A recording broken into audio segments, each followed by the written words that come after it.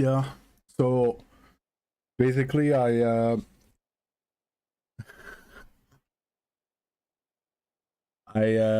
started doing my chores that had to be done this morning at 6, even though I did 2 hours.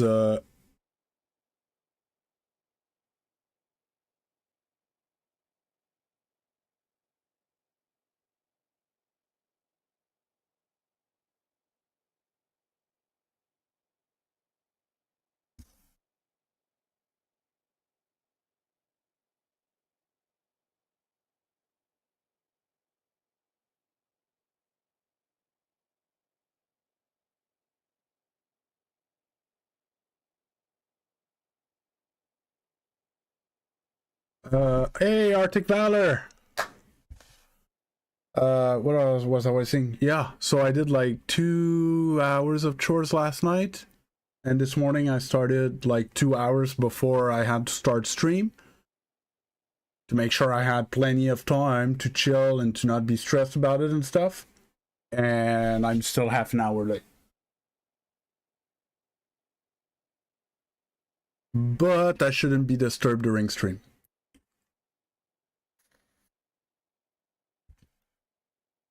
I run my test here. There you go. Test on YouTube works. Is it gonna show there? Why is it so long? There you go. Okay, so we're all good.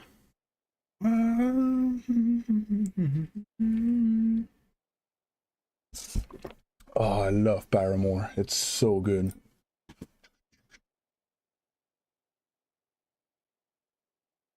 So today I said that we're starting with some self-VOD review.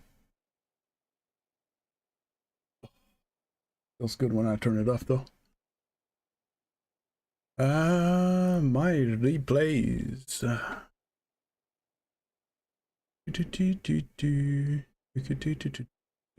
Maybe not the 5-2 loss. Not a 6-1 loss against the Smurf. 5-2 win. That was with log. That was with log. I don't want to watch a game with log. That was a tournament. On a 1-5-4. Wow. I was in 3 games in a row that finished 5-4 for blue team. But this one I lost 5-4. We're gonna take a look at this, and so I changed all my replays get automatically uploaded to this website. So we're gonna take a look at the stats. Before I think court, there's nothing that I want to see there. Not a lot of demos. Shooting percentage. Who was orange? Okay, so I'm orange. Wow, they have 14 shots. We have 10 saves. Okay, that's interesting.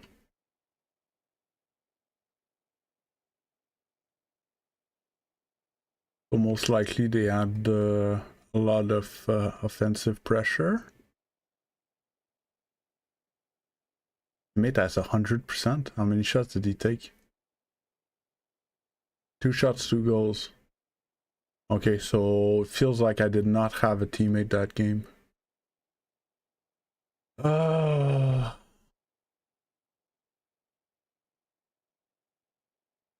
Okay, so they had possession 62% of the time, so we didn't have the ball, and it was 70% of the time in our zone. We got murdered. And we still kept it close. I go here and saves. Do I have them by players? Yeah, that's what I thought. Okay. So I defended a lot. Oh, I'm missing something here that's bothering me. Copy. Paste. There you go. Now I have the active viewers. Demos, they demoed once. Me. Boost usage is similar. Boost amount, they're a bit up top, a bit up top. We had more time with more boosts. We didn't get obliterated in big pads. We beat them in small pads. They stole a lot of big pads in our zone though. Overfill is fine. So by player, boost by player. So teammates used a lot more boost than me, which is not great. Okay, I almost never add 0 boost in the game. Oh, I was often at 0.25. Pretty often, but I was never on 0, so this means that I was always able to drive on pads. So I was low, but I would get pads, which is what I think.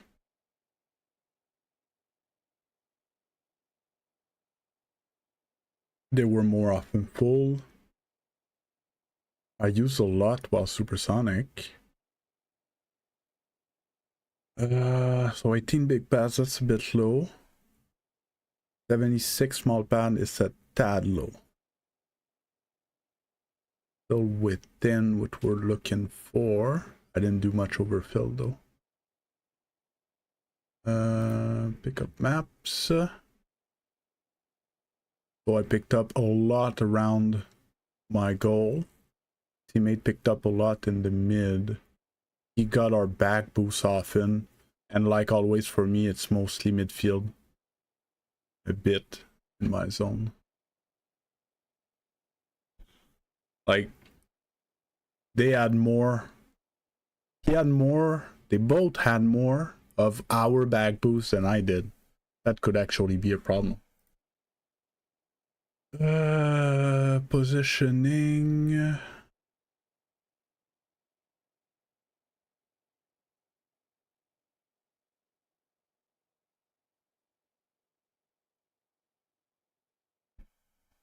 And it makes sense.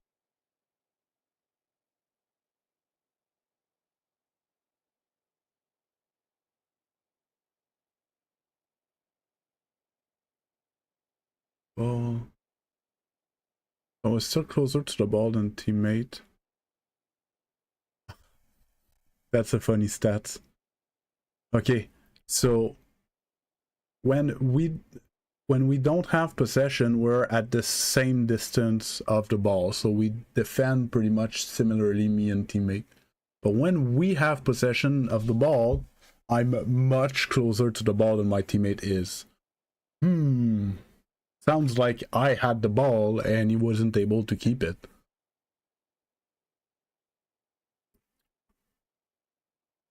Woohoo. I don't like to CC. His hotspot of where he's more often is smack dab in the middle of the net, where mine was basically back posts more. That's interesting. Team movement, I don't care. Player movement, percentage of max speed. Similar. Distance travel, I'm a bit low, but it's similar. So I was more in supersonic than them, but I was less in boost speed. So I was as much in slow speed. I was more in supersonic. But that was not much in the beginning. So I was going or I wasn't. Oh. So I was a lot more on the ground than them. I'm not sure if it's a good thing or a bad thing. I power slid more. And that's it. That's for the stats review. So seems like we got out boost stolen. So we'll see if it was a problem in the game. Full screen, performance, play. Nope, not play. I closed it. I closed the tab like an idiot.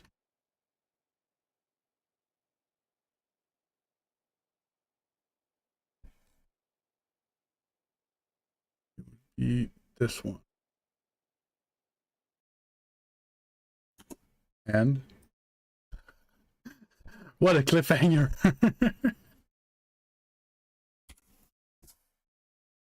And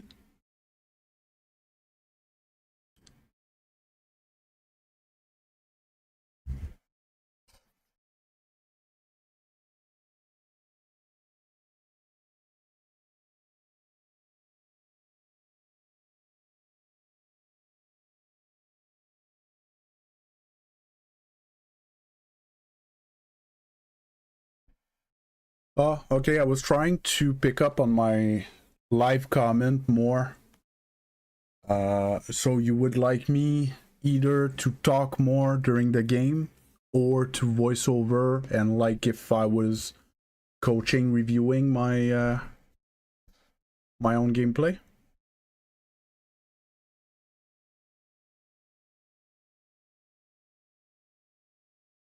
Play and comment like I do sometimes in my live games on my main account.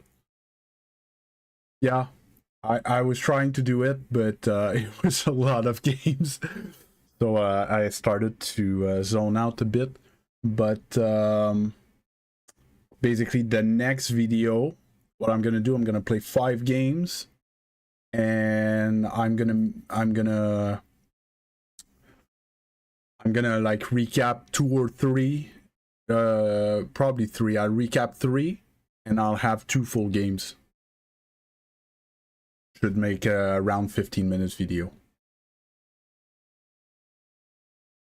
But like playtime wise, for me it's gonna be like 40 minutes, so I'm gonna do that once I'm pretty energetic, either as I wake up ish in the morning, or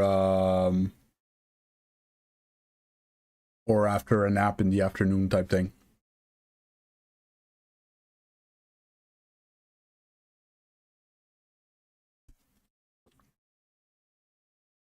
Yeah, I'll try to talk a bit more. You're mostly interested because I'm getting to your ranks.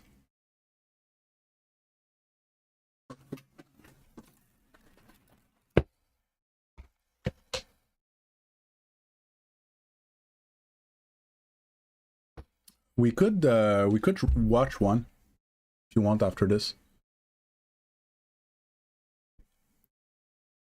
Okay, let's go. So today, I think what I'm gonna do is I want to watch it in the perspective of, so basically yesterday I was asking Log, how do I develop my mechanics? And I was surprised because he didn't tell me to practice, he didn't tell me to free play, he didn't tell me to like workshop maps or anything like that. He was like, you need to do this first touch training pack. I was like, what you talking about? Like, it's all ground touches and stuff. Oh, okay, so that was your question yesterday. Yeah, that's why we're talking about first touch. And I was like, but why first touch on the ground? He's like, well, whether you're in the ground or in the air, it's the same thing. Can you touch the ball to yourself and keep it close? And then, like, he was telling me, well, you know how to take a reset. I'm extrapolating a bit his words, but you know how to take a reset, you know how to dribble and stuff like that. So if your first touch is good, you're going to be able to do something good with it. And then I started realizing that I'm a boomer ball player. When the ball comes to me, I like to hit the ball, and I try to hit it to myself, like off the wall or something like that. And if the touch is a bit, you know, I'm not sure if I can actually control it, I'm just gonna boom it back, try to place it somewhere safe or somewhere that I can get to. But if in fact I would absorb the hit and keep the ball close, because I noticed right away after he told me that, I played with him a bit, and you could see right away when he would catch the ball, the guy would almost run away because he would be scared, because Log could flick at any time or could go around, get a cut or get a good 50 or something. So he had to give him more space. Hey, Odai Basumi, how you doing? And basically just having a good first touch gives you space to do stuff. So I think it might be, and it might be why I'm struggling in threes. I'm Grand Champion 2, and recently I've been on the climb, but I'm 1600. Grand Champion 2 Div 2-ish for now. I peaked 5 games from GC3 in solo queue.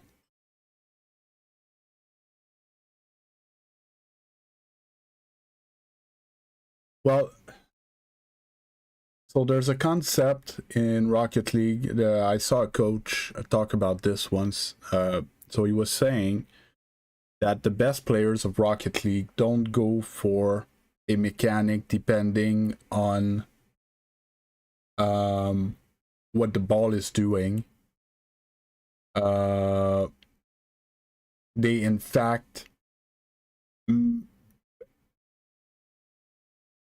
put the ball in a position to do what they need to do to beat the other team. It's not the ball that's choosing, it's the player. The best player, it's the player that's choosing what the ball's doing instead of reacting to what type of ball you have. Like if you have a bouncy ball, you can still catch it and dribble it. It's much harder, but you can do it, right? Well, you can. Maybe you can't, but SSL players can. So that's where the first touch comes into play. Like, okay. Well, before I get into this, I'm full screen. I'll just boot this up while I'm talking about it to explain what I'm looking for. Well, yes, as long as you have an amount of money equals to 0, which means free. But you exclamation mark Discord, go into Discord, there's a channel, coaching requests, open a ticket with the bot, and that's it. Eventually we'll get to you. There's about a 2-week wait right now. There's a lot of people on the list. So this ball, for example, it's much easier to, like, you know, try to hit it forward. Oh yeah, sub on... Yes, thanks Lenny. You need to subscribe on YouTube. Like, honestly. Like this ball, it's much more tempting to try to hit it like this. Right? But if you can instead, like, keep it close to you, that's where you become a better player. You get what I mean, Lenny? So it's not the ball's very hard to catch there, but if you can and follow it up, like, you keep possession and you can beat players. But it must not be the ball that decides, it needs to be you. It's expired, it's supposed to never expire. The Discord link is expired?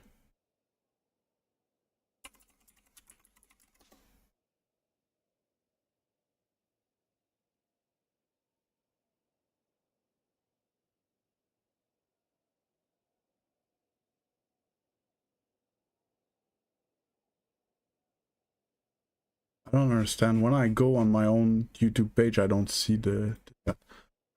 hey Josh, how you doing?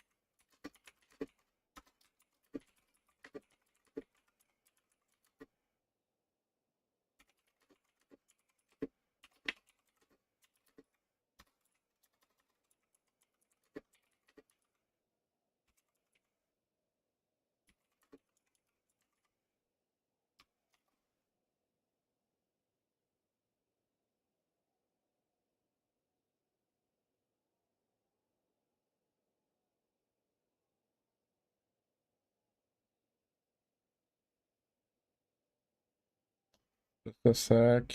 I need to...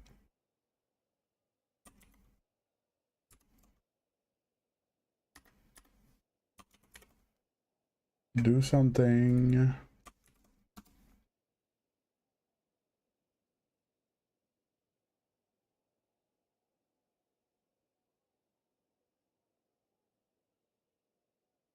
Wait, for Tuesday?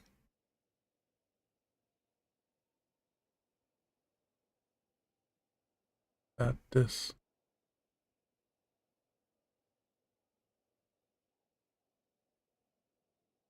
Okay, it's Tuesday. Okay, wasn't wrong.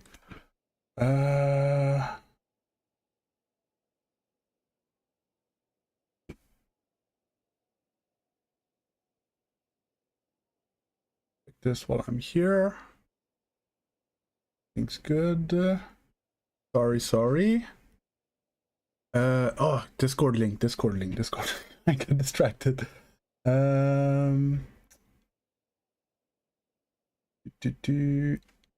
Yeah, I did.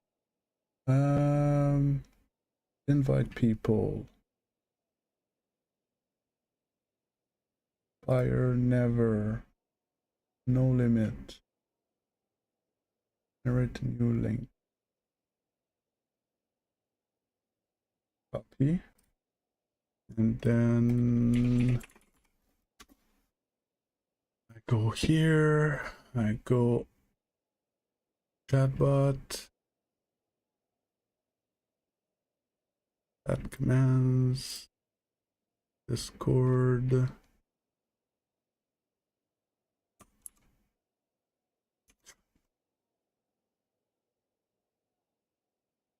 This is so dumb.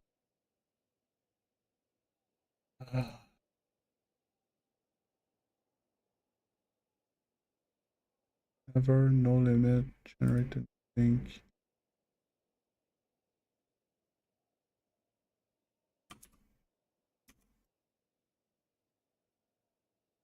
There's a hidden use copy button, and when I do, it copies hidden use copy button.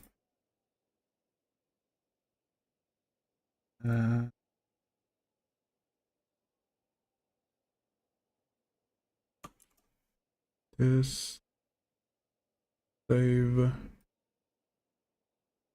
change here,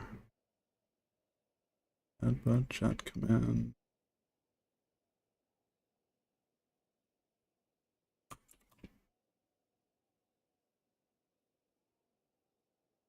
Now change it at so many other places. Oh, to be another time.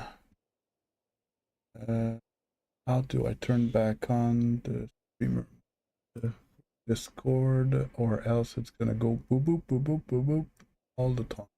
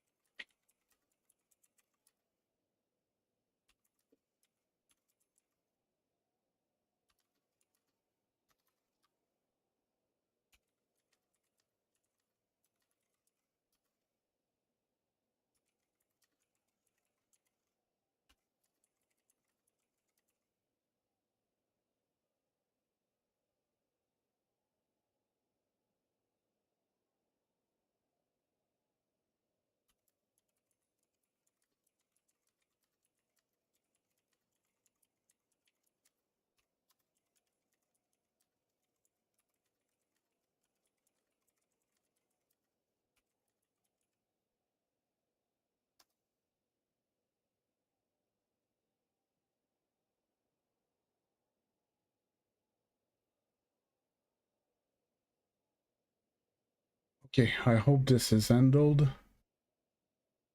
Because I'm sick of managing that.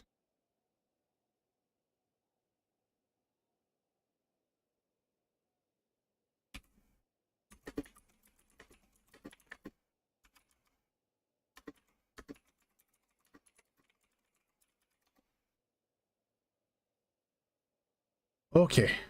Does it work now, the Discord bot? Gonna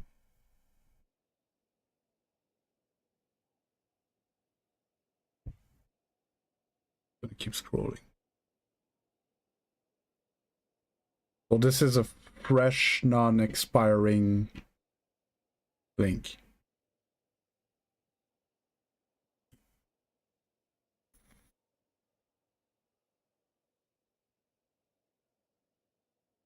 Hey, Isaiah.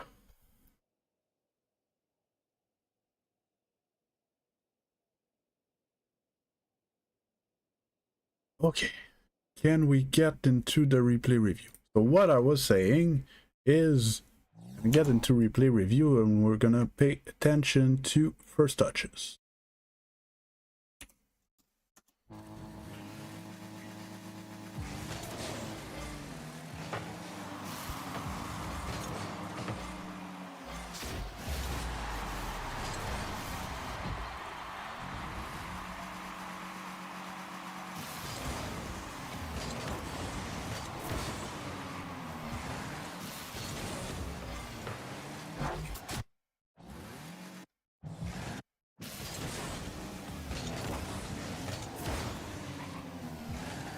Nothing I can do.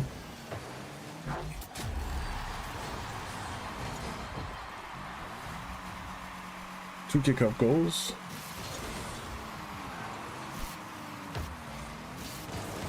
See, that's a good example.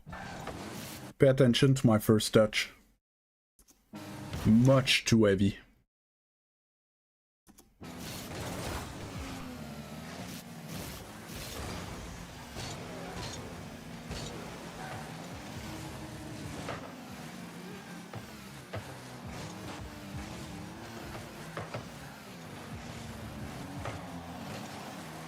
Kind of like that. I stayed calm.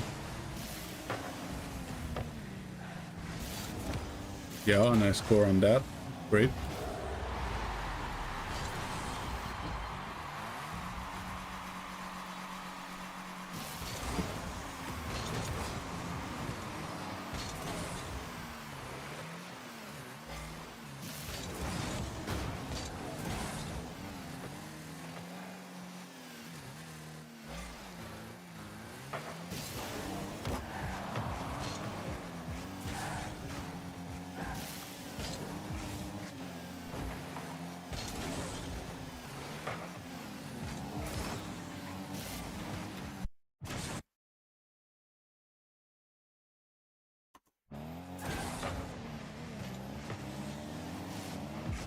Not that bad.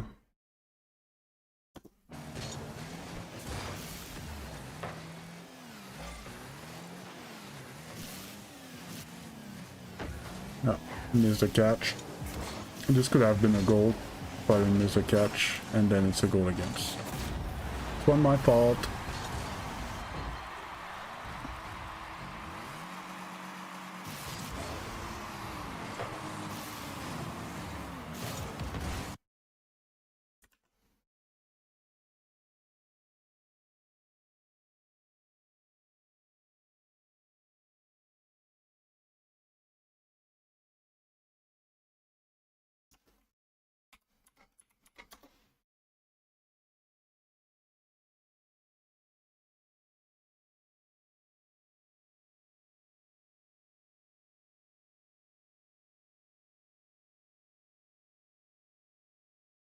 Oh, you were talking to Lenny. Is that your Discord as well, Odai? Oday?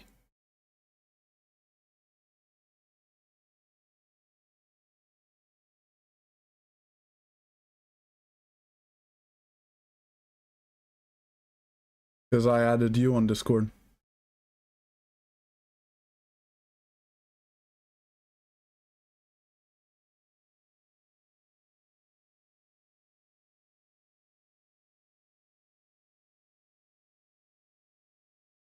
Oh, you're gonna handle that, Lenny? Thank you.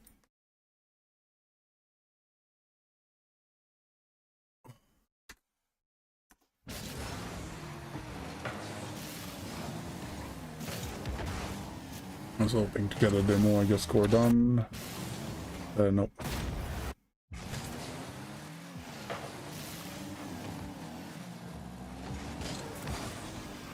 With a bad first touch, I could challenge. Get in his way.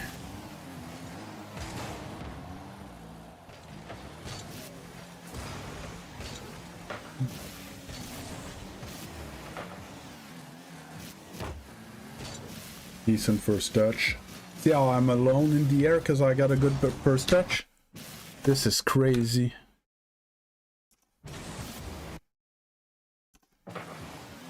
This is what I was talking about.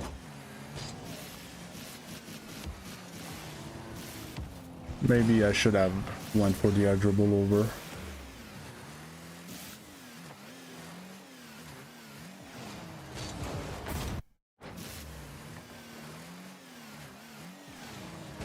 Got a good reset.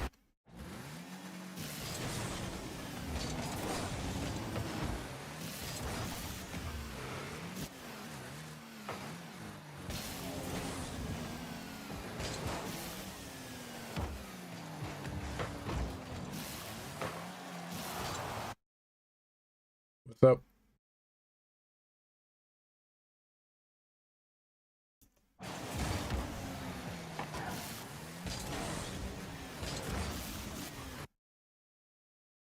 Why don't you guys pre-jump halfway through the net? What do you mean? Hey, Polari!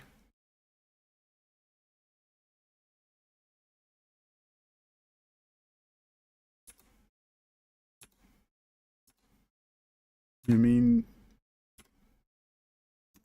here, Isaiah?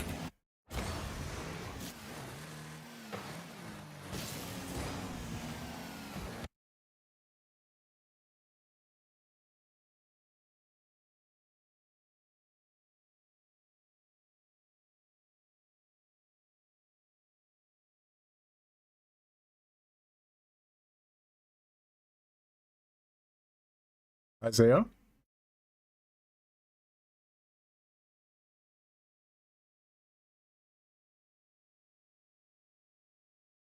You ask a question and then you go silent.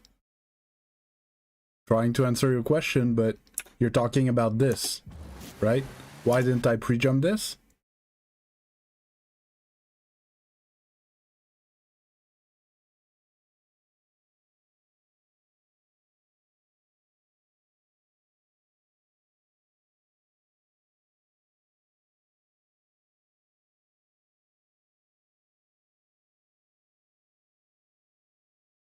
The other one with the reset. So this one is an even worse example to pre-jump.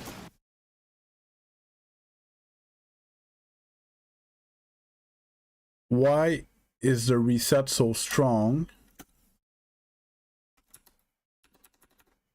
Is that if you look where he's going currently,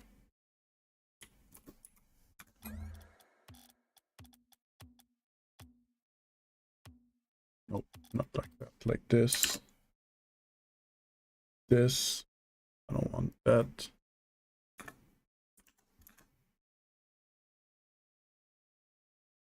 Yeah, I was getting to that Serbs after.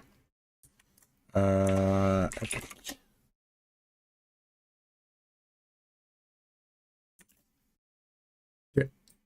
So his reset is so strong, Isaiah, because right now he's going there. Okay. If I pre-jump before he flicks, he can choose to put it around me. He could have put it there, or he could have put it there. If I pre-jump, there's nothing I can do against a reset. A pre-jump is useful when you won't have time. By the time the shot comes, you don't have time to react. Okay, so let's say there's a ball that's going to bounce there, and you can kind of predict where he's going to shoot it. If you have a teammate challenging this way, therefore he probably covers this part of the net, so you only have this to defend, so you can kind of pre-jump. But there he put a reset at, I have a plugin for that. My cursor here, plugin ball speed.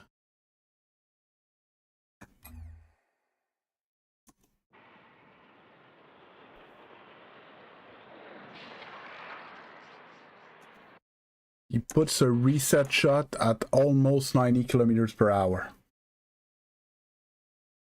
Okay. So if I'm pre-jumped here, there's no way I can fly there. Or there. If I'm pre-jumped, I'm gonna be able to react like in this area type thing. A pre-jump would not have saved me. What Serbs said is he was talking about backboard. What I could have done is been on the backboard, so then I could have managed the height a bit more, and I'm a bit too pushed up. You can't fly higher with your flip. A flip cancels your vertical momentum. If I'm flying super fast upward and I flip, I'm gonna flatline like that instantly. And then I would have to fly back up.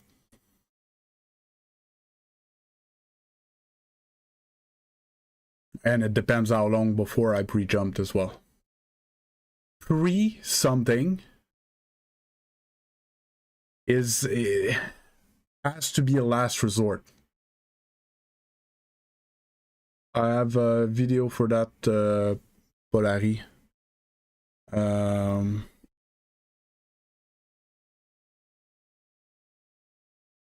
Hey, Lenny, wanna be a mod? I can't manage all these things.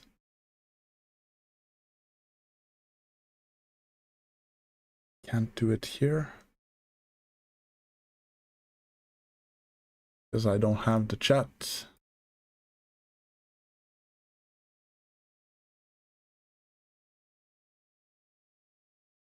No, not mini play. Out. Why don't I see my chat?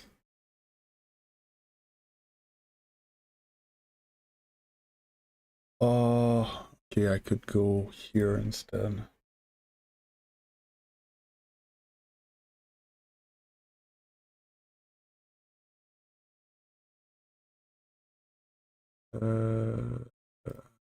Later. Standard. Hey, Tazzy. I'm gonna mod you as well. I'm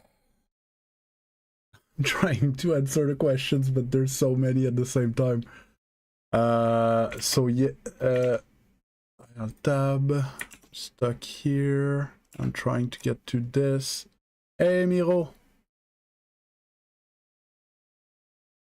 Yeah, so Lenny, if you could get the link to my workshop map tutorial.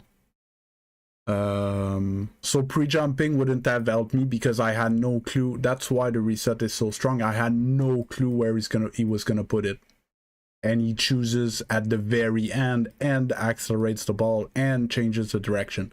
That's why flip resets are good. Oh, you can't find the map. Don't I explain it in the video? I'm pretty sure I explained it in the video. At the end, I show how to pick up a few good maps, like speed jump rings and stuff. I'm pretty sure I go through it. So yeah, so it was very unpredictable. Guy had a very good reset. GG to him. There's not much I can do. Hey, go Tigers. The only thing that could have been better, I had to be backboard there. Because my teammate comes from the ground, I would have had a chance there. But here I'm not in a good position. I'm too far forward. I don't cover my back post. Good job on him, though, to still put it behind me. Okay, we move on.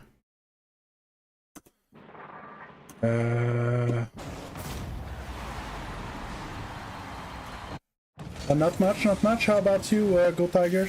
So it's Tuesday morning, so I go through self-VOD review. So I pick up a game that I lost by a goal, and I go through it and try to pick out what I did good, what I did bad, and improve on it in my next sessions.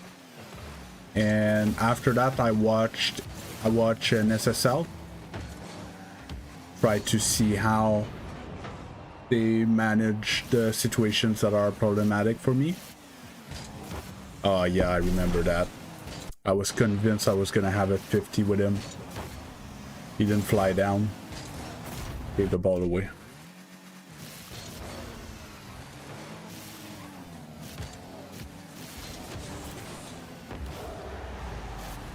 But again, Tazzy, I'm pretty sure in the video I'll show it.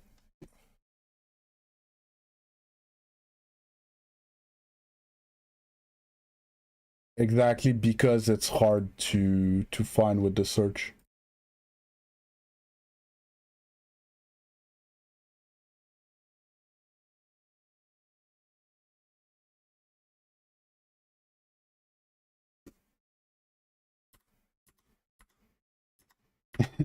Yeah, and even in the recording, it takes me a few tries. But yeah, I show it starting at 5 minutes 30. I show how to find the maps with the weird search.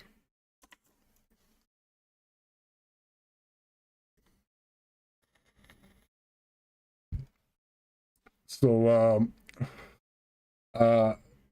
put less words, person that's looking for maps.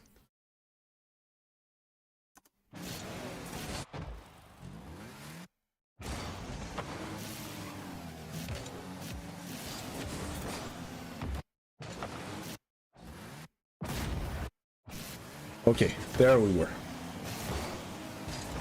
I'm 40 minutes in. I haven't went through my own replay yet because too many things happened this morning. Screens popping off.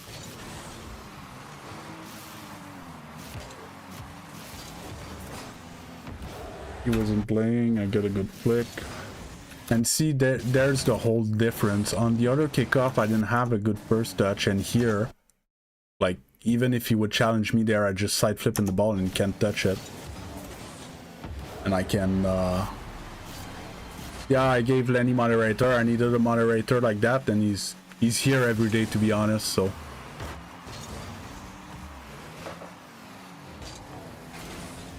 Ugh, that wave dash was disgusting.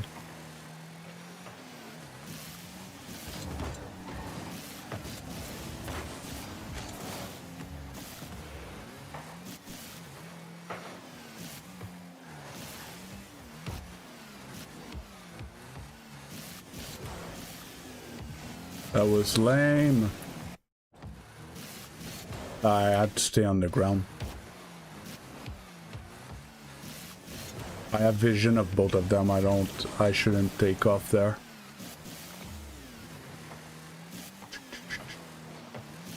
Oh, that extra touch.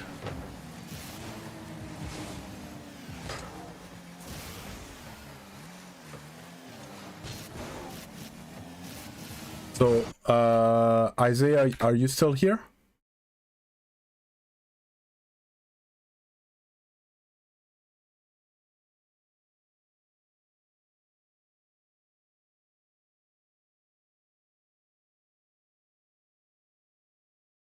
Yeah. Okay, so pre-jump, this is a situation where I pre-jump. So I'm first man, and my teammate rotates and is gonna have boost, so he's gonna be ready to pick up behind me. Okay? This is a situation that I can and I should pre-jump. I need to put pressure on him so he doesn't have time to have a good reset like earlier. Okay? So I'm gonna jump at him and try to make him go around me. So he has a lot more difficulty to go around me and around my teammate. And if he gets a reset before I get there, most likely he's gonna have to use it to get over me. And then he won't have anything else to beat my teammate. Panic and mess up is less likely. And yes, that's another thing. When we pre-jump as first man in this situation, we try to force him high. If we can't touch the ball, he cannot go underneath us. Because if he goes underneath us, he can get a reset while going underneath us and then flick over teammate. That's dangerous. So in this situation, I jump and I even hover a bit. So basically, if I would look at it from the side,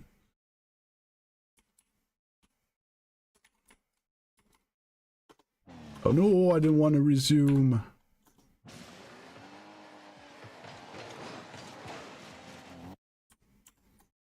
You look at it. If I draw a straight line between him and the net, see how I'm trying to cover. Basically, I cover.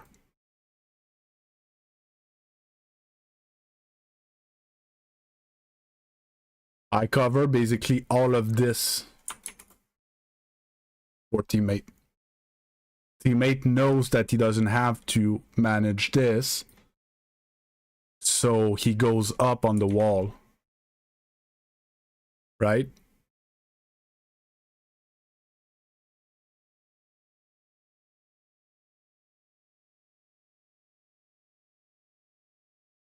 So that's why I pre-jump. And once he starts going over me, then I can boost a bit more and try to intercept that ball. But if I go too quickly, too high, quick, he's gonna go under me, and then he can flick above teammate, and this is very dangerous, because if here he flicks above me, it's gonna be in the backboard, and teammate should be able to handle it.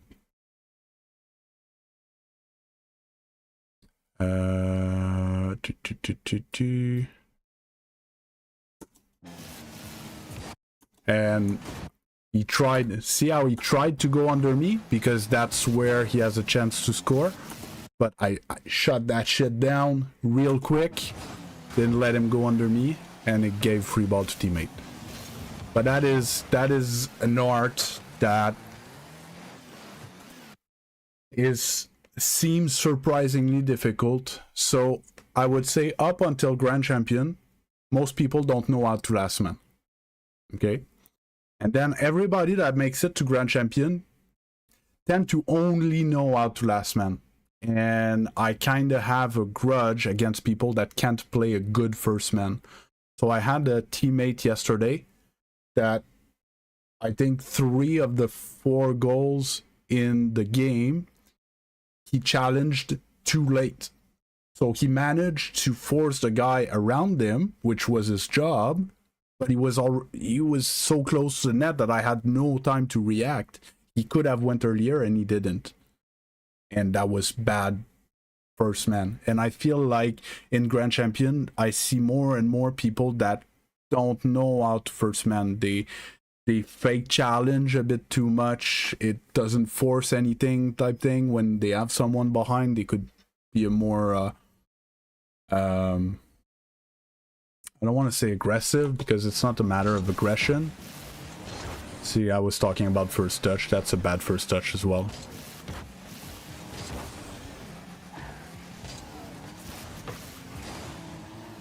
That was my teammate's challenge. He still gets there.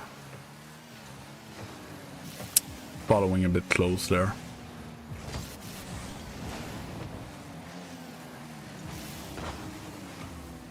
Good clear.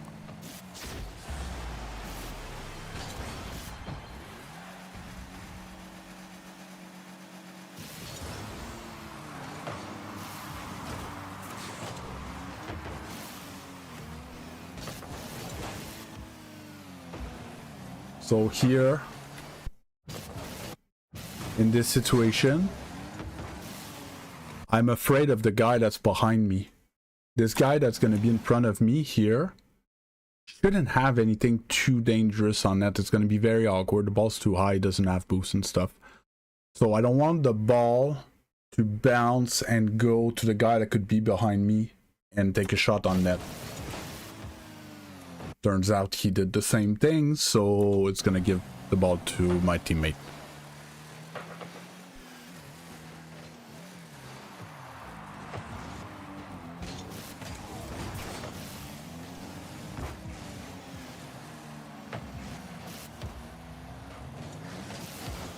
Oh, what?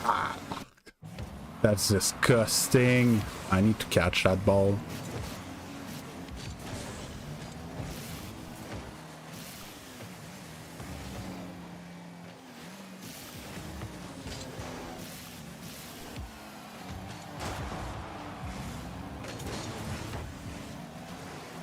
As I watch my replay, I don't like how I play.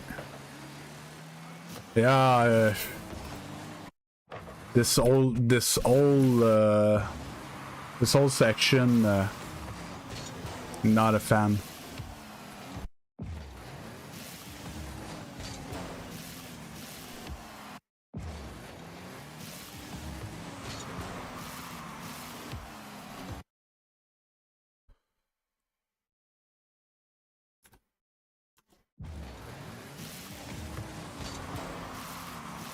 Might have panicked.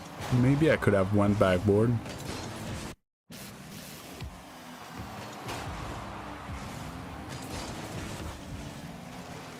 That is fine. I just don't want him to land with the ball.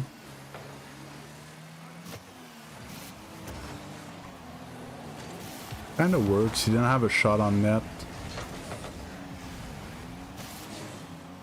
Yeah, that dies there. So yeah. Not bad, but could have been better.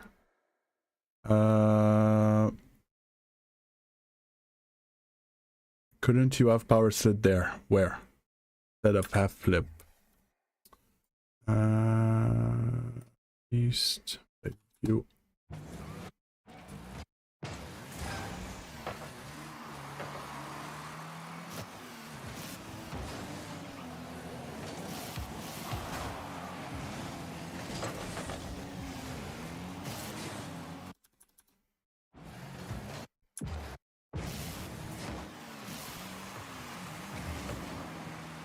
I don't know where I did a half flip, to be honest.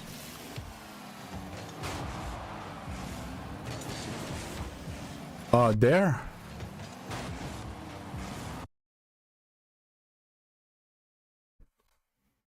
If it's here, 20 seconds.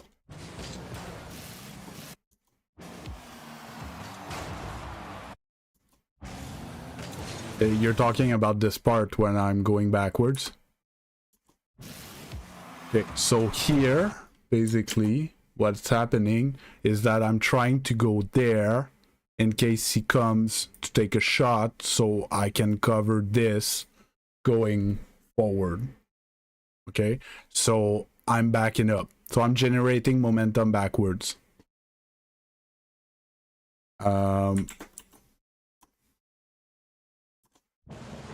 Okay, but then the ball pops this way, so I need to pressure it.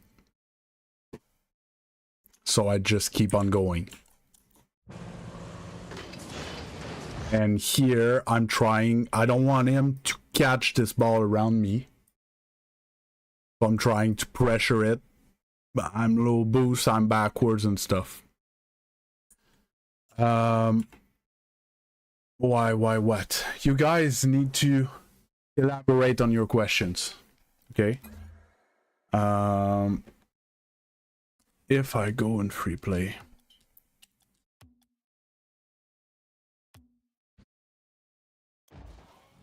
so I was basically here, and yeah, I went like this, and then I have flipped.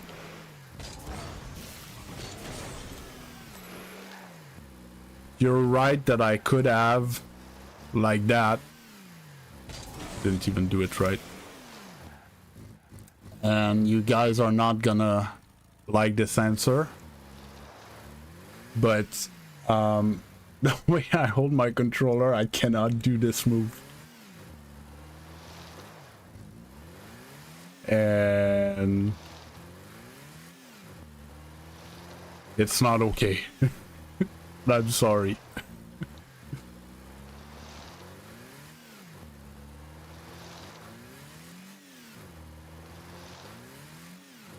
But yeah, I should have done this move. Most likely, if I do like that, I might beat him. And I know I'm like, hey guys, if you can't do something that you have to do, you need to practice. The problem is that I'm holding my controller like this, but my power slide is here and my reverse is here. So I would like to hold my controller like this.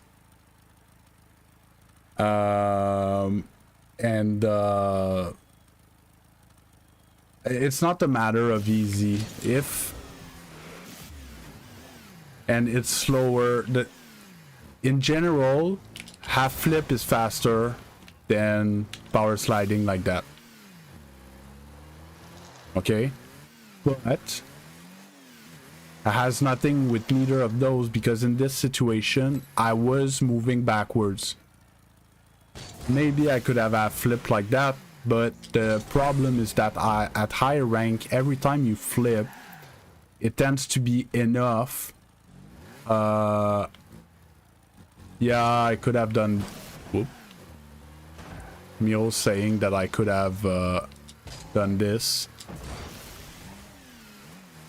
In this situation, I'm not sure how applicable it was. I think the guy could have put it around me. If I get up the ground in this situation, I'm pretty sure the guy puts that ball around me, no matter what. If I was on the ground and I think it would have to be perfect though. Yeah, I'm not sure. Unless I do it full like that. Yeah, maybe.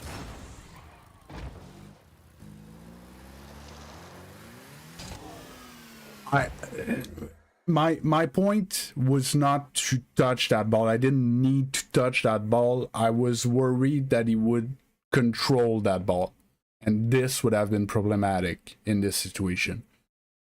So my challenge backwards was not with the intention to touch a ball. Like, if I can, of course I will, but it was not the point per se in that situation. So I think it was fine, but there are situations where I would need to be able to do this move, and like especially in the corners, sometimes you have an awkward ball and you end up like this, and you could just, like, you know, spin around a bit. It could be useful.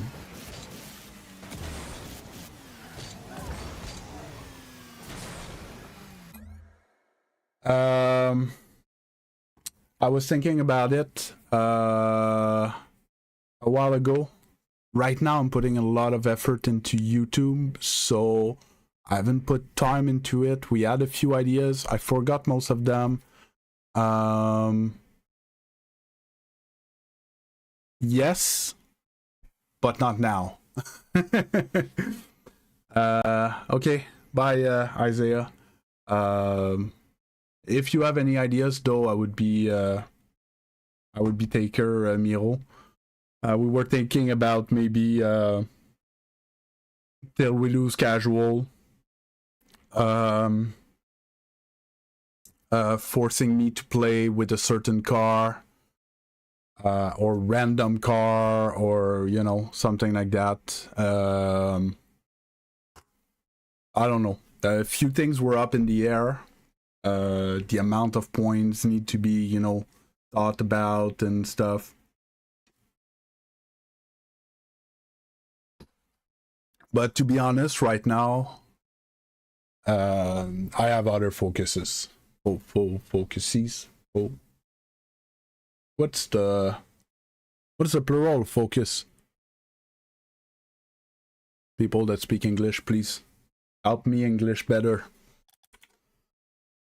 Now I want to go back here and here and here.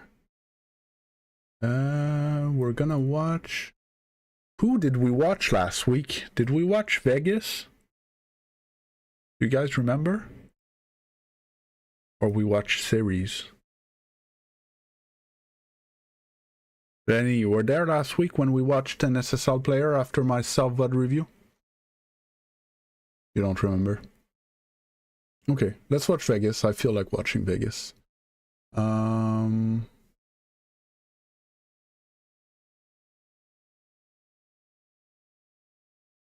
All replays. Vegas. Most likely I did Vegas. The threes game. Oh wow, Vegas has the pro tag on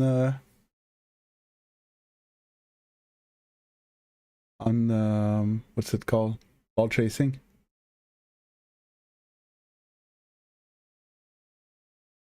Okay, this game finishes 4-3 in overtime. And it's solo queue.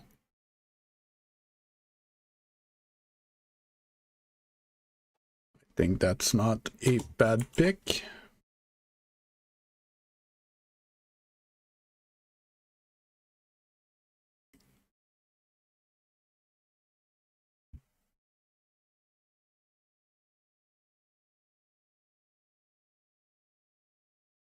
Focuses.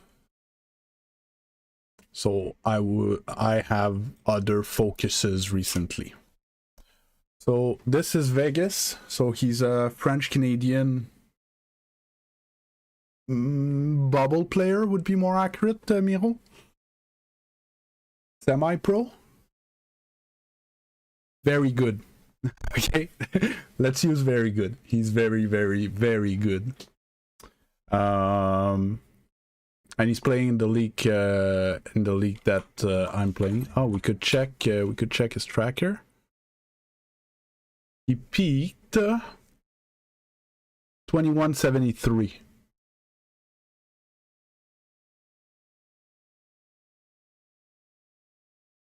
In twos and in threes. Oh, I'm too low.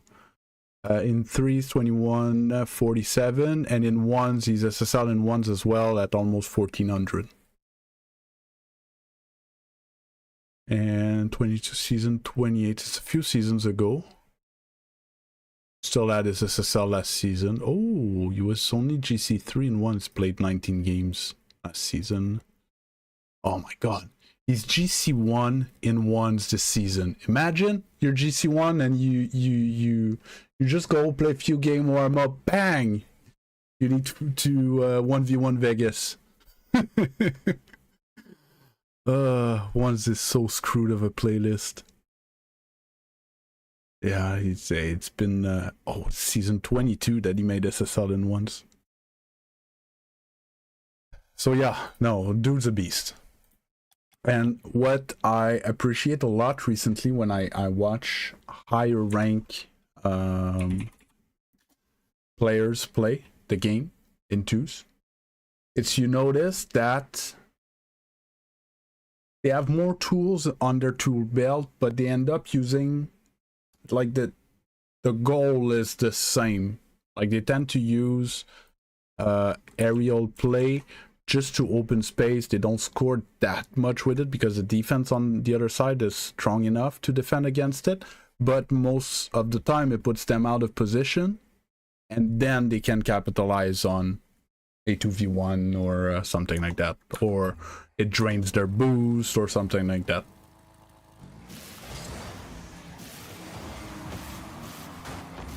Oh, didn't get that boost. He's gonna first man this because he got the boost. He took a look at his teammate.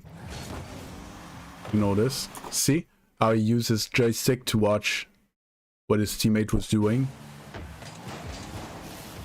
Missed a catch, I guess. Could have been a fake.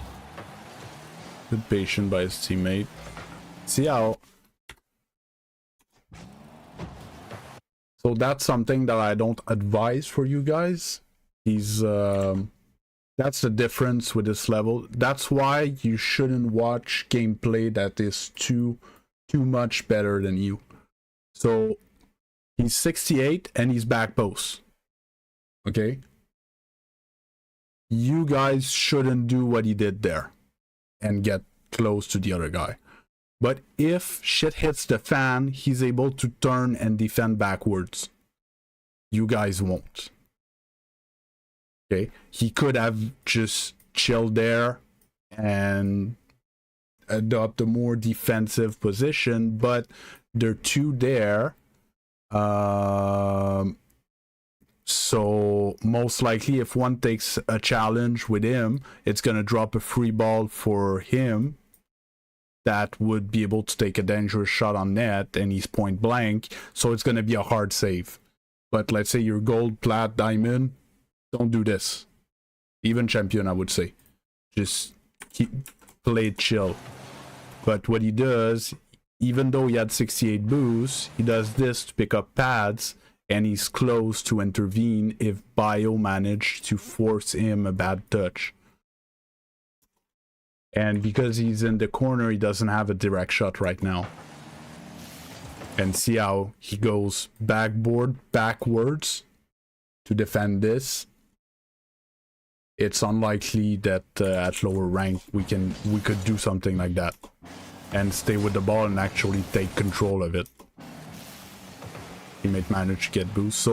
So they break the rules of rotation a bit because they can respect them backwards.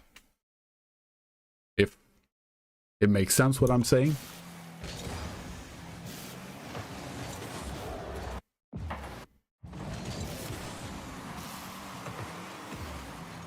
Yeah, teammate had a bad touch. I can't change player. Teammate had a bad first touch, so he wasn't able to beat his man. Normally they weren't in a 2v1, so they should have scored.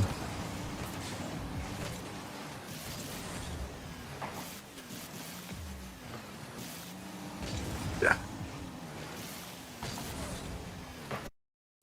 Well, no, he didn't pay the price for breaking the rule there. He paid the price because his teammate was bad. So here, I'll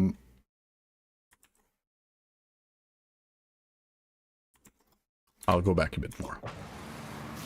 So here it's all fine. There's nothing dangerous there. You know, for even if I was in this position, I'm not stressed. You know, I see where the guy is. Well, you guys don't see it on the screen, but there's a guy like there, right underneath me. But he's somewhat far. He's like top of the box type thing, so he's not that dangerous. I can intervene in between if there's a ball going this way. But then he needs to be with that ball. So this guy cannot challenge this because he's here and he's the last man. And Vegas knows that. There's one guy that's dead in the ceiling over there. So he cannot challenge because if Vegas gets just a 50 on this ball, Bio's gonna score the open net. Okay? Everybody knows that in this lobby. They're all SSLs. Okay? So as long as he stays with the ball, he's gonna creep up because he doesn't have a big... Vegas doesn't have a big clear currently. He can't, like, put it over him. So he's gonna creep up and get closer and check if there's an opportunity. Here, that flip might have been too much. I think he was trying to flip the ball to his teammate. Missed. Happens. He still managed. He doesn't get a 50 here, but he still managed because he knows that he's gonna jump, that Vegas is gonna jump. So he needs to rush to put a shot on net. He almost got a piece of it, okay? But he didn't have time to go around the ball to put a shot on net. So up until there, it's fine. He had one missed touch, basically. Now his teammate has free ball. And there's one of their guys that's out of position. There's only him left. So he needs to be scared of being demoed. And the passing play. And the solo play. He's in big trouble. Okay? But if Vegas rotates out there, he's not that much in trouble because he can't get bumped. And there's no passing play to defend. You see what I mean? Because Vegas has an SSL teammate behind him that has free ball. So he assumes that he's not gonna shit the bed. So if we go back here and I go to bio, this touch is disgusting. Much worse than Vegas miss. See? No, not at this level. At your level, yes. But not at this level. I'll show you Vegas' point of view after. But the big problem, the biggest mistake from there, this is an SSL with a free ball, no pressure. You can't have a first touch like this and then just get a 50. That's the biggest problem. Look at how much time... Hey, TNT. So he gets his first touch here.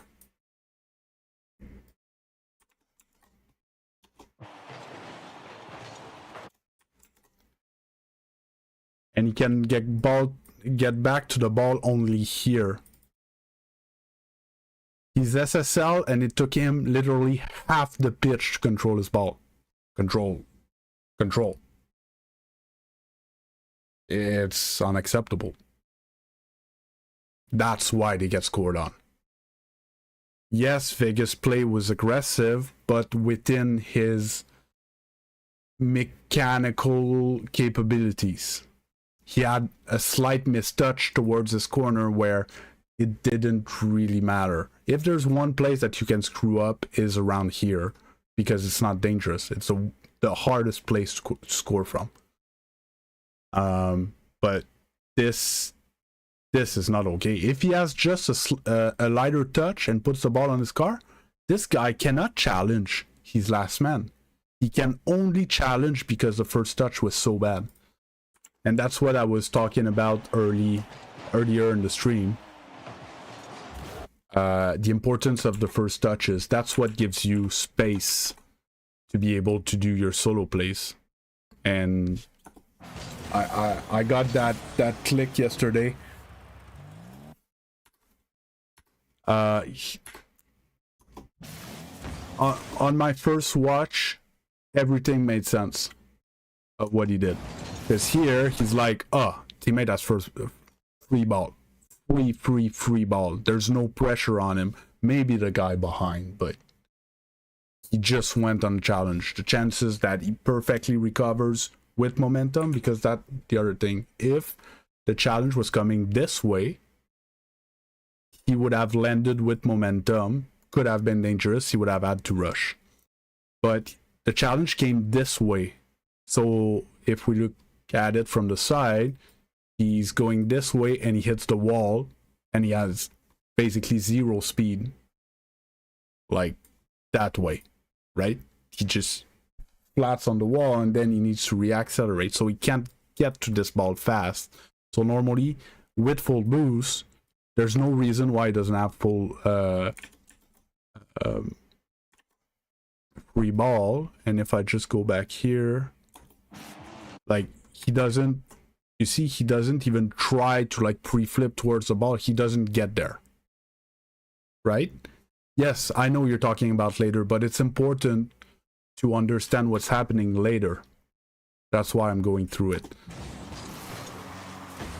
So here, he assumes that his teammate has full control of the ball, full boost, full everything. So he looks, he gets information on what is the other guy doing, right? Because right now he doesn't have to look at his teammate because an SSL should take control of this ball. They're 2v1, there's a guy out of the play, so on and so forth. And he ran out of boost, okay, trying to reaccelerate. So he can't bump him realistically at this level. Okay, if you don't have boost and you go for a bump, most likely you're just gonna take yourself out of play. But he can still give the option, if he has a pass, he can shoot on net even if you have 0. And he looks, but it's too late at this point. Even if he looks, he can't get back. He has 0, no boost here, no boost here, no real pad line to pick up. Even if he goes back now, if he screws up, it's a goal against. There's nothing he can do. So might as well stay here, see if Bio can put it around, and he can get a shot on net. So he didn't look at his first touch, but you know.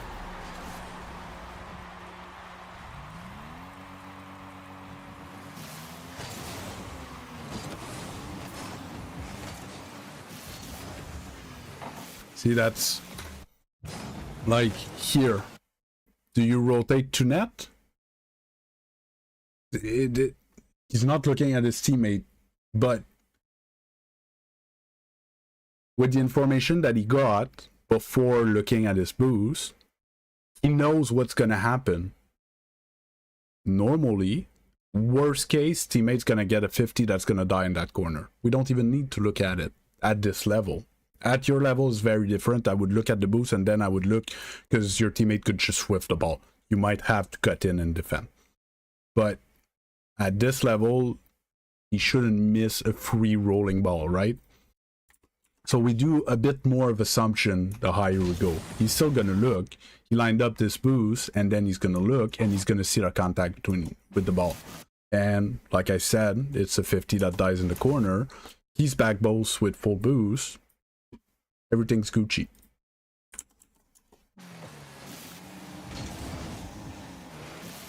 Get a 50, he whiff, rotates with the pads, he cuts. That's a good cut. You see, the teammate turned away, didn't turn into.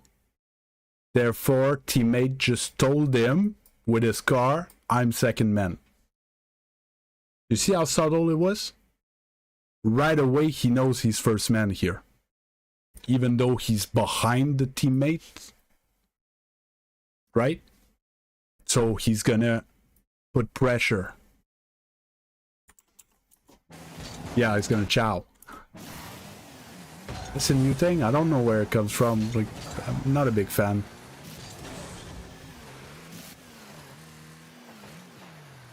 Oh. Did I really see what I just saw? Nice, must see with control. Oh, and he still gets challenged. You notice how crazy this is? Get this guy. If I get a setup like that and I get dunked like that, I lose my shit. GZ2 goes, musty, perfect control, and a guy comes out of nowhere and dunks me. That is infuriating.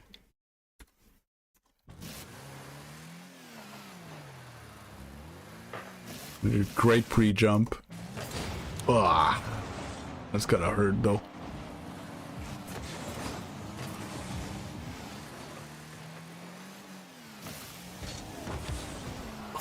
God. So it's what I'm telling you guys to do at lower rank, but it's what's so stressful to do. So he sees with the situation, I'm gonna play it after, that there should be no direct shot on net, because teammates should challenge covering the net. And so he's gonna take his time to rotate all the way to back post to get some pads and stuff, and then he's gonna he's gonna make the save on the second shot, because here there shouldn't be a shot on even, to be honest. Like, teammate was a bit aggressive the way he took that 50. But if it's in, it's not Vegas's fault. Teammate shouldn't get dunked straight in the net.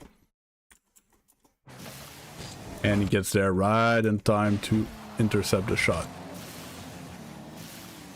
Gets a corner boost. Dangerous but calculated. Great first touch. That's a bit sad though.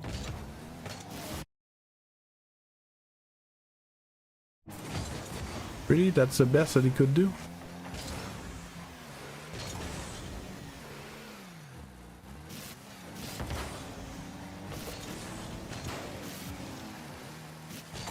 Yeah, I'm pretty sure he's not happy with his teammate right now.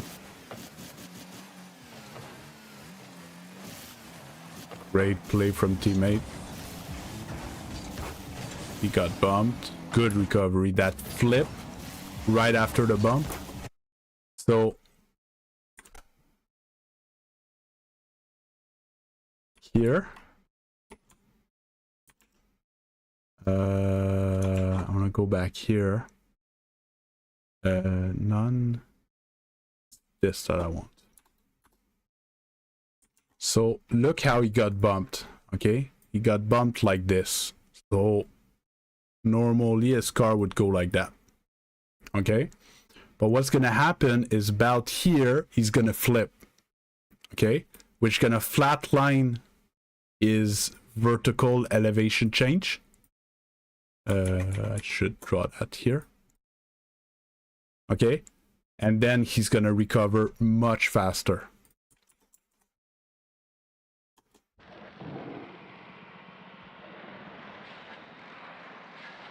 You see how he stopped going up and he started going this way instead of going this way?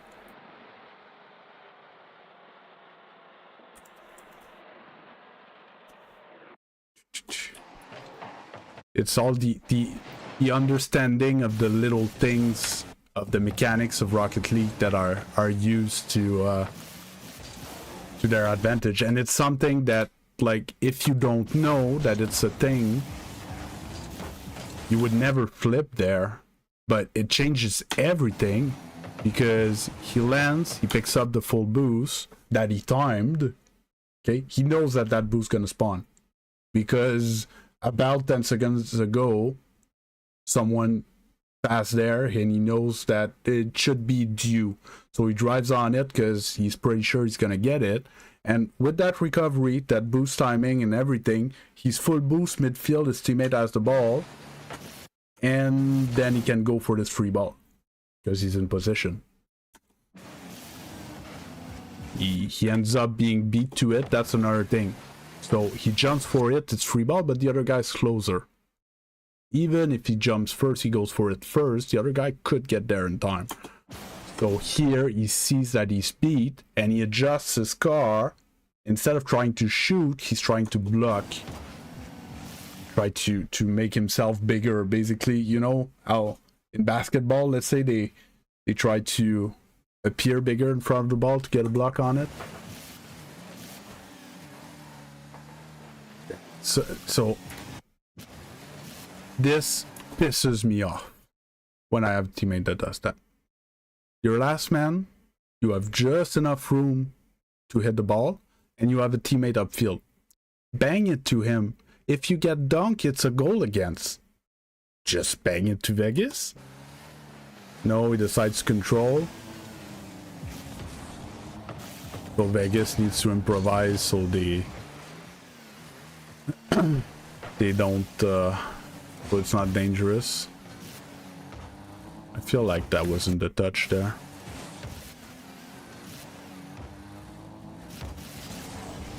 Good play. Their second man shouldn't have challenged that.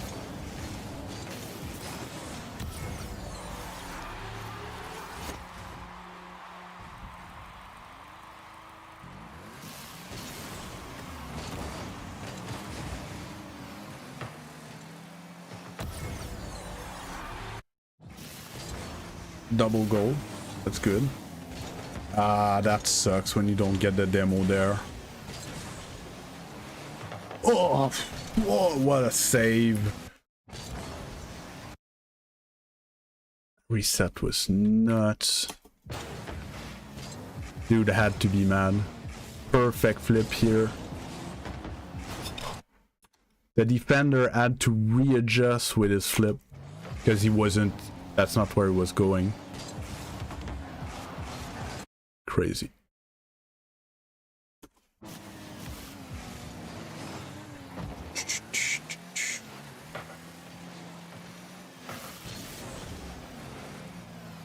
This one, I would give it to you that I think this was a bit aggressive. So here, as soon as this wasn't... So Vegas would have liked this instead of this. But as soon as you see that the touch is not the one that you want your teammate to give to you, I'm nobody to say that, but I would have rotated. Like, teammate's stubborn and wants to control every ball, even though he has not shown us that he can do much with it. You need to rotate behind. Like, let him do his play, because if he gets dunked like that from someone coming outside of your screen, you can't react. Flipping with the nose down. You talking about the save and I got the message late? Or...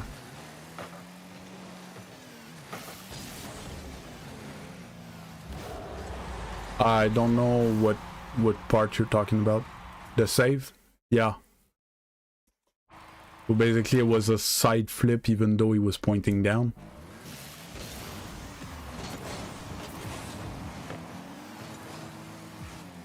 So he has 12 boosts, so he's still gonna play his first man.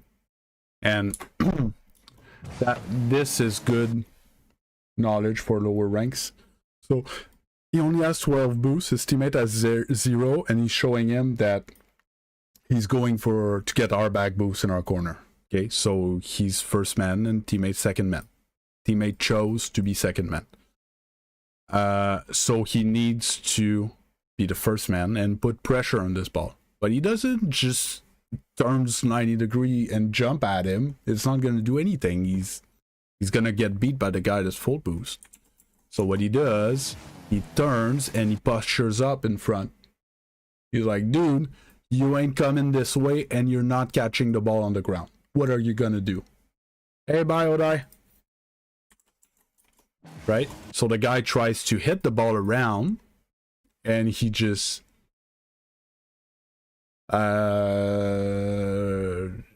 coaching request, ticket open and waiting list, week or two. And as he tries to hit the ball around, he cuts the play with 12 boosts against a guy that's full boost. And now he gave himself time to go get the bag boost. Rotate on pads. Did you see his rotation? Hey, Jardines! Look at where he rotates. So he used boost. Oh no, it's not coaching. It's Tuesday. I need to watch one of my own replay, then I watch an SSL. And so this is an SSL that I know and well, no. I know of. And plays he plays in the same league that I do every Thursday night, and he has the pro tag on ball chasing. He's a bubble player. So what I was saying, he got the full boost, used some to reaccelerate and rotates on the pad line. Okay, so he's supersonic, but he's full boost. Still gonna pick this one up to make sure that none of them gets it, him or him. Teammate anyways rotating that way.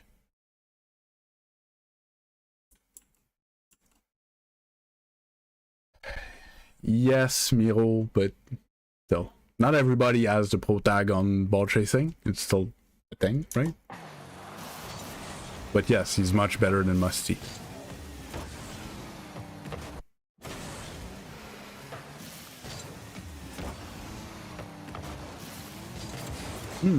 I'm not convinced on that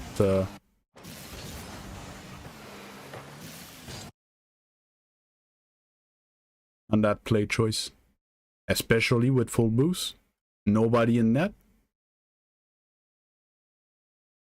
Yeah, I disagree with this one. I think he can wait for the ball to go down, either catch it, chip it backboard. There's nobody gonna defend the backboard for double tap. Or straight power shot on net if the guy's trying to come and defend close. But it's open. He needed a better shot than that. I don't know. Yeah, it's open. Maybe the shot was the best thing. Hey, hello, Joseph. Oof. Hello, Joseph plays.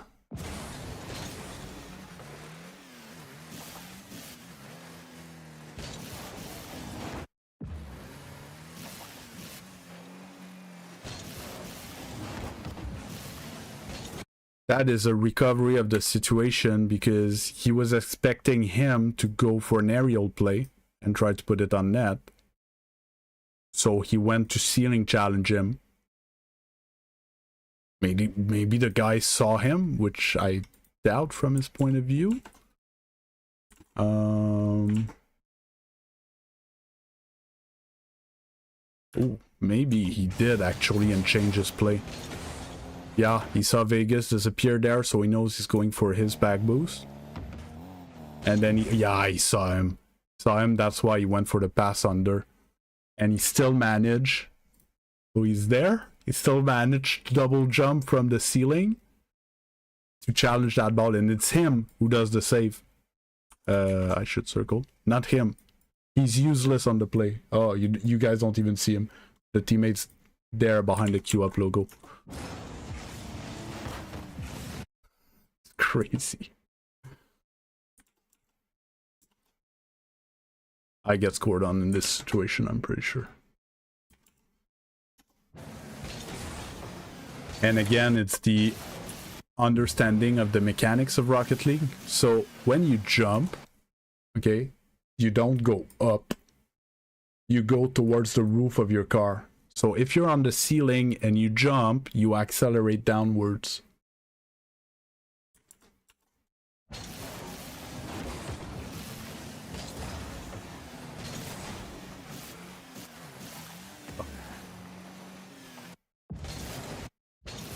He left the mid boost to his teammate, right? Yeah. So he took the time to look at his teammate, leave him the mid boost, take a more dangerous, aggressive decision to steal their corner boost in case the play rotates around eventually. And teammate just left it there. Because he shows up there with less than half boost.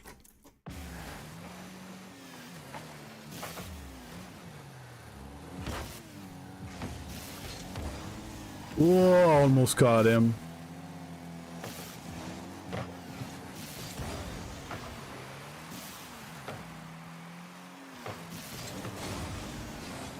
Oh my god. This teammate's infuriating.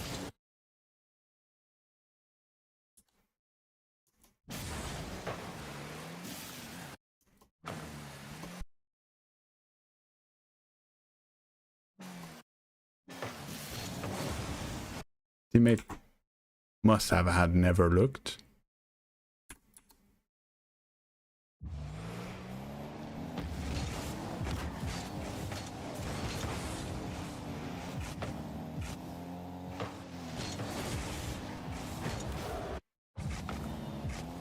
Yeah. It's debatable. In teammate's mind, he's convinced it's his challenge. It's a tough one, to be honest.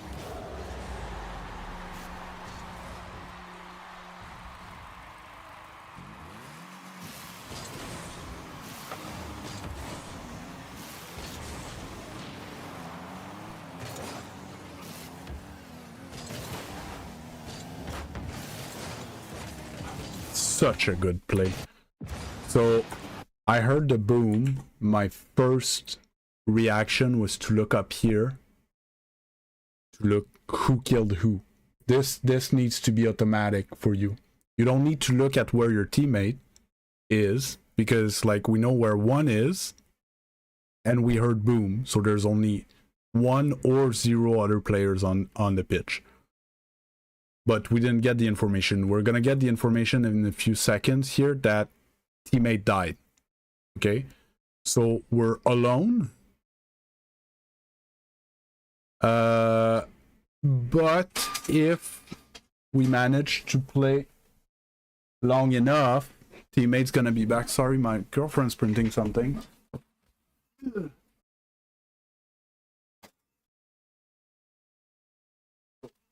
The paper doesn't fall on the floor. Yeah, so we need to play the ball and try. We're alone right now, so fake him. We got the boost, play it around him. So he's trying to be aggressive because there's a lot of space between the two players, so it's exploitable. So he cannot get easily dusted by that guy. Keeps the ball close, still gets the dunk, has momentum, and managed to pass it back to teammate. And teammate managed to get a setup, reset, and score. See? But teammate was able to do this just because Vegas managed to 1v2 and come out with the ball and give it to him. And not deranged, disturbed the guy with by throwing himself in front of his car because he tried to challenge. Still got very good play for being half boost, to be honest.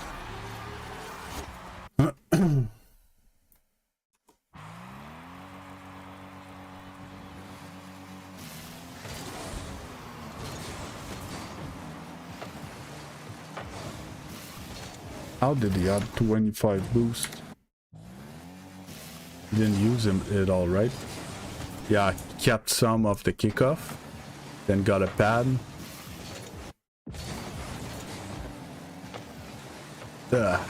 Give away in the midfield. So Vegas was up here because it's a bit aggressive. It's on the aggressive side of things, but he was hoping that his teammate, I don't know, would catch and take a 50 with him, or if he wanted to, was putting the ball around him, ends up just giving the ball away.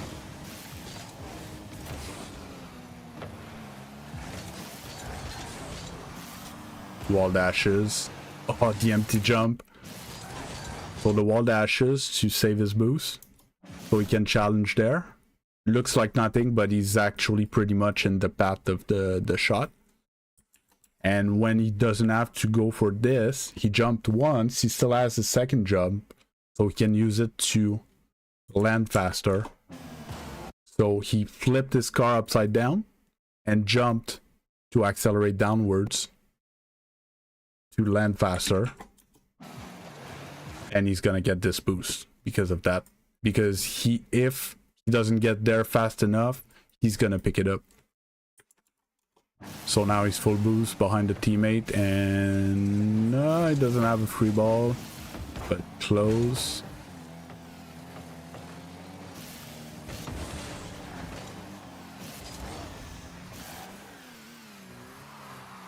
Yeah, teammate doesn't want to pass the ball. Go around the bump. Take the corner boost, teammate leaves, so he's first man. You guys saw that? Teammate leaves there. He's gonna flip there. As soon as he flips, he said, I'm second man. Vegas first man. He needs to put pressure on this. Right? So pre-jumps, because it's pretty obvious that he's gonna go in the air. And if he didn't go in the air because he saw Vegas pre-jumping, he could, after his double jump, just land but he's there to put pressure on it. Nah.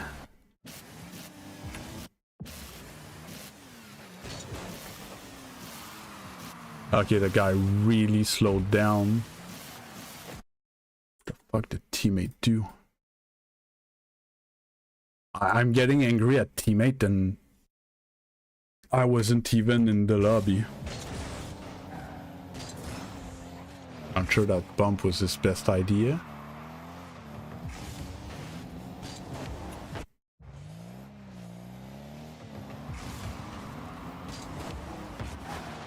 This should have given him free ball. Like, yes, maybe he's not supposed to let the guy go under him, but he's not gonna do anything better by keeping going forward. Ever. Not impressed by teammate.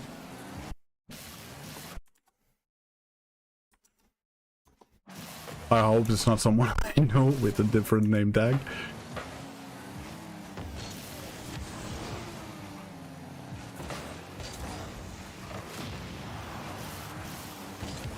Oh, nice try. The one time he decides to pass the ball.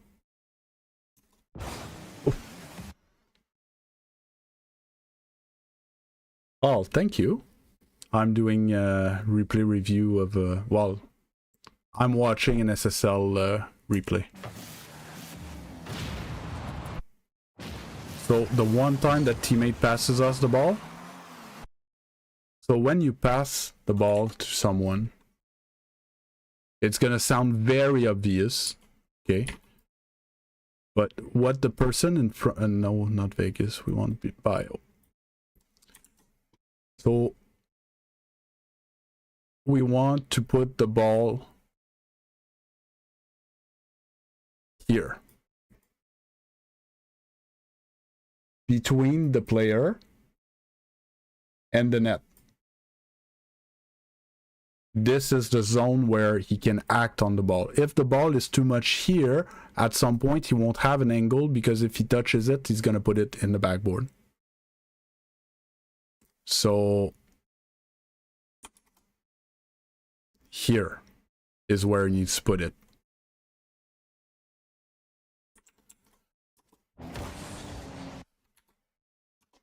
And he puts. He didn't have to turn that tight. What a touch from Vegas, though. If he doesn't get a touch there, they get scored on. Oh. I would be fuming.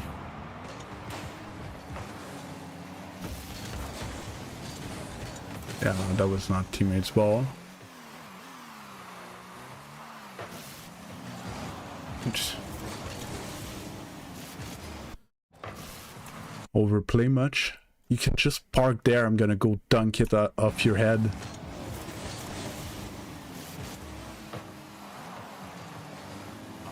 Good first man challenge.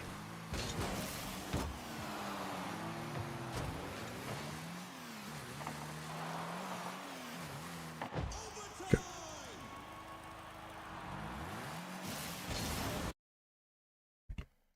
You mean if the pass was good? 100%. If the pass was good, Vegas was scoring. Oh, or you mean in front of the net when he overflicked it? He overplayed it as well.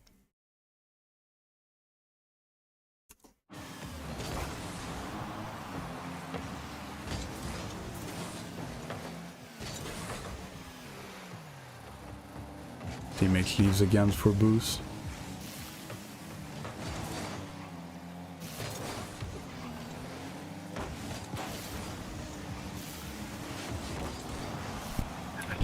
You see 12 seconds. Oh no, but I see your message before it shows up on the screen. 2-3 seconds before. Yeah, I could change it back to low delay. I'm supposed to have better quality. If I put normal delay, I could put it back to low latency. I can't right now, or else I would have to turn off the stream. But yeah, so here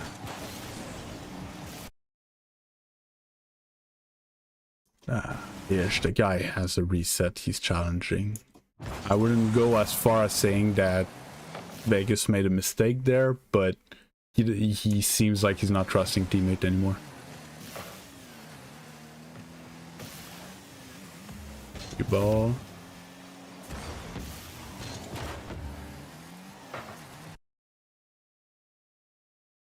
The other problem is I can't change it midstream. And usually I play and then I coach, so.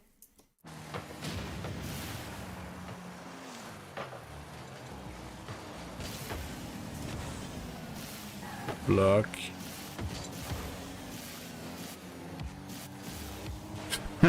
Oh, there you go. So eventually that's what mechanics are for. So he goes up and he has control of the ball. It's the same thing as if he had control on the ground and had the ball in his car. Okay. And for them, it's the same difficulty level, what he just did, right? It's a good air dribble, but it's nothing crazy. Okay. Great touch here, super light to keep it close. So if he challenges, he can boost into it to put it over. No, not much air roll. Basically, we learn air roll to then not air roll too much. I air roll way too much still. But we still need air roll for this.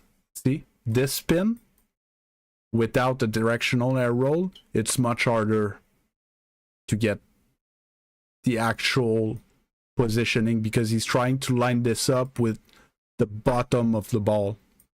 So he needed some kind of a scooping effect. That's why he's backwards. He would have struggled to make that adjustment. I'm gonna say facing forward, facing, you know, right side up. It's easier to do it with the arrow. And then see how vertical he is and underneath the ball. He's not pushing it forward. He's pushing it up. Right? Because he's trying to go over him.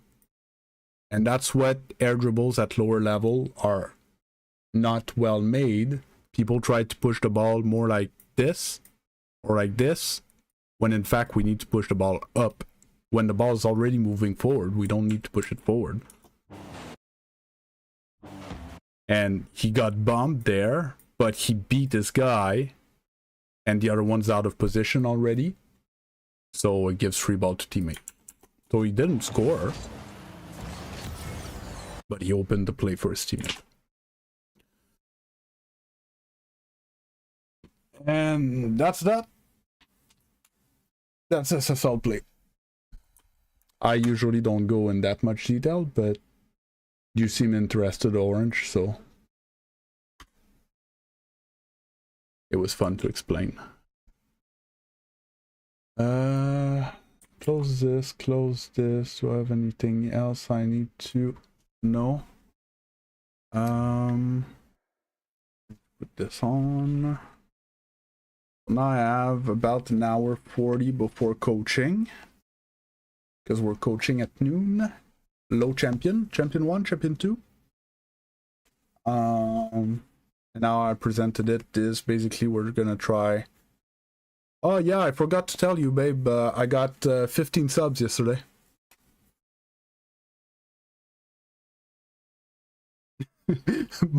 by the way, I'm sorry, I forgot.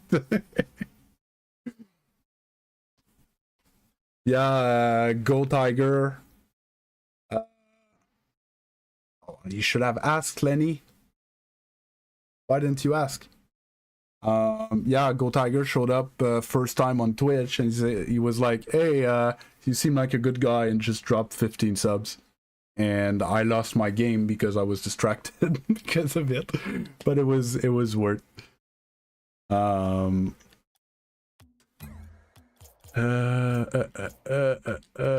Full screen apply.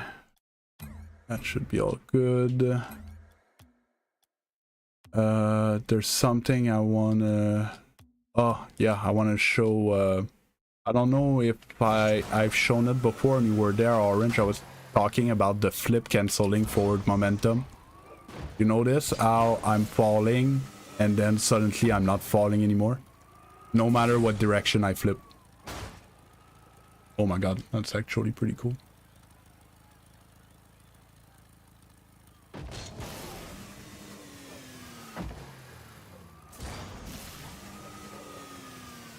So if I would fall and would try to fly back up, it would be very hard. But if I fall, I flip and I fly back up, the flip cancel my vertical momentum.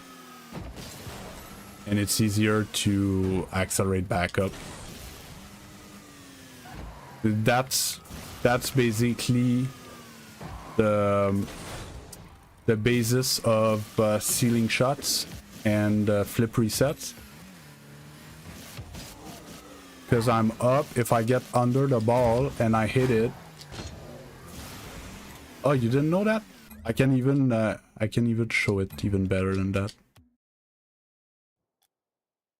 Play, private match, create. Doesn't really matter.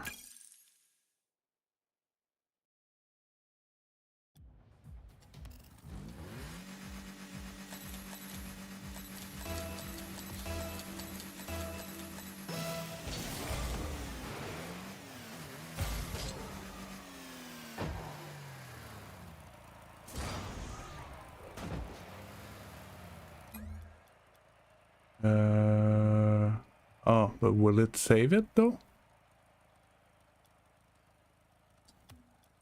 I don't know if it will save it. Oh, I didn't. Oh, yeah, it was there. Okay, so it saved it.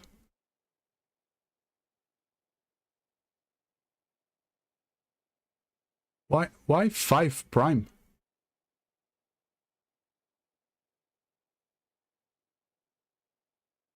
Yeah, it's good for a bunch of stuff. Why does it say that you subscribe 5 times with Prime? Makes no sense. Oh, because it's the 5th month or something? Ah, it's the 5th month. Well, thanks a lot, Pooh. Replay list. My replays. There you go. It worked.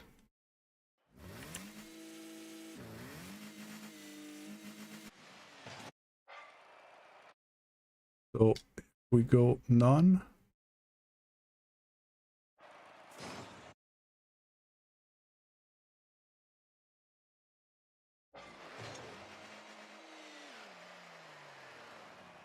As soon as I flip, I just stop falling. Can even zoom in a bit.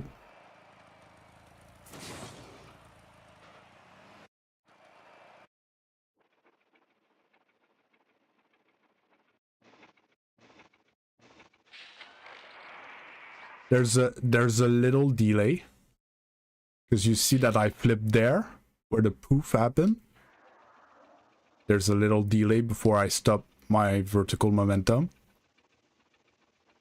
And then when the flip animation finishes, then I start falling again. So that's what we use. So you know, stalls are a flip that are not flipping. That's why they get resets with stall, because they fall with the ball and then they stall.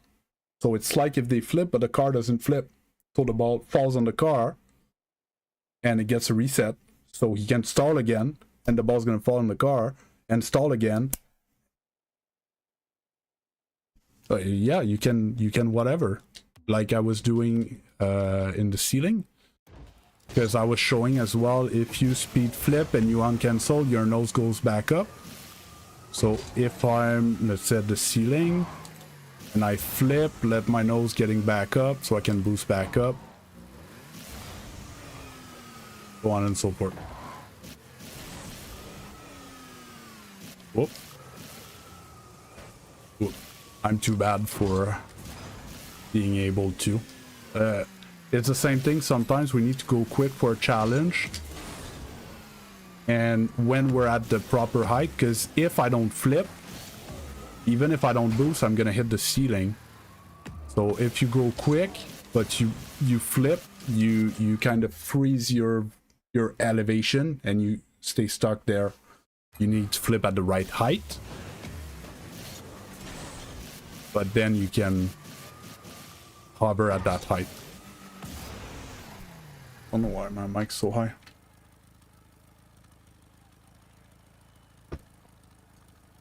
Okay.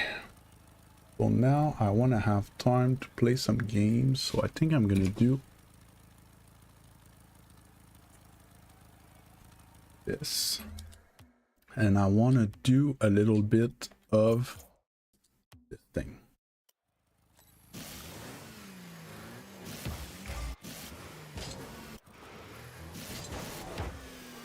Something weird with my game. Nope, that's not what I want. MISC. Where is it? Draw FPS counter. Oh.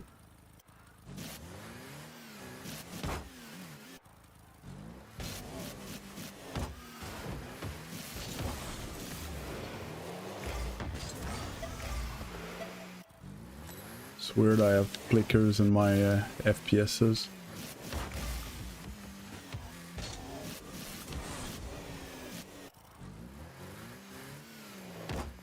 That's a bit slow, I don't like it.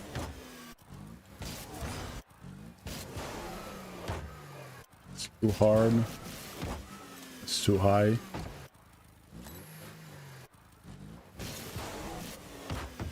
That I can't get back to. I'm gonna get challenged for that.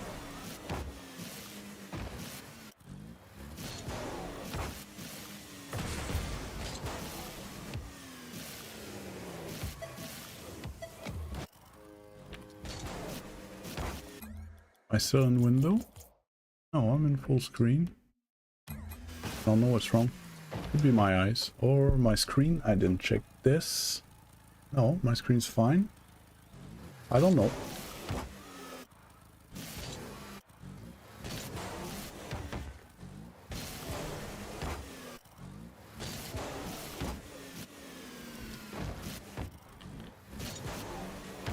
Ah, that's the touch I needed.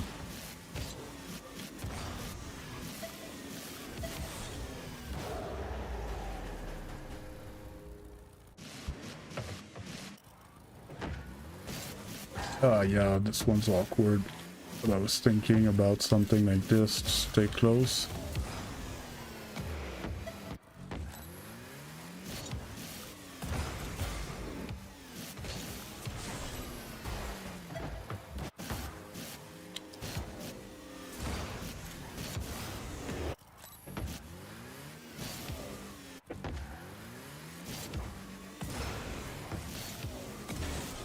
No, that's not the flip I wanted.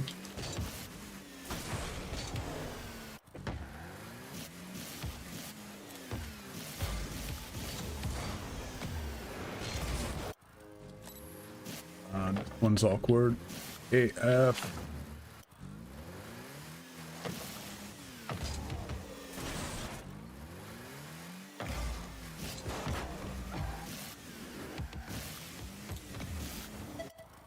Be able to put it on my car.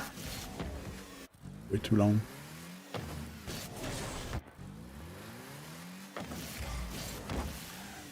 It's a bit far.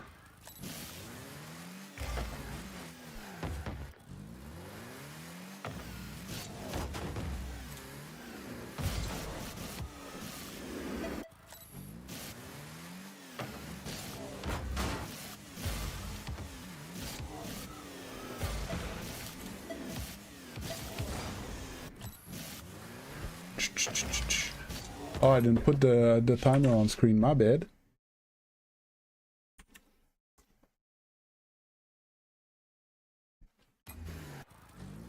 Yeah, so Lug yesterday was telling me to practice this, and I was like, well, how is this gonna help me with my aerial play? So he was saying that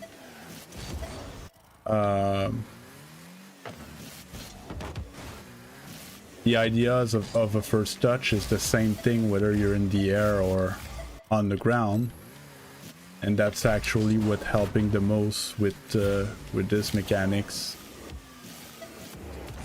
And I'm extrapolating, but it as well gives you more opportunity to go for aerial play in game if you can.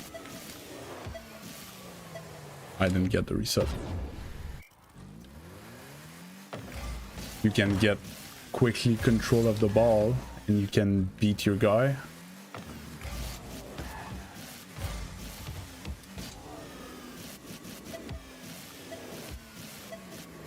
Yeah, bad.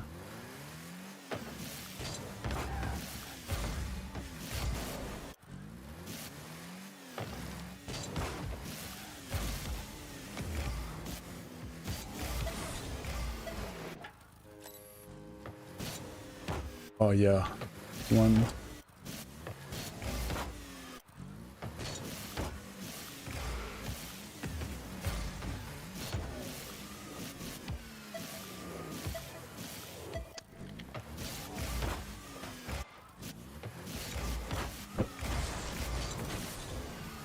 Chat died since I finished watching the SSL replay.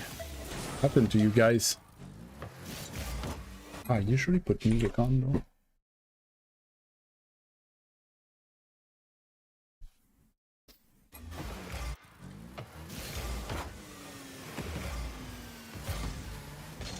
Or it's because Napikin's here and she's a girlfriend or something. So you guys wanna appear presentable in front of the lady. There's a new mod like Bacchus. Okay. Usually when this happens, oh, that's quite a good pop.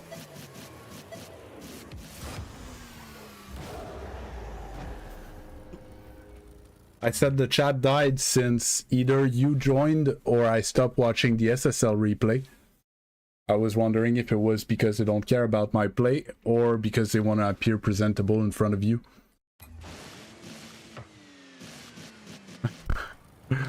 Oh, it's not you. The thing, Lenny, when there's new stuff like that, there would need to be something that I want to do that I can't do with Bacchus before I switch, because, you know, I already like it and it's good.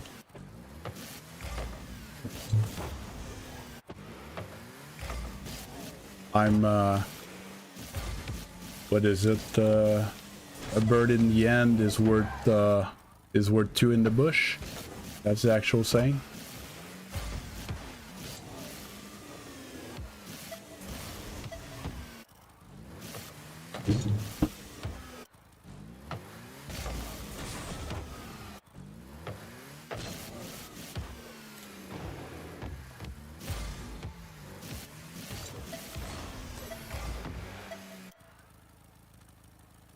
I don't think anything because I don't know.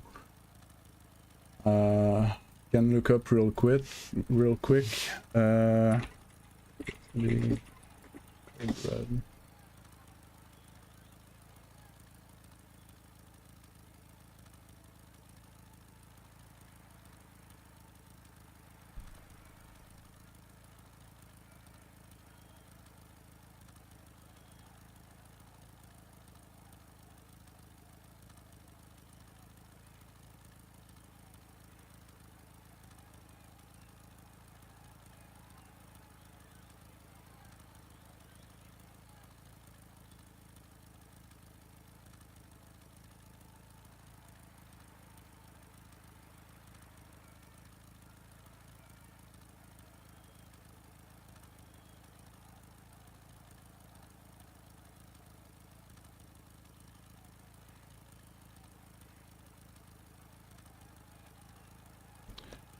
Setting available to user function scanner.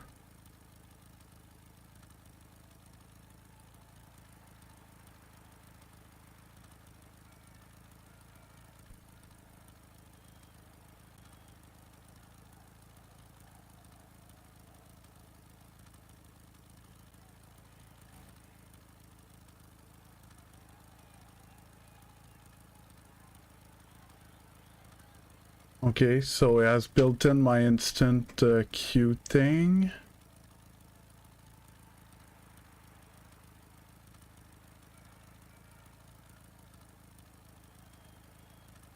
What? Name, orange goal, orange team size, orange name, map title.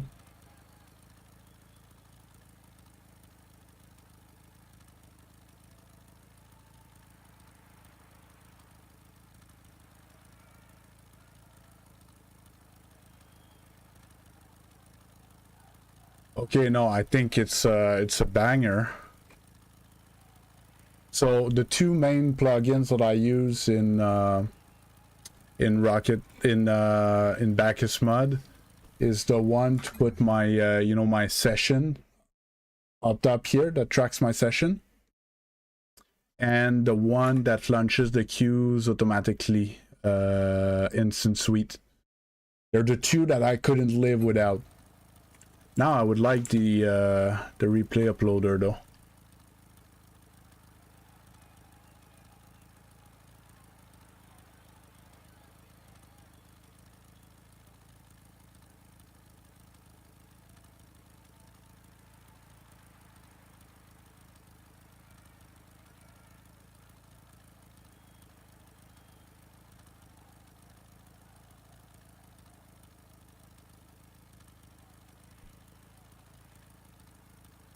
Hey, don't worry, Orange.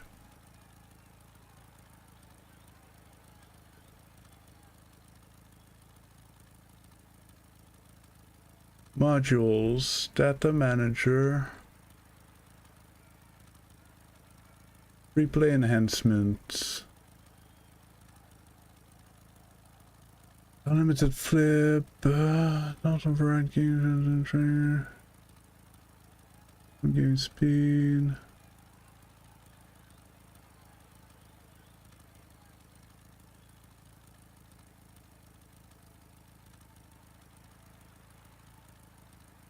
Oh, I didn't want to garage. Oh, there's actually... Oh my god, Log's gonna like that. There's presets for override cosmetics. Interface enhancement.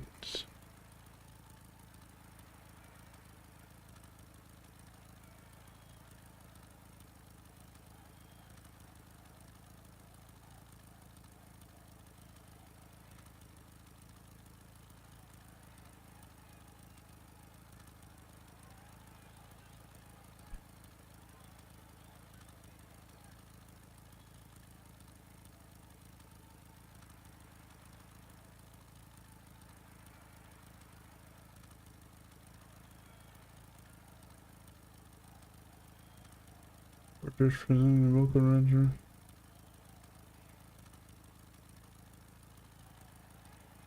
Yeah, I'm trying to see if rich presents.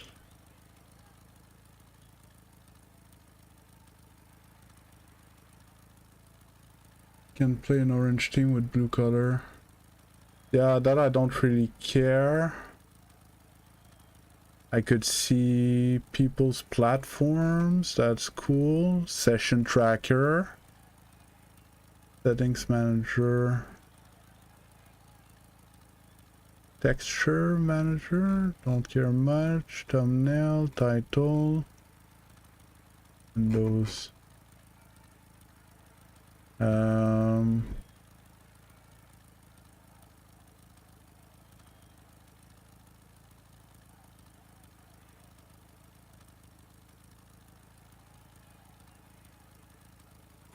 Code red. Bacchus. Ball chasing. Play. Upload.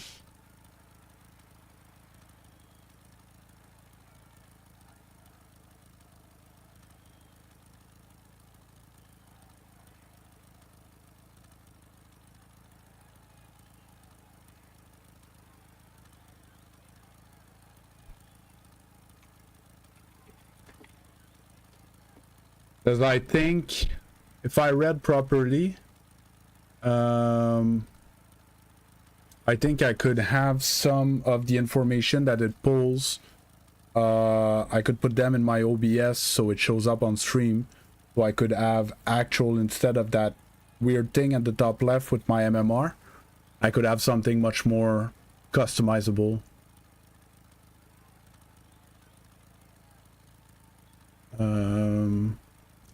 Program, control, replay, upload, turn.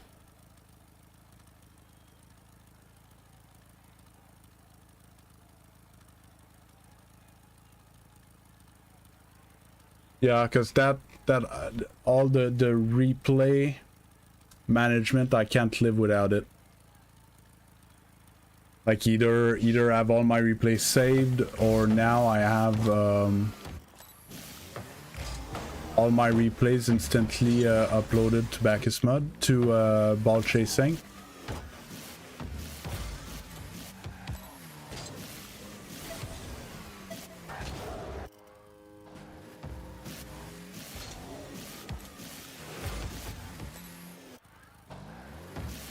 So awkward.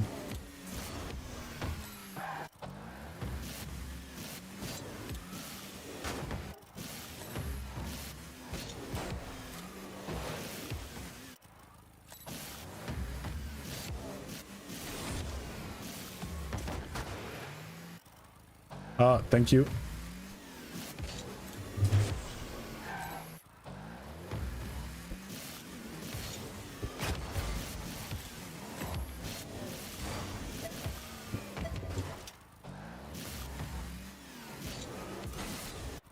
I don't know how to control this ball.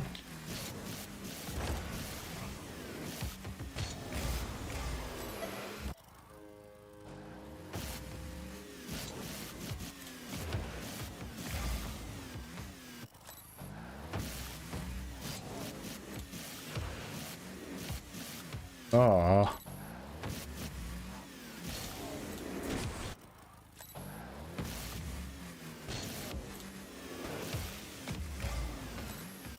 Just can't seem to catch it.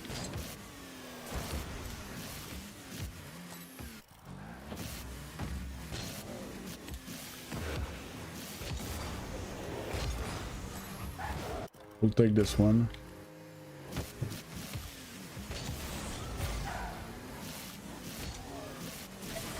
Yeah, so this first touch, if I just kill the ball like that, I can quickly pick it back up and flick it, but I can also... Not what I want. Can also quickly put it to the wall if someone's challenging me.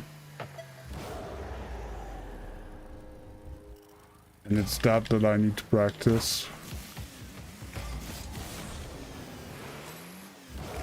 That was a flick. Yeah, I wouldn't be able to wait for this ball to land.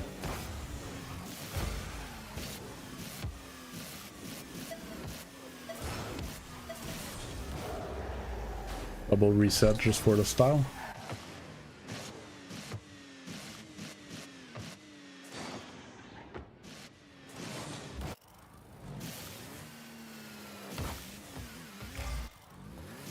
Catch this one. We'll see. That's the type of ball that most likely defenders are gonna try to cut me off, so I would try to catch it the other way around.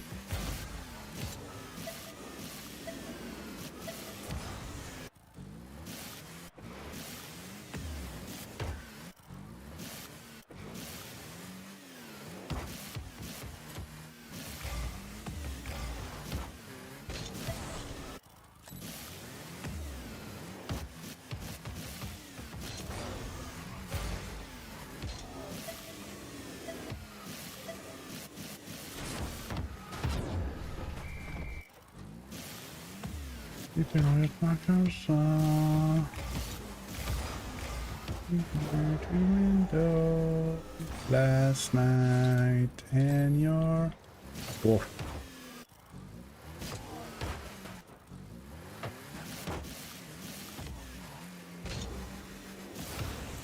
Ah, I didn't get the boost. Oh, I didn't get the boost.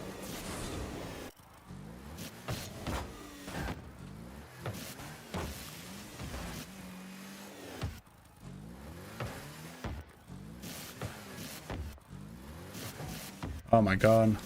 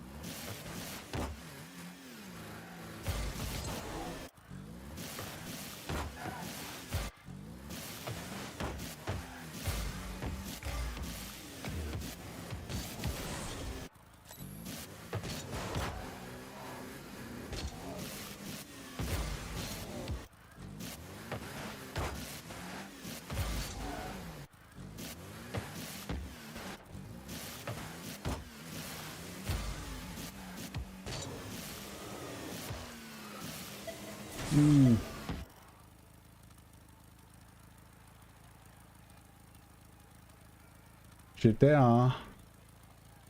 C'est quoi PLS?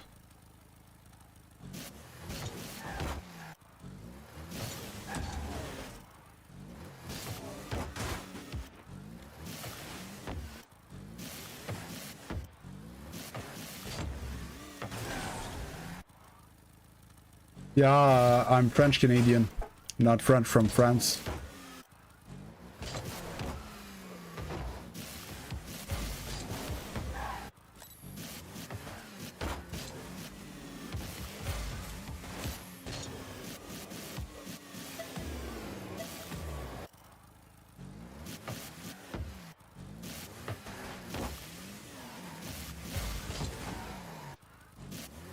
Well, thank you.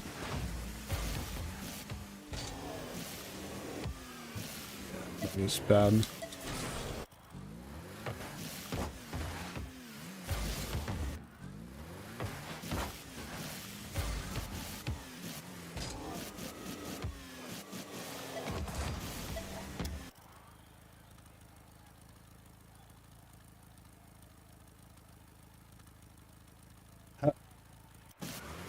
Ouais,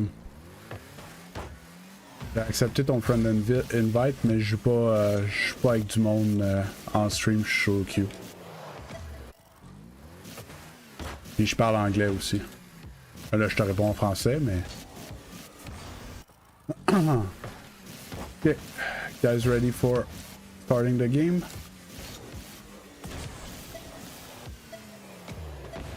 We'll take this one.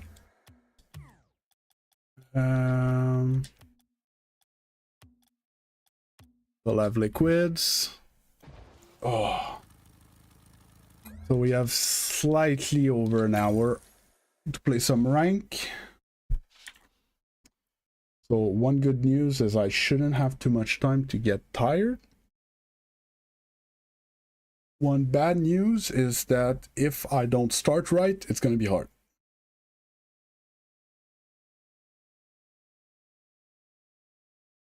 All right, Tassie. Thanks for everything today. Yeah, we need to speak Moroccan, Levi. Why is it crazy that I'm GC2?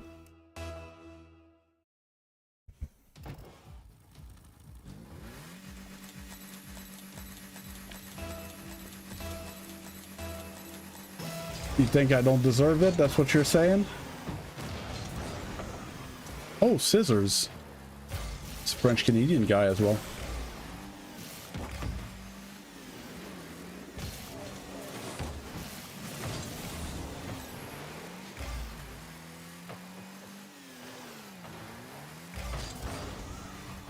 If I'm not mistaken, it's a very mechanical guy that's going to want to have the ball to do stuff like that all game.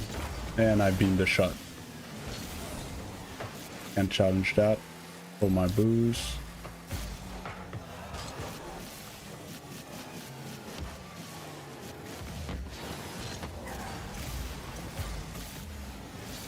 Oh, almost got him. Oh, I'm out. Okay, I'm back in time. Lap controlled.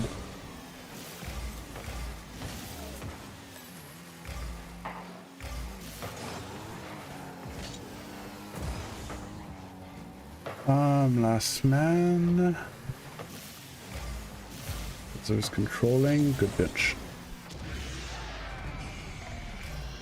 Not to say, but he hangs in the type of tournaments that we play.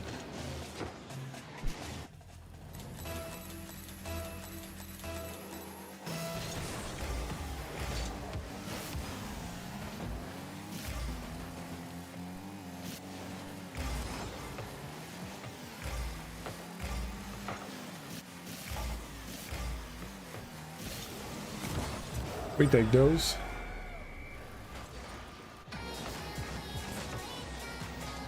Oh. Okay, I'm playing in a 1680 lobby. But I have scissors on my team, I'm fine.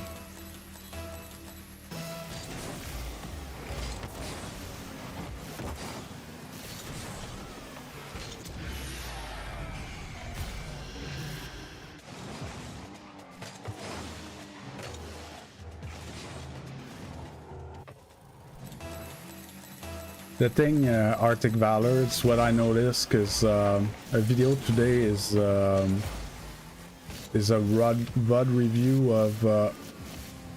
I wanted the little pinch after. That scored that. I missed the boost, and there's no boost here.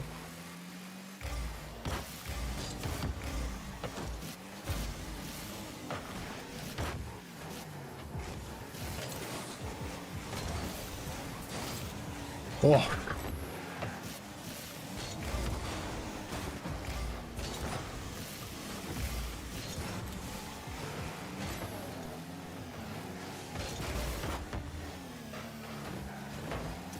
Can't get back. What was I saying? Yeah. I noticed that we all play the same game. We just don't all have the same tools on our tool belt. But the goal of the game, especially in twos, is the same.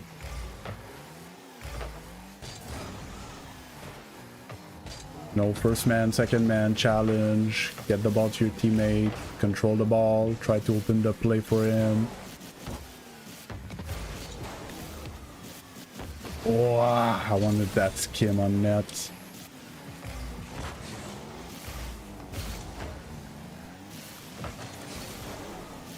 Oh, I'm throwing. That was a perfect double tap pass.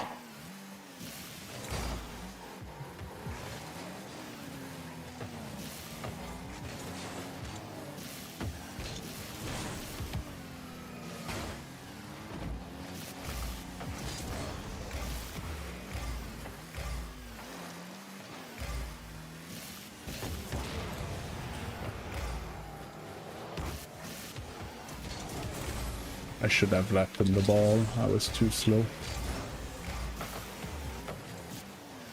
Whoa, and I missed the boost.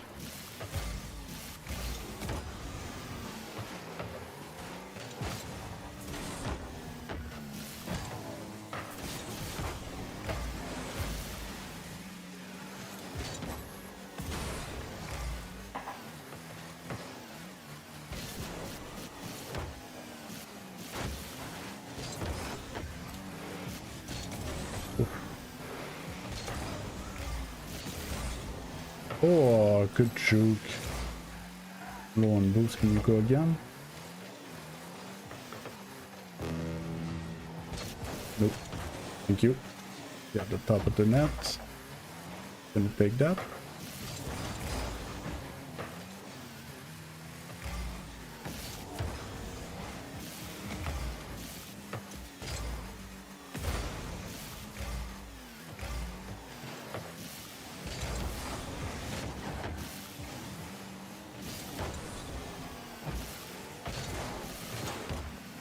Let's go.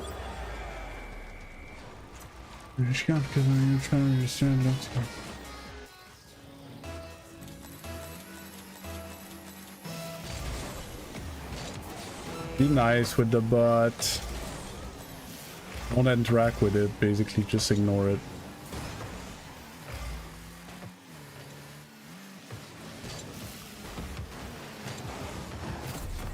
I had to touch that ball. If Lenny's there, could ban it or mute it or whatever.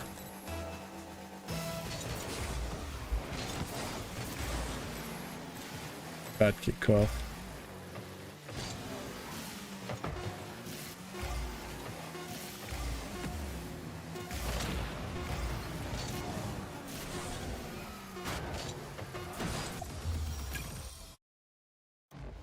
Oh, that was a quiet game.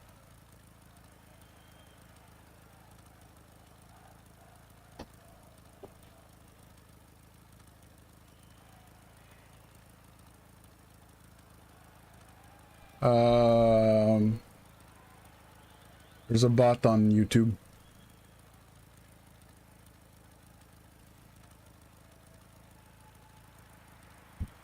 Yeah, I know. I get those on Twitch all the time.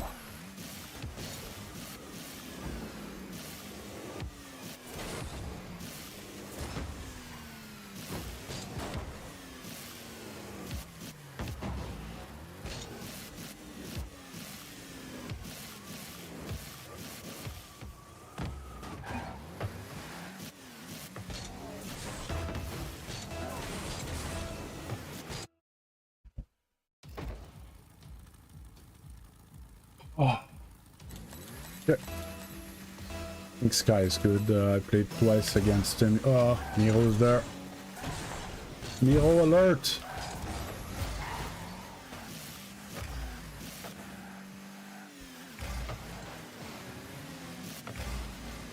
Ah, I respected this touch too much.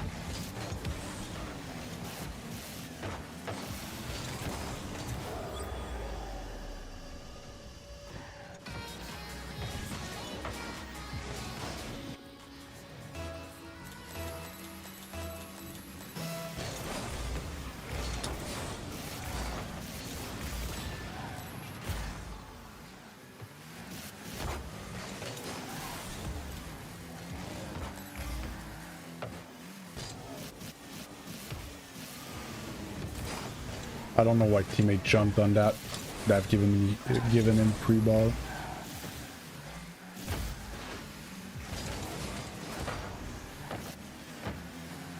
Teammate.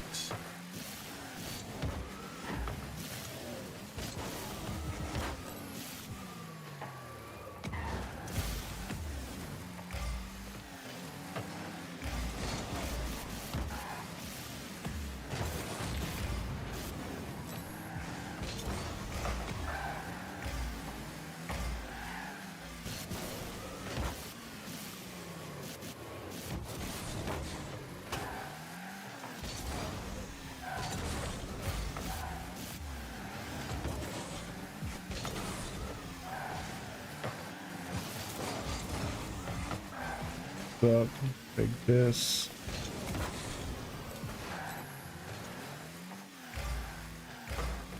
Challenge.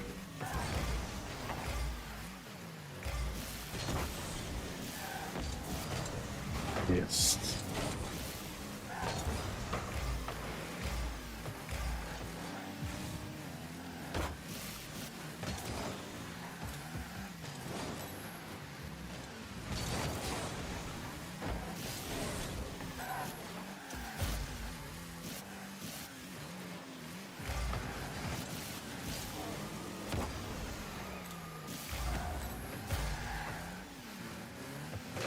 Ah, there was nothing that was gonna go up.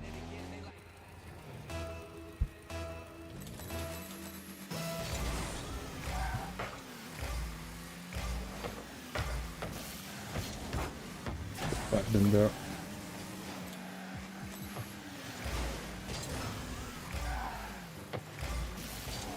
I got bumped.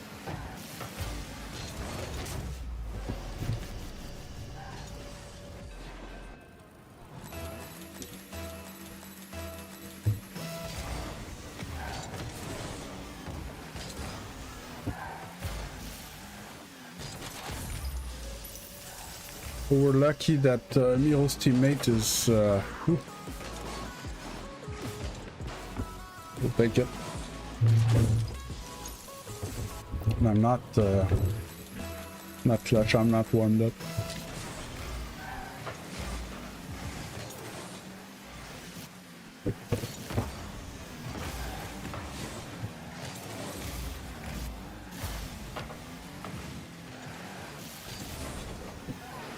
Let's go for bows.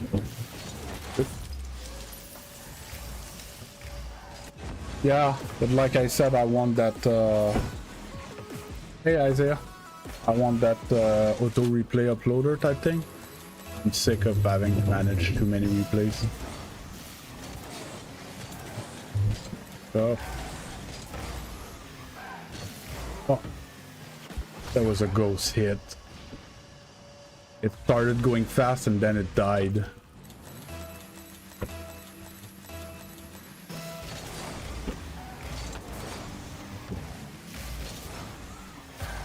Shot.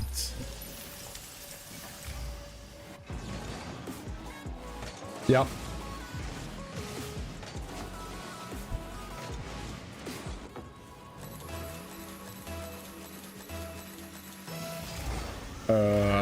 I should as well be clear on my answers. Yes, the auto uploaders to all chasing.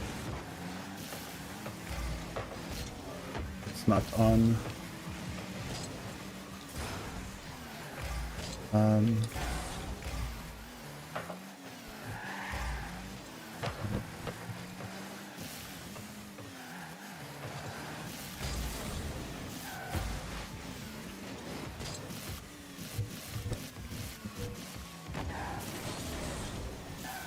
Whoops.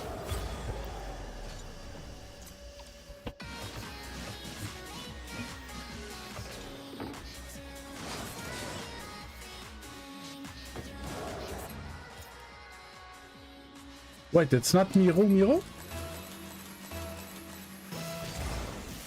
Or Miro unfriended me? Or appeared offline so I don't see him?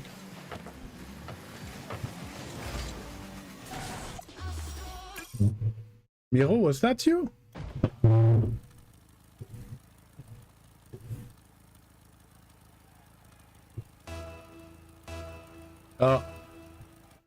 Okay. Sorry.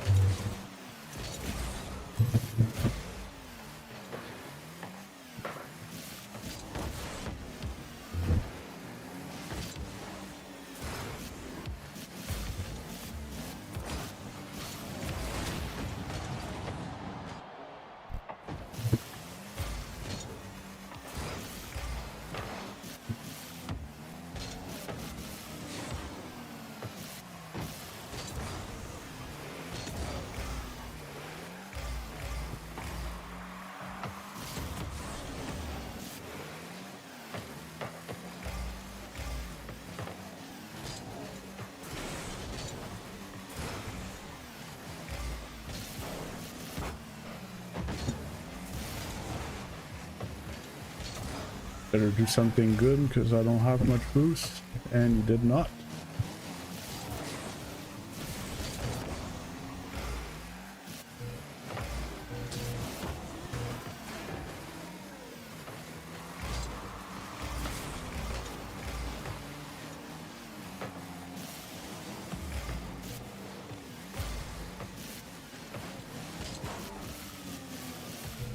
Oh, I had to touch that. My bad.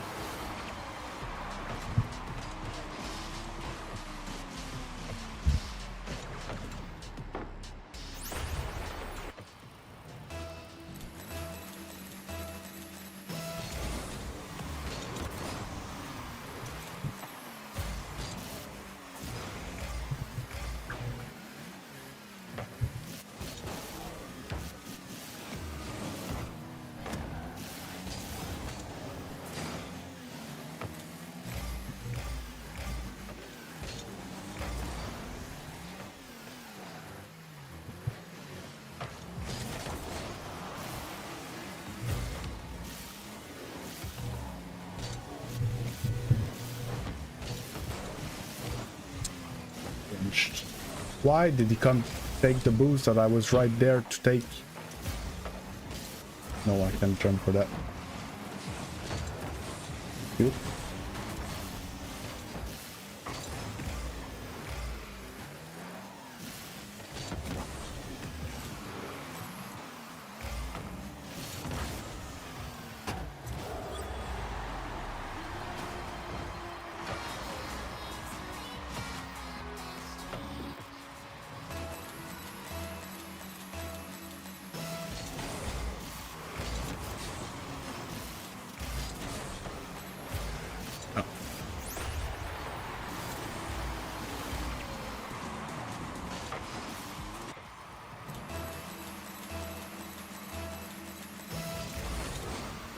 I see there's a lot of viewers on YouTube. If you're not subscribed, please consider it.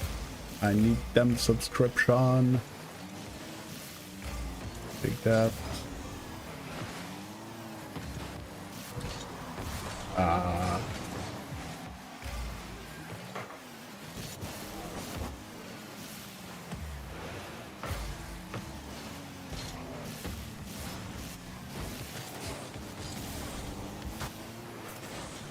Got the boost.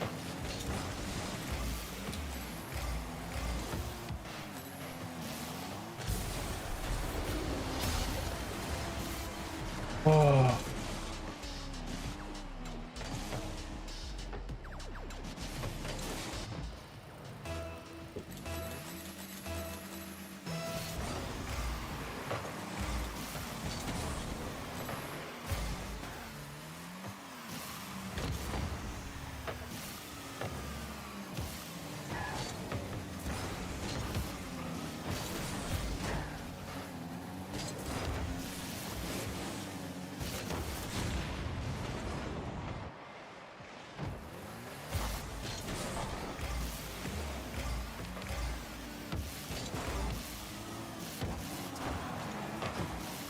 I was supposed to score that.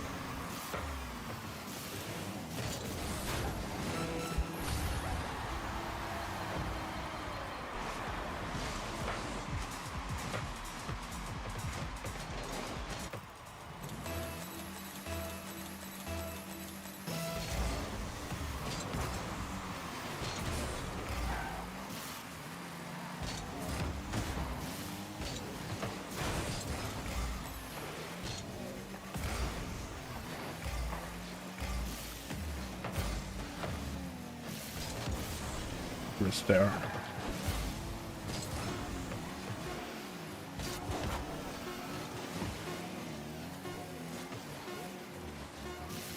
Oh, he was right there. He could have turned.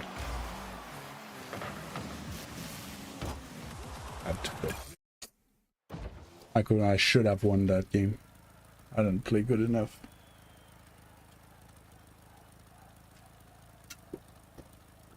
I was too soft.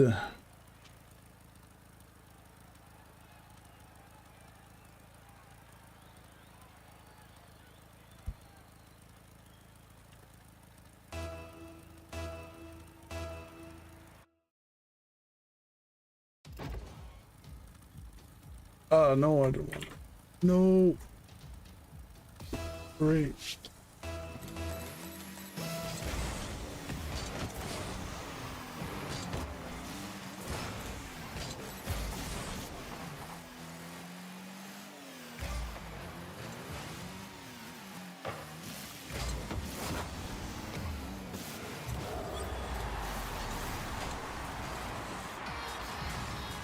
Yeah, no,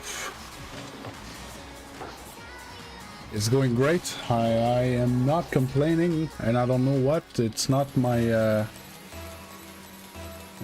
best streaming day, to be honest. I'm a bit flat, but hey, who's gonna complain? My game is weird. Maybe I should restart after this.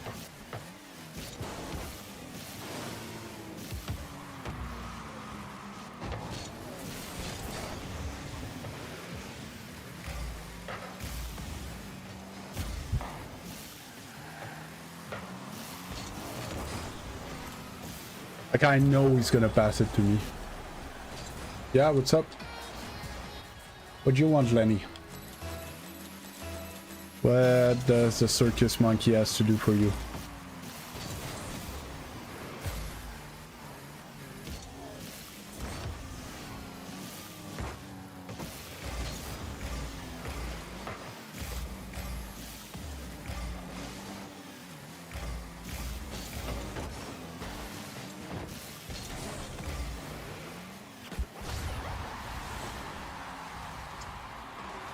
An asshole.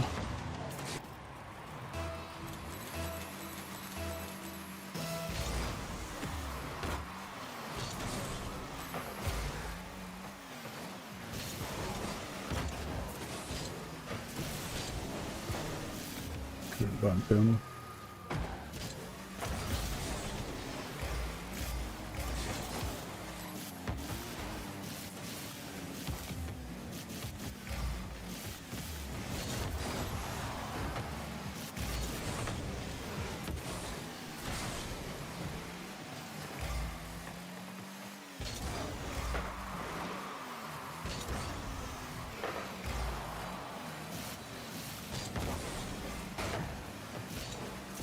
Didn't have tried to take a shot there.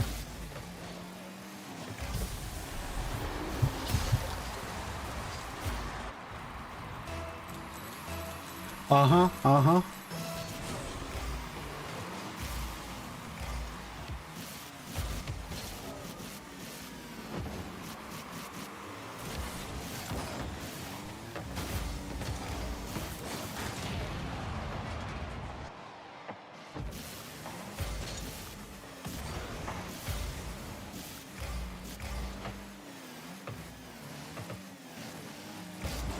Super.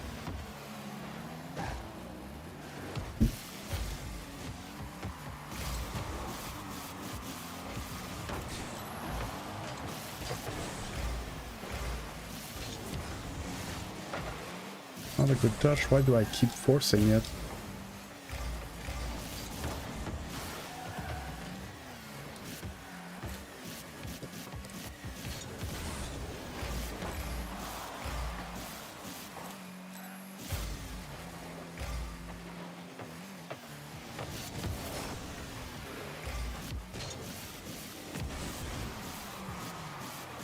No! I can go for the mid boost.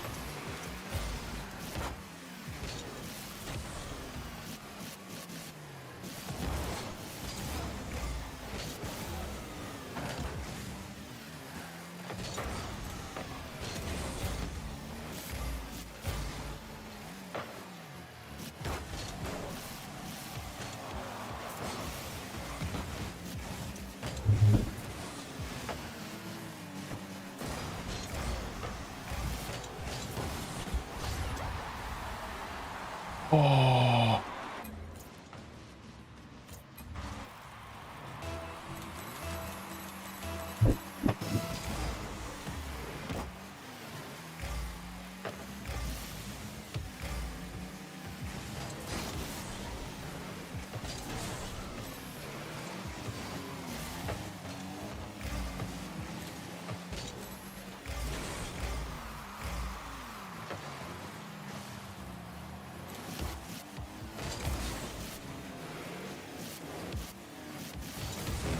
Shot right at him. Why can't I shoot beside him?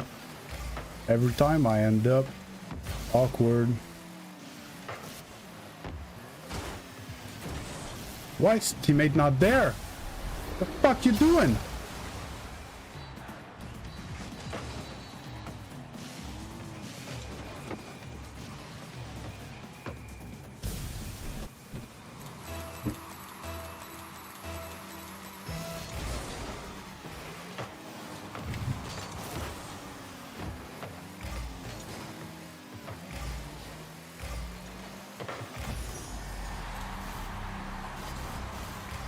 To be honest, I didn't have a good offensive game at all. But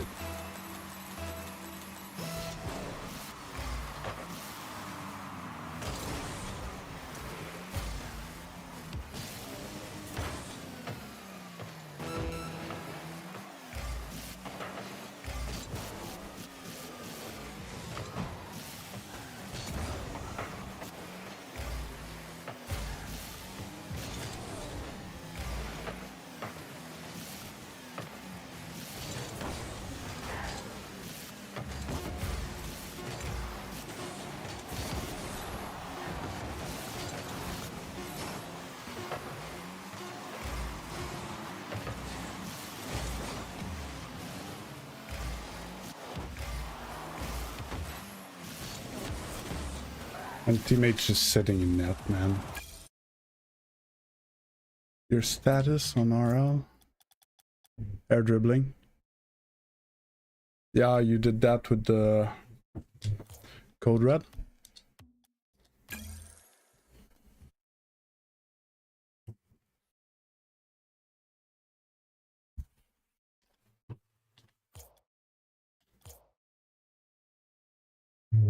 Yep.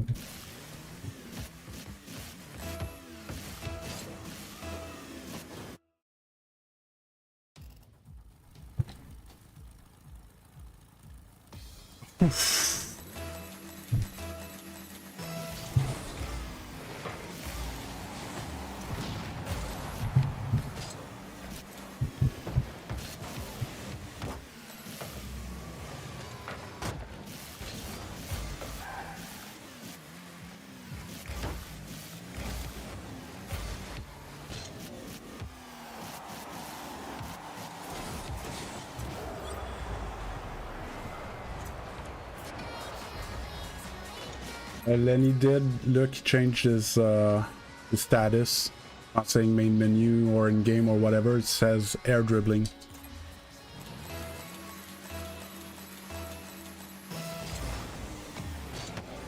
Always get caught by that. Get a block.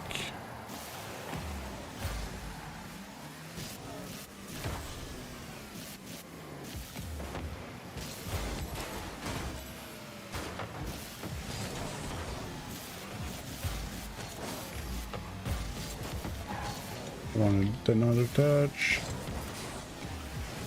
Take that pitch any day. Slow shot. Yeah, no, I'm feeling it today. The log just changed me.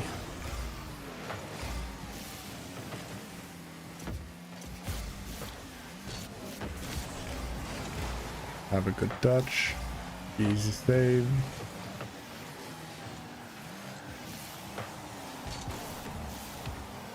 No, that's not the best.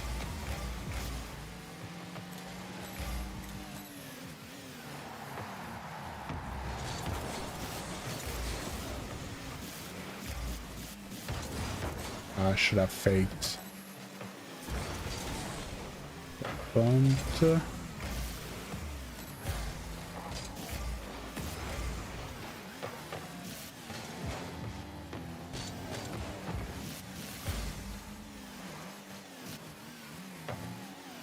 fake.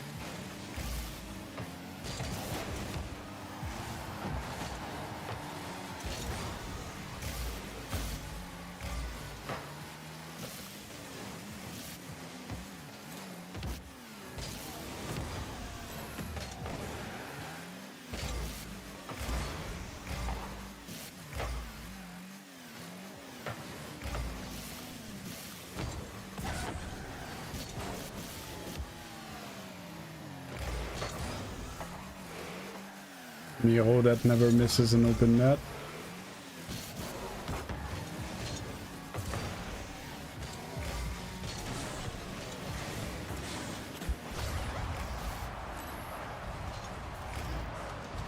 Miro that never misses open net.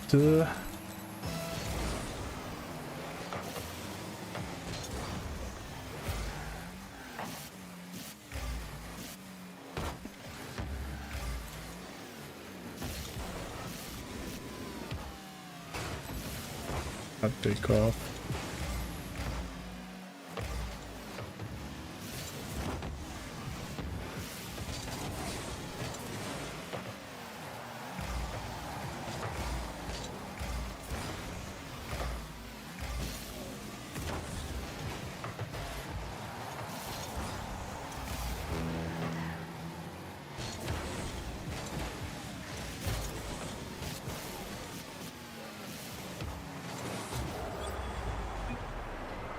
Oh, he's not my friend, so I can't.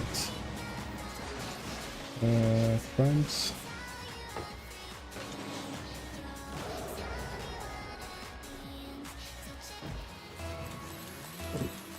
Good pass.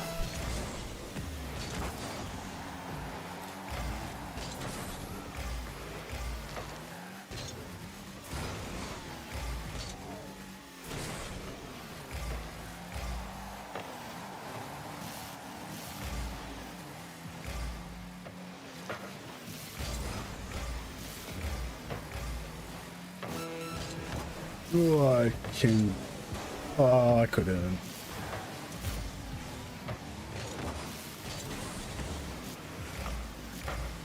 That would take that.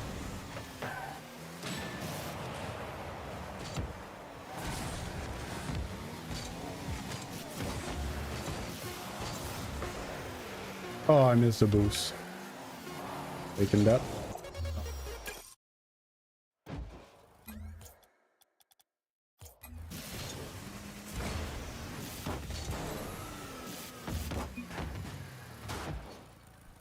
Yeah, so what I talked with Log yesterday about the first touches, it makes so much sense. It just clicked today.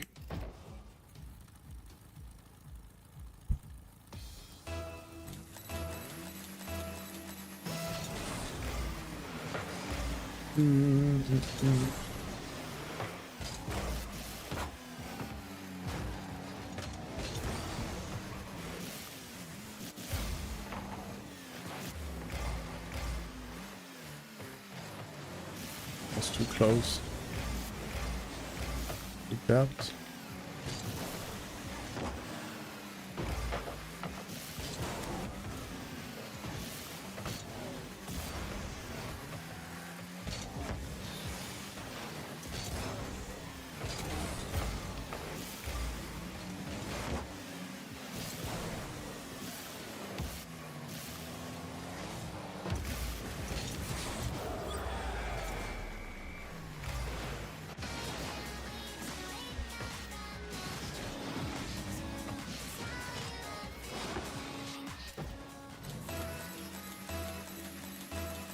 feeling good. Scoring them goals.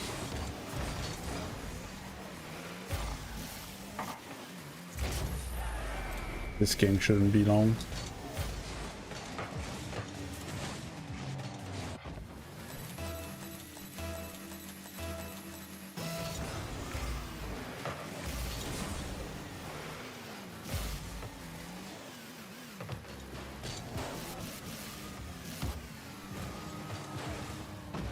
Oof, that take off though.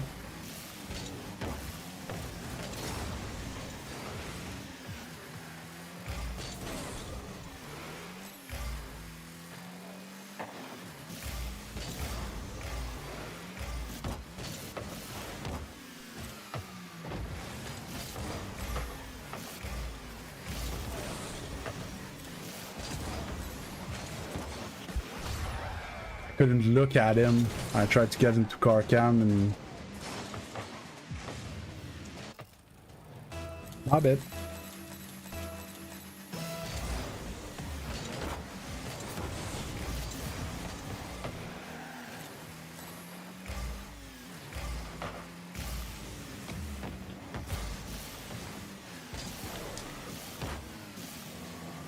Oh.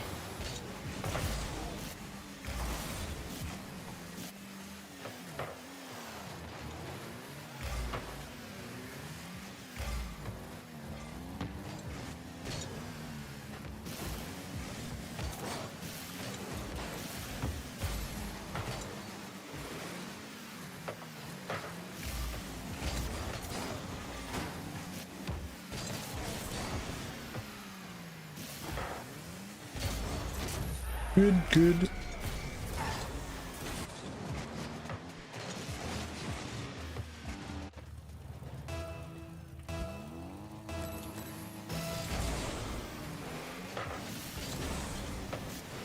Glad.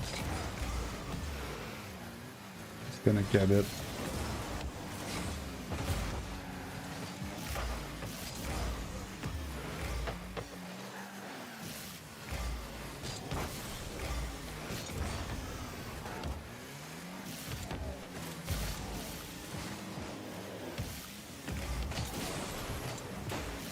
Not the idea.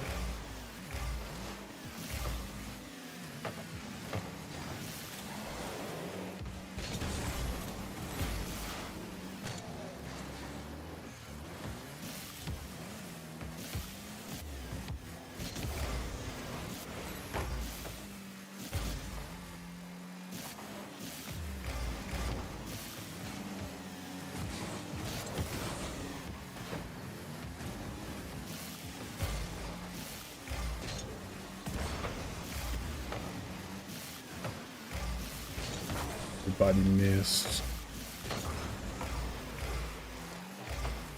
Ooh.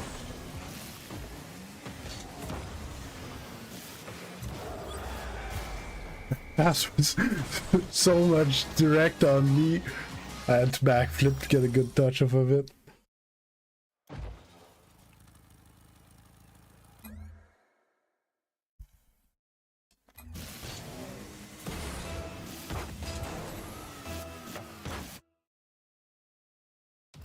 Yeah, slap that bastard. Was that monsieur?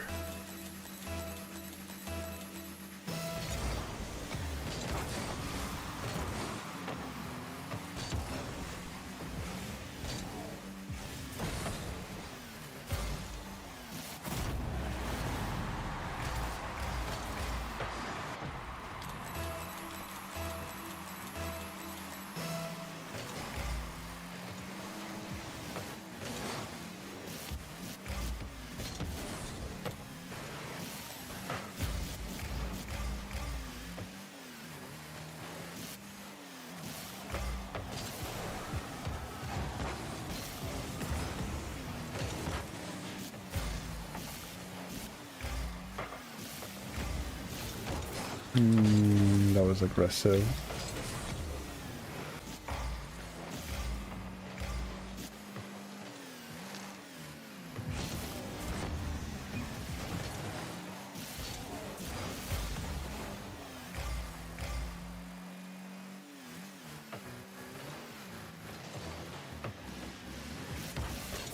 Ah, he got me. Thought I could get around them.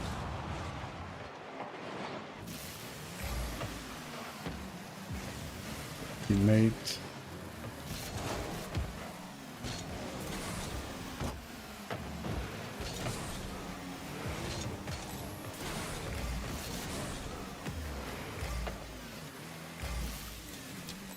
Gonna give me time for back bows. First touch.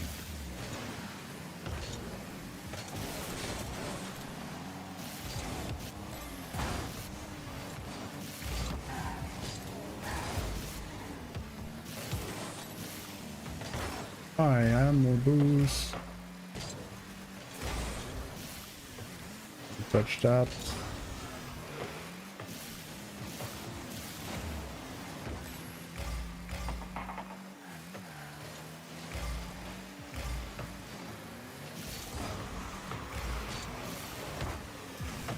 Could have double jump. I would have dusted him.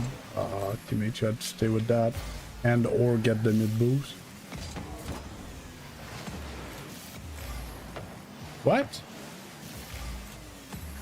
I don't know what's happening anymore.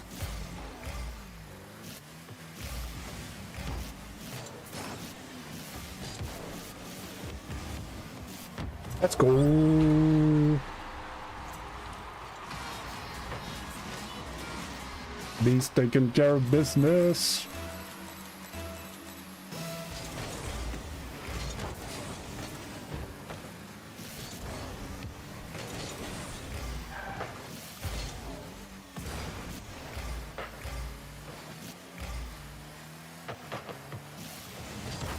Got straight at him. Teammate, teammate. Fuck's sake, teammate.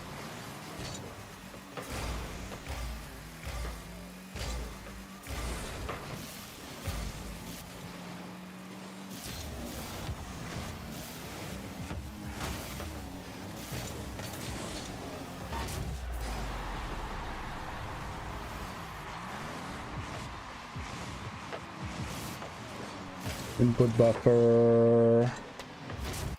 What do you mean? In what context? Because it can mean two different things.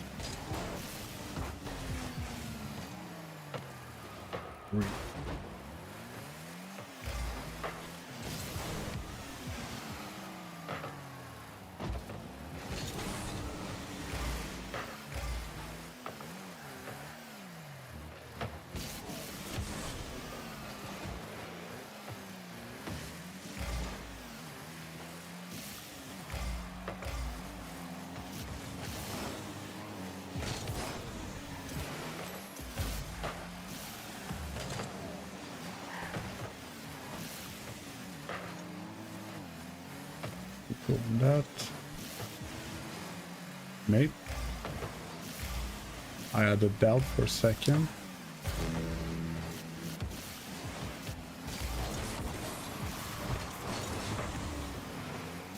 Score there. Despawn.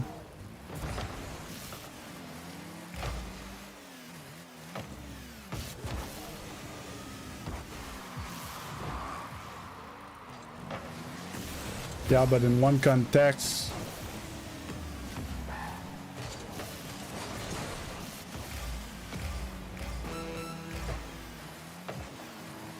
That.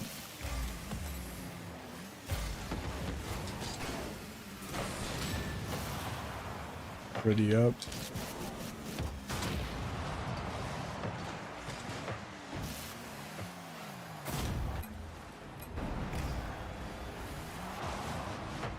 Rocket. There, I don't know where in Rocket it's written input buffer. Oh, there. Yeah, okay, so it's kind of written at the bottom is if you have lag in the game, you can put this on, and I think it helps. I don't know. But the input buffer is a setting in Rocket League, and if you you have a lot of ping, you can put either STS or CSTS. If I'm not mistaken, it's because the game checks if you press on your keys every time it updates a frame. Okay? But this helps if like you have frame drops or stuff like that to not miss input, or I don't know. Because it's not input delay.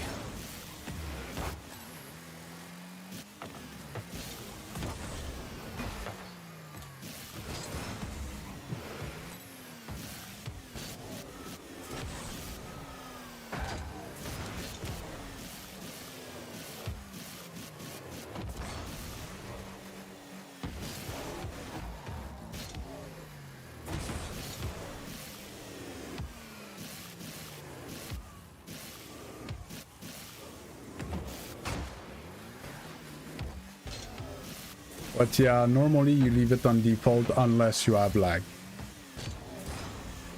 I don't know if it helps more with FPS or ping, but it helps when your game's not fluid.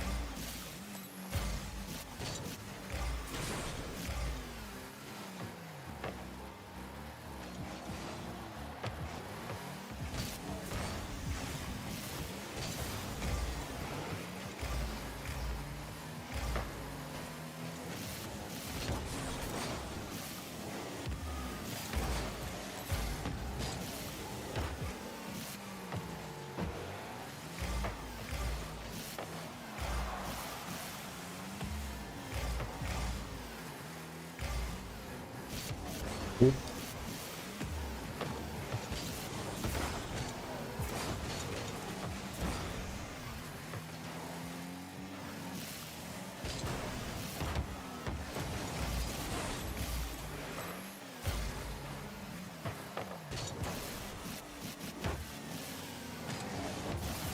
I hate when teammates jump behind me when I control the boost. That's our net.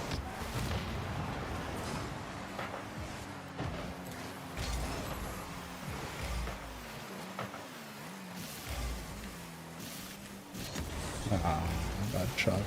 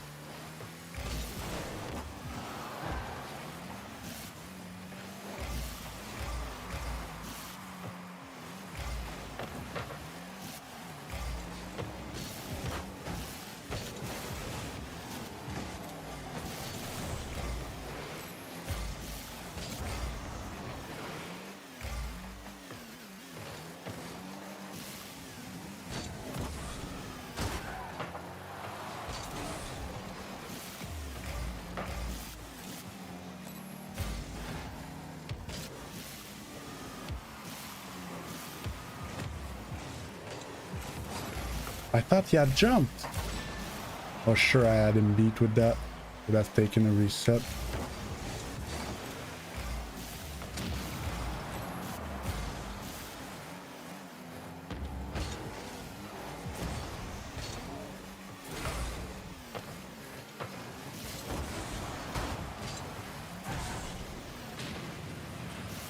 I can't really go there. Teammates out of the play for 5 minutes.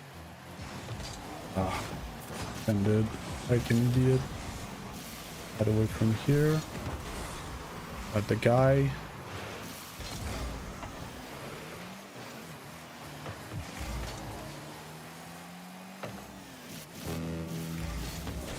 Ah.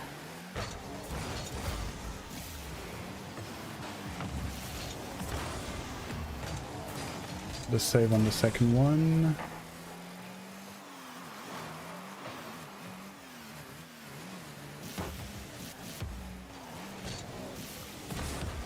Shot right on him.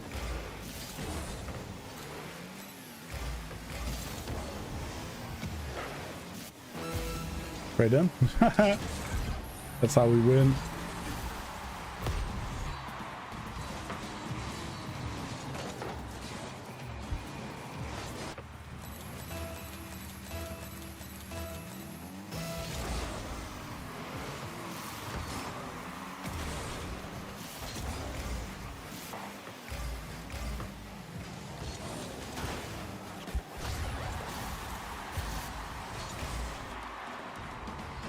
Hey, hi, Boom. How you doing?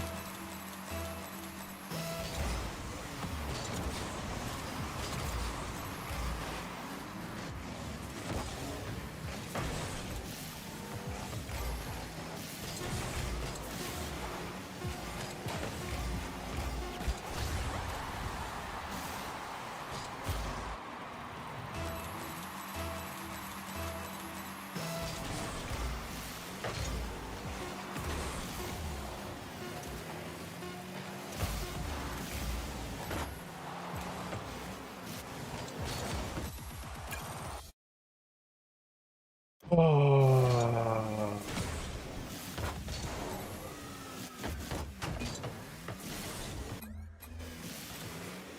Shouldn't have lost the last two.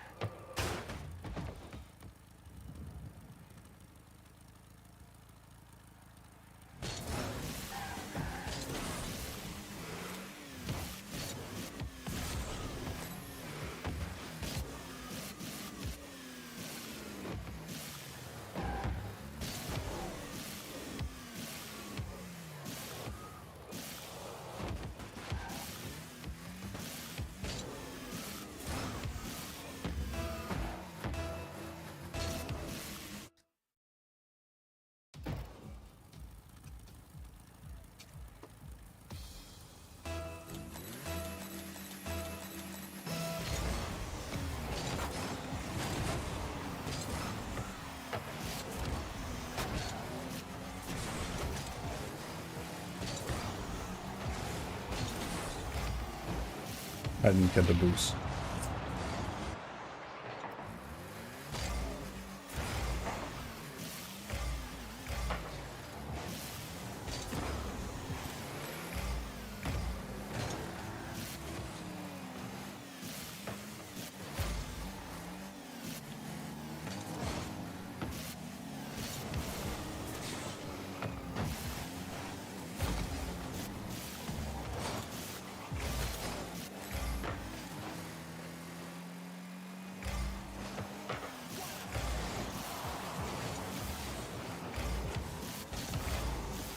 I didn't get the boost.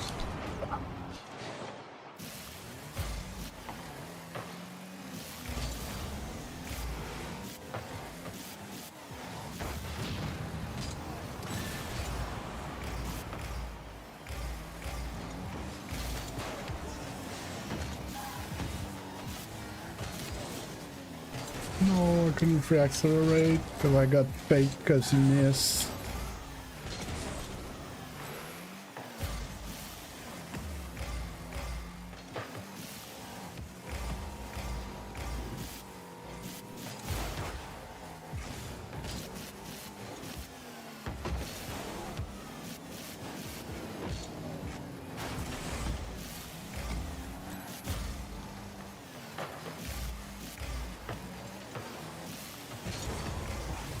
Ah, oh.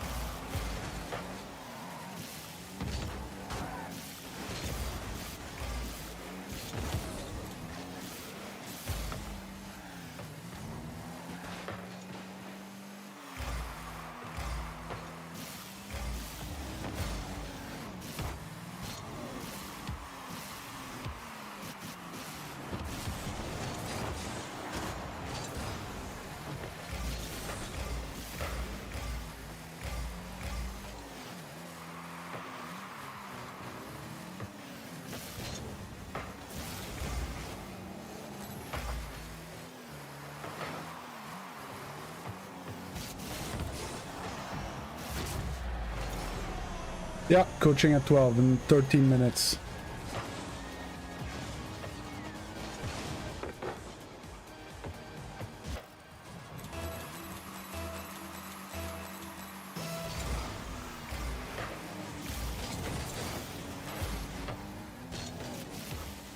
No, I clicked wrong.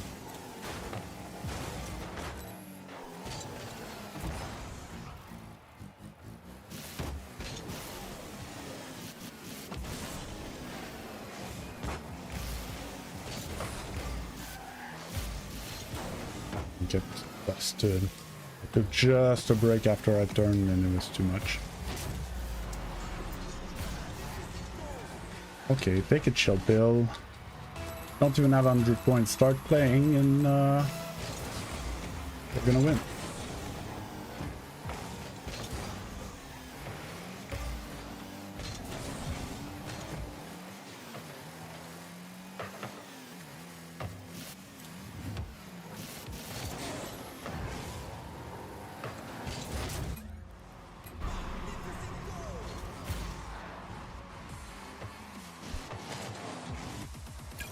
You made it cross 100 points. It's so rare in GC2.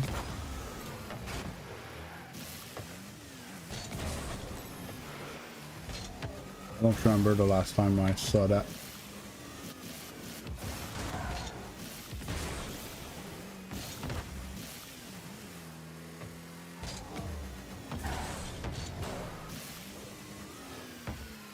That double jump there.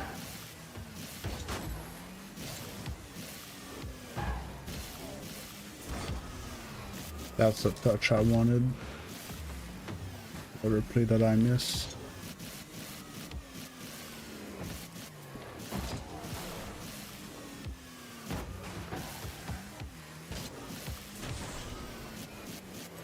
That's the thumbstick.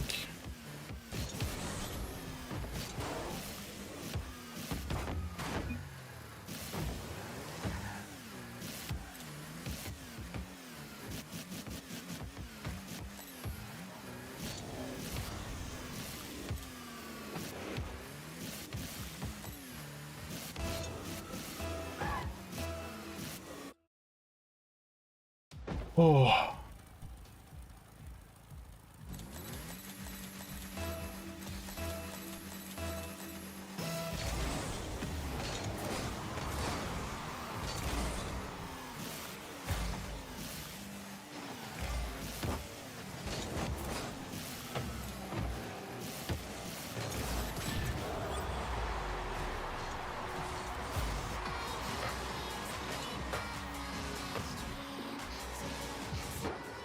Where's that OP?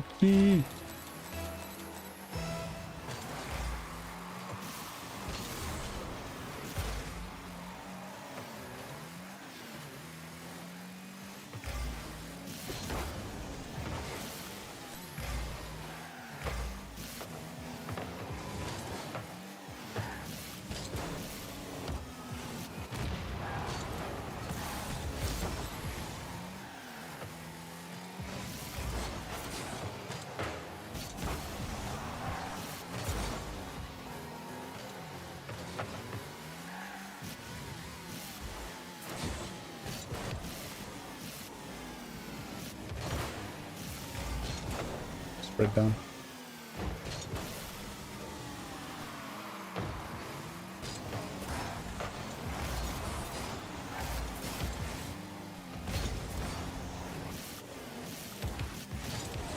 Yeah.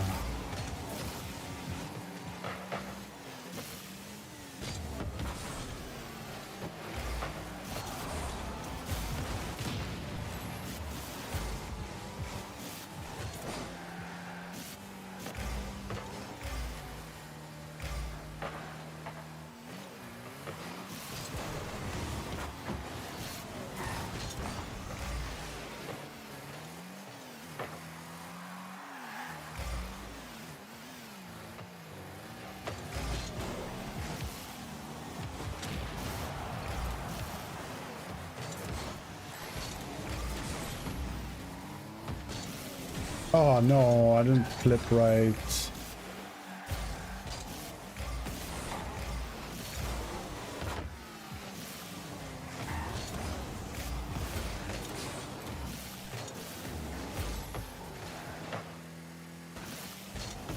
Nah.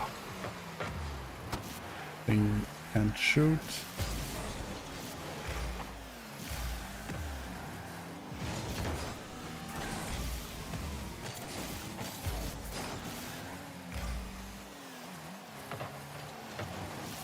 Oh, he whiffed.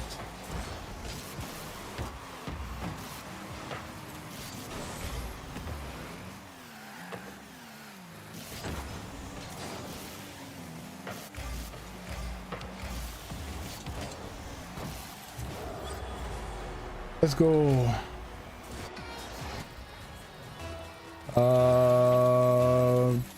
Pretty sure.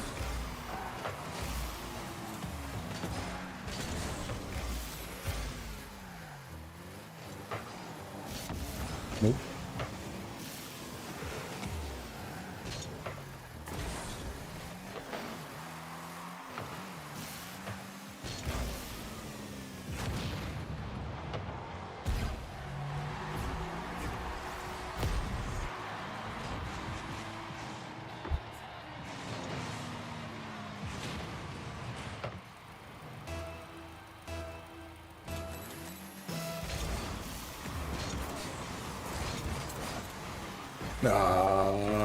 It's flipped up to my car.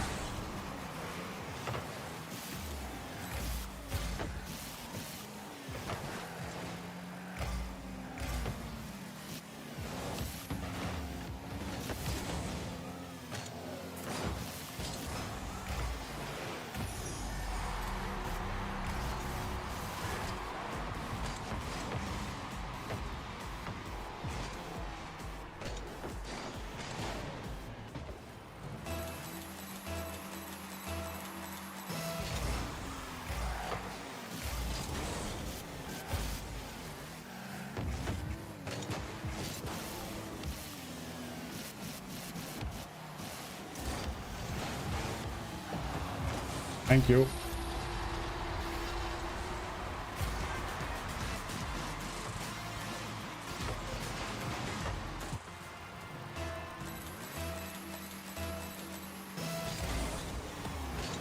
Yeah. Horrible kickoff. Got destroyed.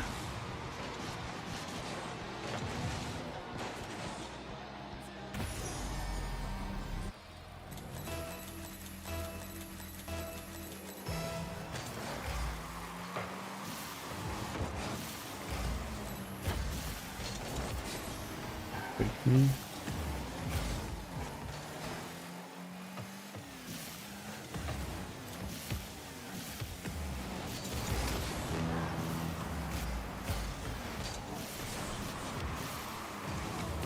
I thought it was one of them that was gonna jump.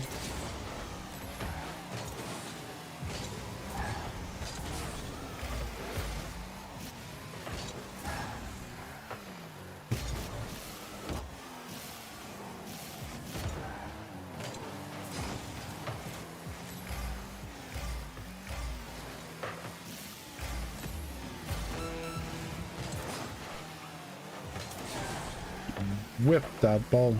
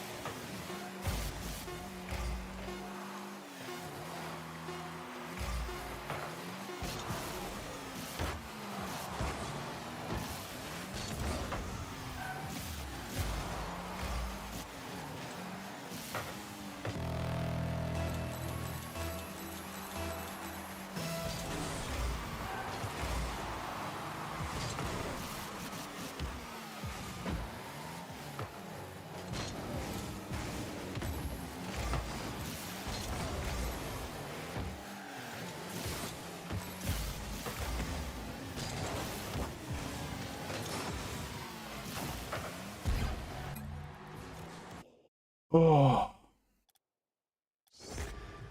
what's his face here? The window.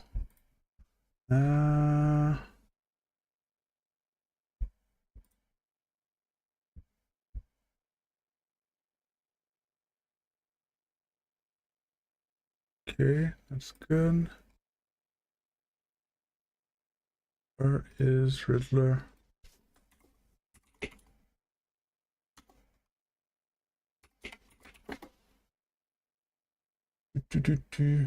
Yeah, honestly, I'm tired a bit, so I wasn't that invested. But I'm really happy with my control today. By focusing on having a good first touch,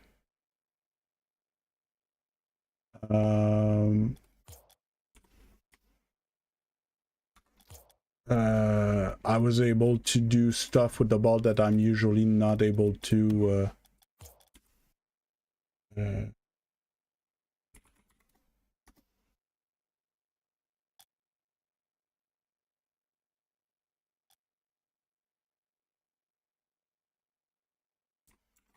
Well, that I'm able to, like, in training and stuff, but I was never able to in game.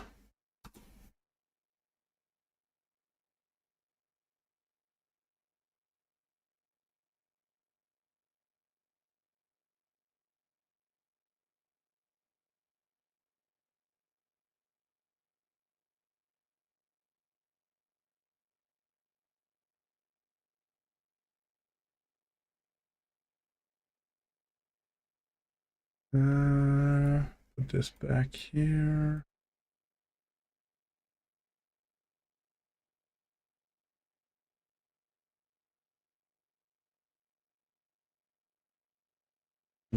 A second, guys. I think we're gonna have something different today.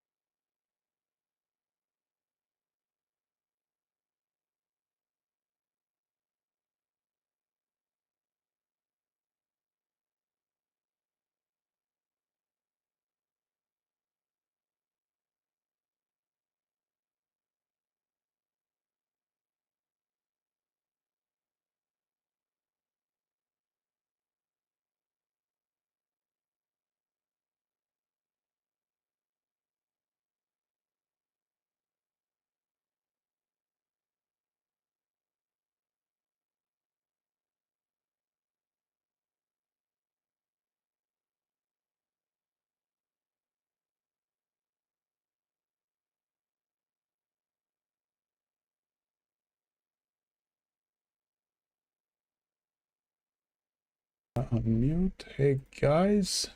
So we have something different today. Riddler is in voice chat with us. Hello, everybody. Over here in your ticket, Riddler. That's a 3 replays and you're a champion. So good thing that I have 3 replays. Here in the phone. You rename them in the game. Replay review. And I guess...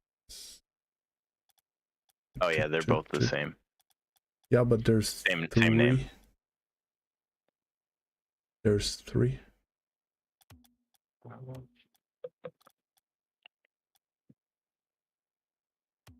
What's your name in game? NG. ENJII. Not this one. Thank you, Pringles. Oh, that's a 3's one. NG. Okay, so there's... Are they all 3's games? Yes. Okay, change replay. Thank you, Pringles is you as well. Main menu. File, match history, plays. Click on it. Okay, rename. Riddler.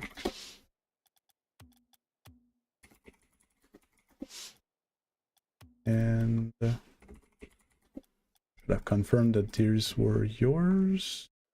Yeah. Yeah. Okay, so if I go change replay, so you lost 5-0 or you won 5-0? I believe they're all losses.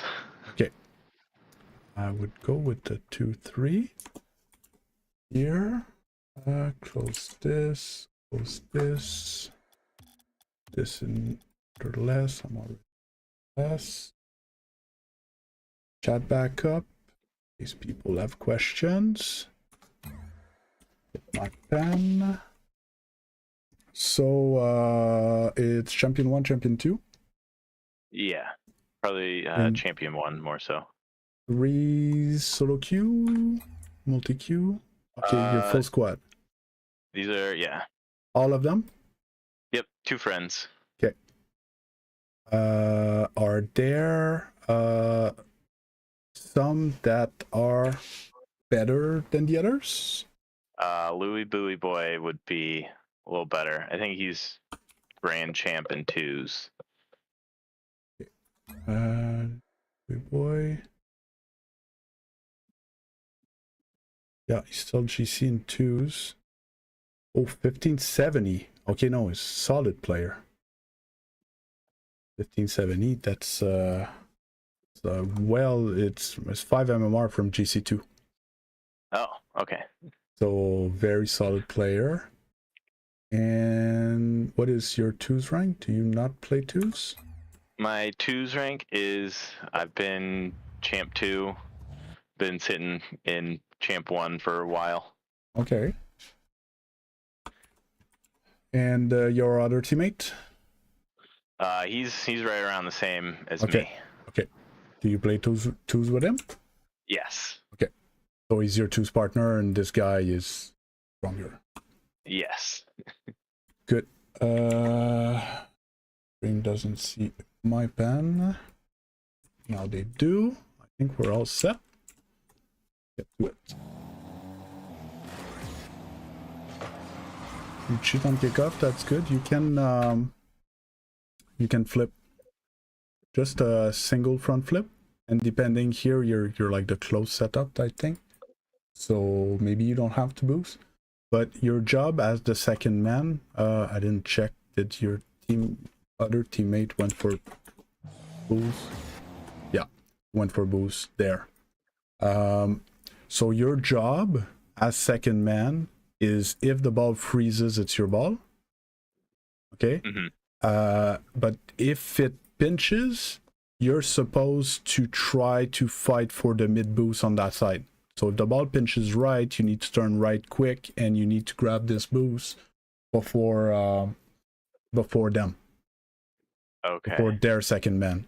And you can as well, because most likely he's going to do the same thing. You can demo him if you're slightly late. You need to fight for that mid boost, because what's going to happen if not, well, he went the wrong side. So you're fine. The higher ranked player wanted to make sure it was fine. That's good.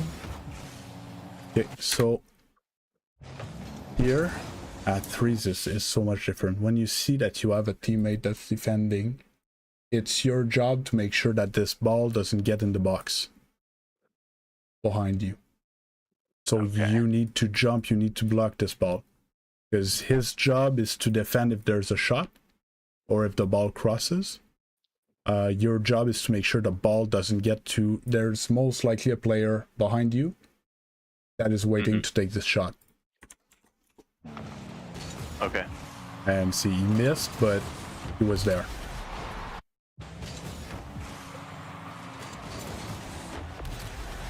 After that, it's unfortunate it happens.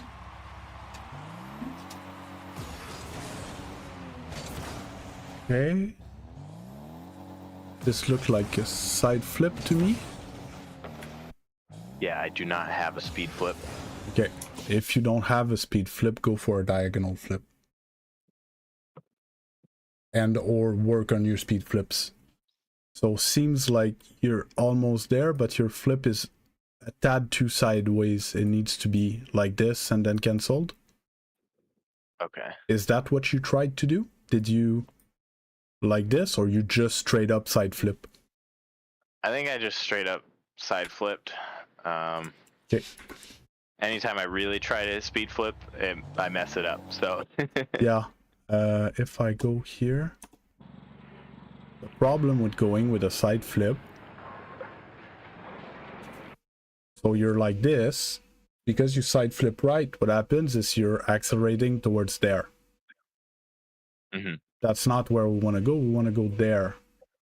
So your motion is great. You jump, you turned your car, but you could have just diagonal flip this way and recovered and went for it. If you're not going for a speed flip, this would be better. You would get to the ball faster. Okay.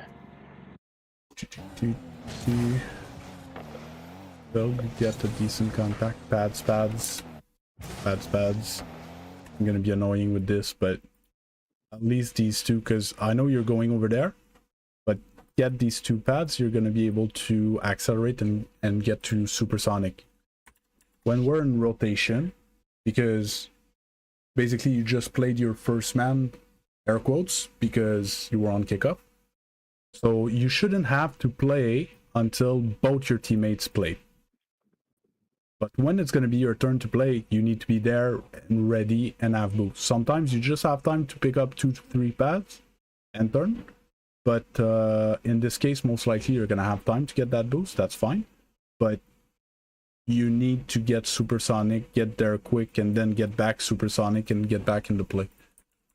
We'll see if it's a problem. You're far. Okay. So it was not a problem in this case because they gave you the ball, but if Louis Boy had a chip to pass it to you, you weren't there yet, right?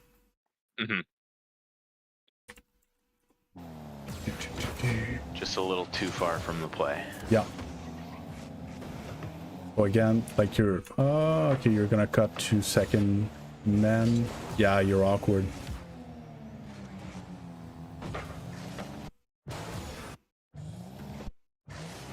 So here you have a choice. Okay, either you turn and you're the second man, or you rotate and you assume that he's gonna turn and be second man. You chose to be the second man. Okay, one or the other. In threes, if when there's a contact like that, you're not ready to go for that ball, you're never going to be first.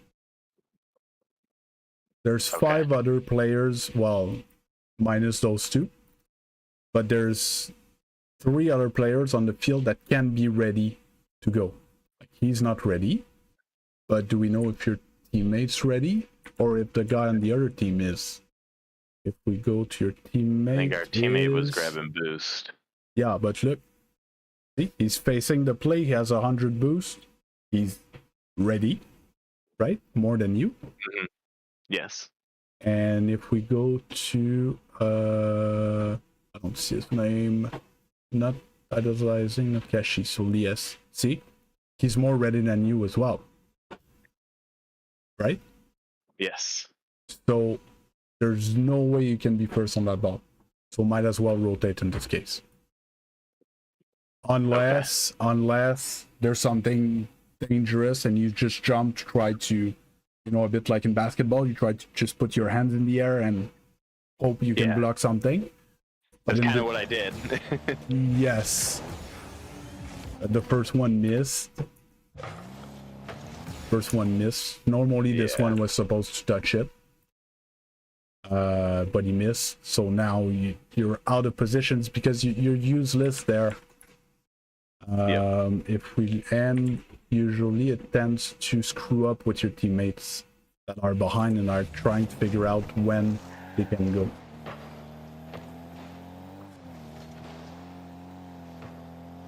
It wasn't that bad. But we'll probably see other instances of that happening. I can see that. That's good. Yeah, you're not in any rush to rotate. So here you played. That's good. You need to, if you can play this ball right away, which you can't. You need to go away a bit, A, to have a better angle, and B, when you move around the field across pads, you pick up boost. Yes. Right now you're just flat foot under the ball, and every time your camera switch side, you get new information, and every time you're out of position. Do you notice? Yeah. Right there. And there, you're like, oh, I want to go. Oh, no, there's a guy. I need to leave. Right? You could have just left because we already knew there was a guy there. I think that last one I just turned because I knew that both my teammates went back. But yeah, I shouldn't have been there in the first place. The only time you get something good on that is if he gets a very lousy touch, like right over you here, and then you could turn on it this way. But if here you flip and maybe pick up this pad and then turn, you would have a shot on his lousy touch instead of just touching the ball. Mm-hmm.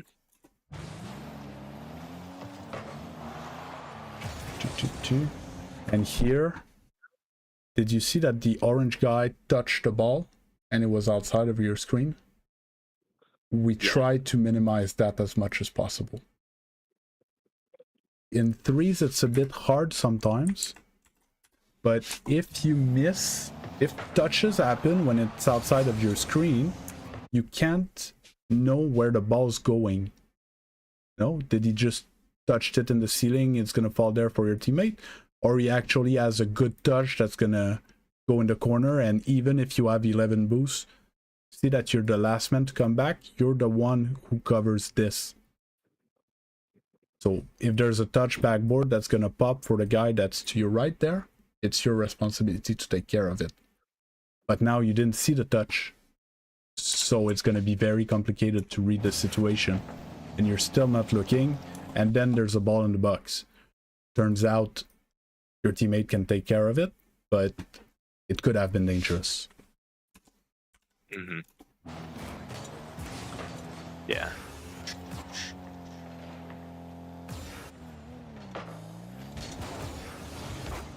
That's good. Great cut. Good rotation. Yeah, catch is good idea. Yeah, you stay up front. Your ball. It's good. I like this. I like this part. And now you rotated fast. You stole the boost.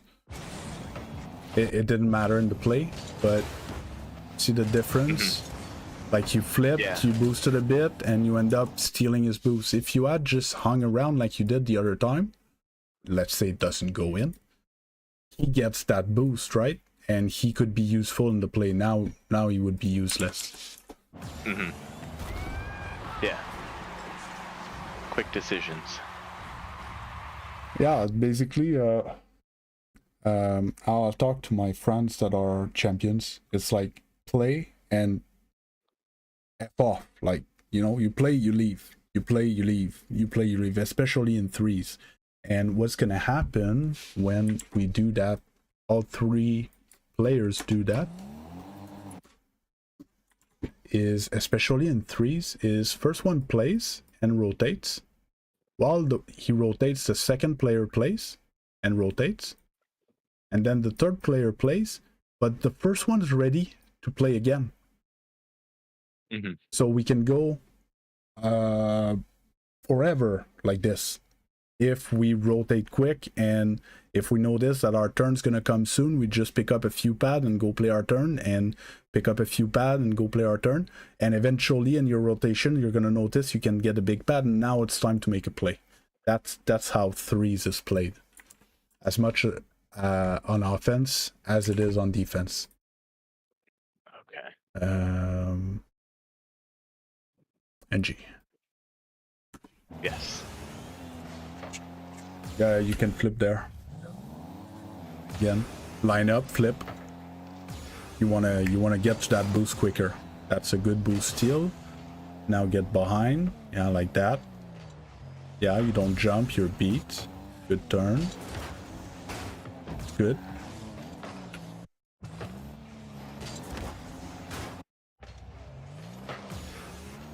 It's a bit dangerous because you're last man. Personally, I don't know how comfortable you are with it. I would have cut it and roll it on the wall to make a play. I don't know how confident you are in your catches. That's something we could look at after with I have good training packs to practice that. Okay. Yeah, you were a bit too much underneath to my taste. When you're too far underneath, look at the defense. You don't see them. And you don't see the other guy. I know you want to be close to be on time to beat them, but most of the time what happens when you're too close is there's going to be a ball for you, but you're going to be awkward because it's going to be very over you. Let's say he misses and it's your ball. It's going to be very hard to put that ball on net. Versus if you're just a few car length more behind, look, you would see that they're both on the wall and they're awkward if something happens. And you would have a better angle at going at it.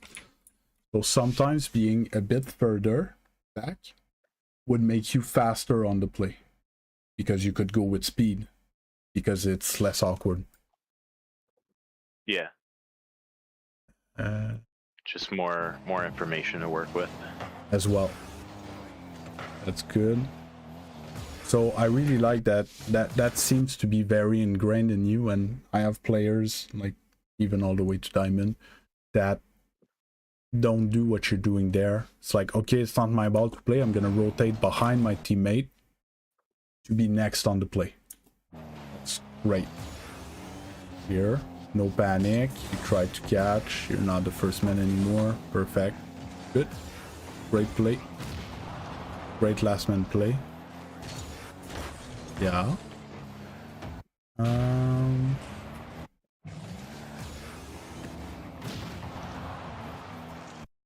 I just don't understand why you cut mid here. I think I didn't know if my third teammate was going to be there, and then I saw him. Yeah, no, in my it's camera you cut here where he's supposed to keep on going and you're the last man. See what I mean? Yeah, I didn't know I was last man until I saw him just here. Yeah, but that's fine. But now we saw him for a second or two now, and Yeah. now you're gonna cut like this, and then Yeah. there's gonna be a ball that's gonna come back there, and when you turn for it, you end up having to play it against the wall instead of if you were more here or here, you could have played towards net Mm-hmm. or towards your teammates. Often, first man forces a ball, and the guy that's playing like this general position can just shoot it towards mid, and we have a player that's coming there to take the shot. It's prime position for either taking a straight shot on net or making an infield pass. It's just with your positioning here, you don't have that option. The only one that's remaining is to shoot it in the corner, but you would need a very, very powerful shot. Yeah. Fine. Oh, we don't try that ball? Champion, you don't try to air dribble or jump, flip to hit it in the ceiling? Something like that? I am not very good at air dribbles. Okay. Okay. Well, so how I try to explain this thing is I'm not very good at air dribble, so I'm not gonna air dribble. Right? But the problem is that you end up never being good at air dribbles. Right? Yes. It was most likely not a champion 1 hair dribbleable ball. Okay? It was pretty hard to get control of that. But go up the wall, hit that ball. So in threes, if you're not the last man, you can swing any ball towards mid.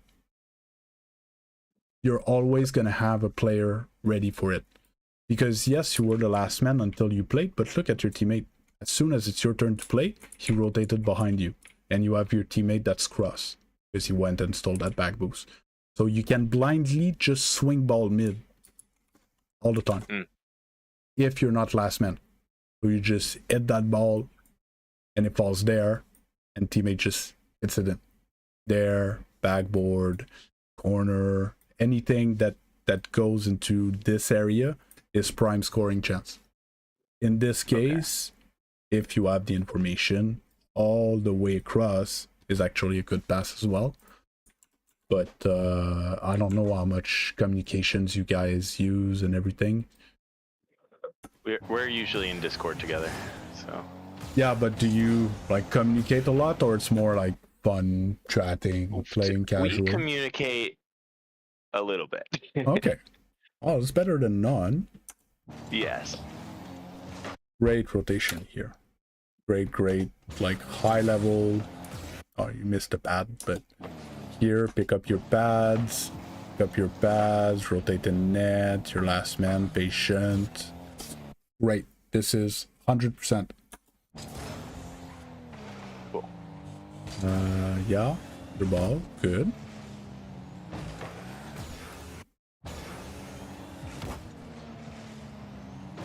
You still had boost.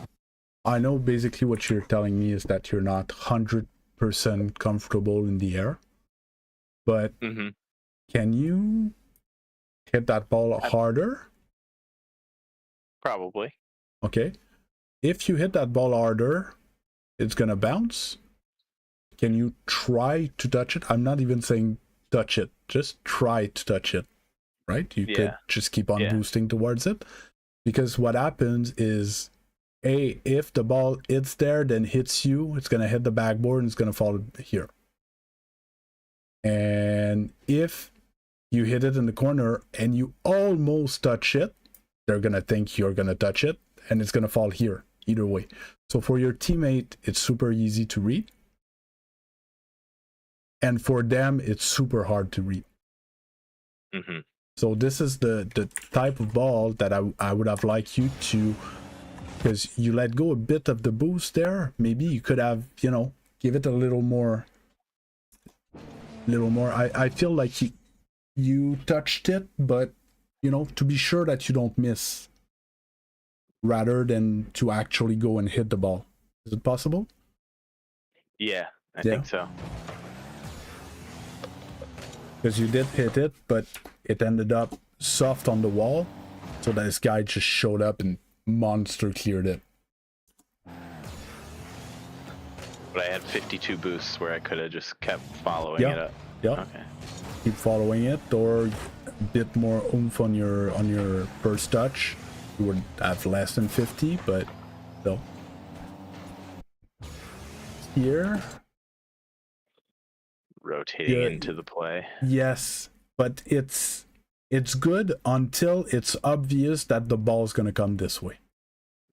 So Okay. you don't disturb anyone by rotating here now. It's fine. You have a chance to pick up this boost if it spawns. But usually at this point, we want to cut mid and Okay. come back across. Because there's no boost here other than the big boost. And this one is reserved for your teammate that's going to go back on attack. Yes. It's his boost. He's going to catch the ball, pick up the boost, and go on attack. If you pick up this ball, you can starve your transition, your offensive transition. And if you do, you can actually create a situation where you're going to be stuck on defense for a while. Okay. Plus, you end up in the way. See, if you had the full one, he screwed up his takeoff. But see, if you had pick up the full boost, and you could have went for this ball and maybe go on offense, and you end up having to defend in this situation, right?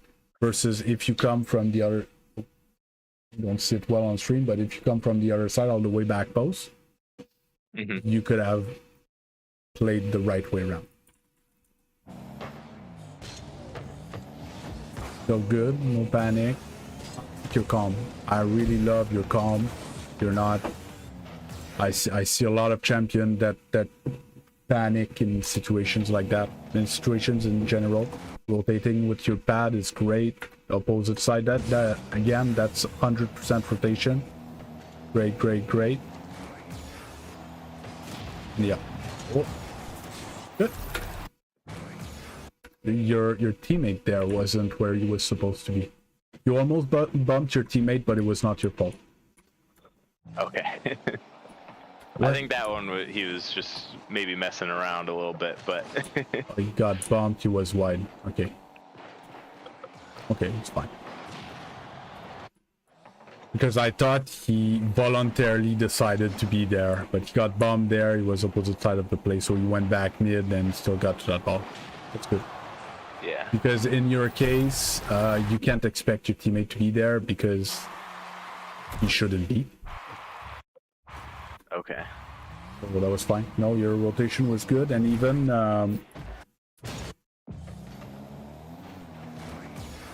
I kind of like that you follow here. That's another thing that a lot of players don't recognize, and what's the word I'm looking for? Exploit. Okay, they're all screwed up. All three orange players are out of position, most likely low boost. They're in big trouble. So if you take too long and you play too defensive, eventually they're gonna be able to recover and take care of this ball. So you're too close if there's someone in position to defend, but there's nobody in position to defend. You're very aggressive on a play like this, and that I like. The best that they could do is get a block like that. And no, that's perfect.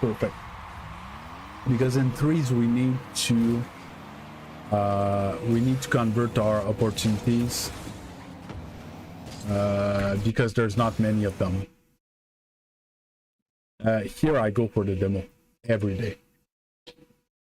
He's not allowed to touch his ball. Okay. And or if he jumps over you, then you keep on with your momentum and either you demo him and or you steal this boost. Like it's your job to create chaos here. You seem hesitant, you're like in between and you end up, you didn't get the boost and you didn't get a bump or anything. That's good pass. Great transition. Great vision. GC2 really, dude. You need to sing this. Louis Boo Boy. Tell him that I said that he needs to go practice his shooting. Yeah, I'll send him over and have him watch the clip. I'm mad when I miss a shot like that. This had to be a goal, and you made it. That's another thing. I talked about it on stream today. So your pass, I stopped like 1 frame too late. I don't want to splash from the boost. So I was saying on stream, you see how he is here and the front post is here, and basically you can put the ball anywhere there. Okay. So we want the ball in between our teammate and the goal.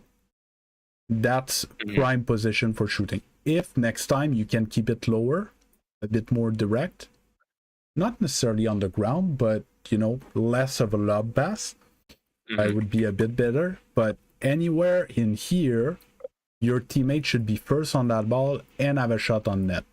If let's say your pass is here, it's gonna be very hard to get a touch hard that is not gonna be outside of the net.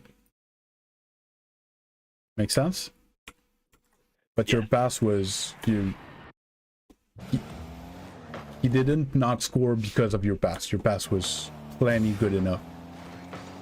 Oh, and you get transitioned in. Oh, that's so mean. The only thing I would say here, as soon as you see this, it's never gonna be your time to play, right? Flip, accelerate. You need to get to supersonic. I don't think it would have changed something, but yes, it would have changed something. You could have gotten to that ball because here you're not the first man. You can't pressure this ball, right? And he's the third man, air quotes. He's gonna be the last one that can rotate back.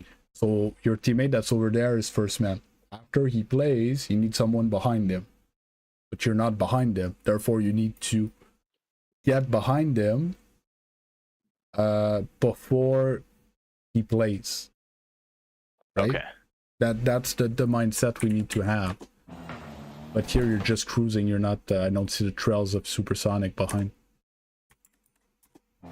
And I think you get to this ball in time. Yeah. That's right. It's still a tough save because he got a good shot, but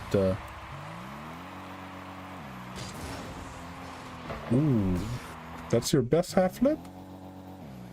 No. You controller or keyboard? Controller. Okay.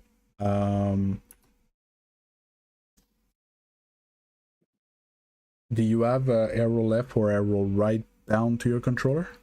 Arrow right. Okay, one or the other, it doesn't matter. So what you did is the diagonal back flip cancel. Flip. First, you canceled it too fast. So your nose was still pointed up. And second, because it's a useful half flip, but it's not the best one when you're trying to go back. It's a useful half flip when you try to go at an angle. Because depending on the angle of your diagonal back flip, it's gonna change the angle that you land in. 150. I'm just gonna jump in pre-play real quick and show you what I mean. Okay.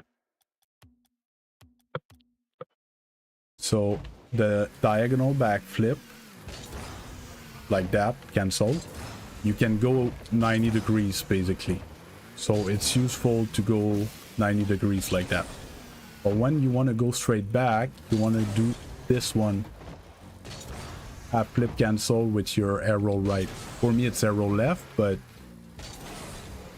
for this one, remember when I was saying that your side flip gave you speed like that way, and we're trying to go this way, basically?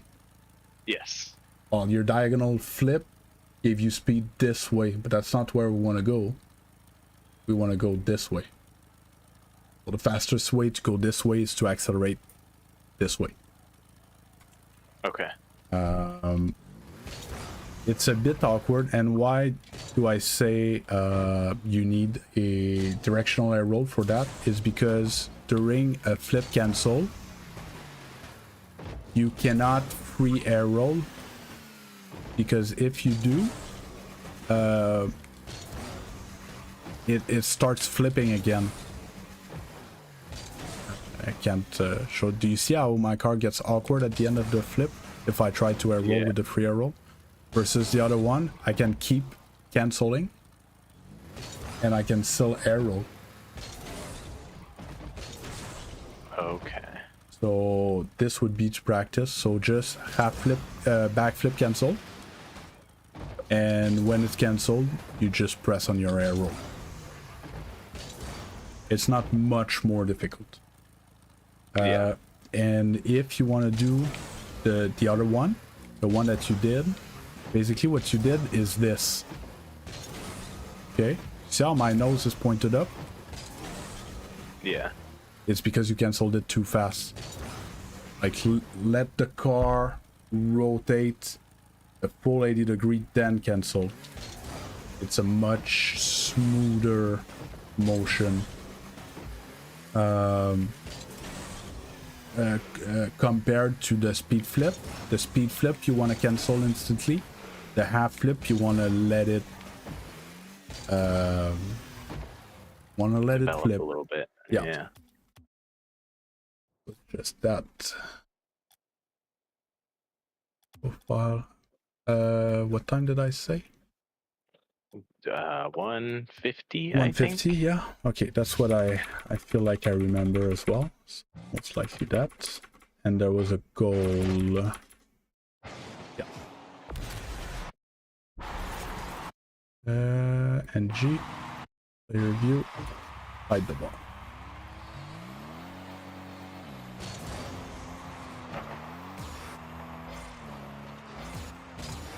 Be patient. Just want to check. Yeah, it would be awkward. Yeah, no, that's fine.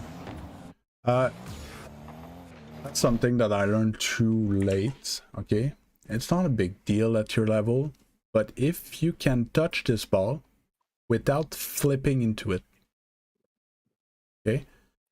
What's gonna happen is instead of going far away from you, it's gonna go into your corner and you're gonna be able to get back to it. By flipping into it, you just push it, like it's gonna hit your backboard to go there, but you push it towards this place, and that's where the oranges are. And on our left there, that's where our blues are gonna be, right? So yes, we want to keep the ball a bit closer to us. It's 3v3, the pace is faster, it's scarier, you don't want to miss touch, you don't want to give them the ball close to your net. I understand all that. It's not a big deal right now, but it's something just to keep in mind when you feel like there's no pressure. Try not to flip in it. Yeah, I don't know if I'd say I was trying not to flip into it more, but it's something I've been trying to work on, is just keeping the ball closer and get good first touches. Yep. Oh yeah, you read it too late, right? Because I saw it right there that it was gonna roll up there. I would have already been up, honestly. But that's most likely a reading issue. I beat that guy to this ball every day. But you're not there yet. The only thing is, once he's gone, you can't jump. Yes. Right? Because he's going. You need to assume that he's gonna get it, and you can't get there. Therefore, like if you could get at least a 50, like let's say 85% chance that I get a 50, you're allowed to go still because you have a guy behind you. And we want to pressure those balls. But here, I'm pretty sure you're never in a screen. Yeah.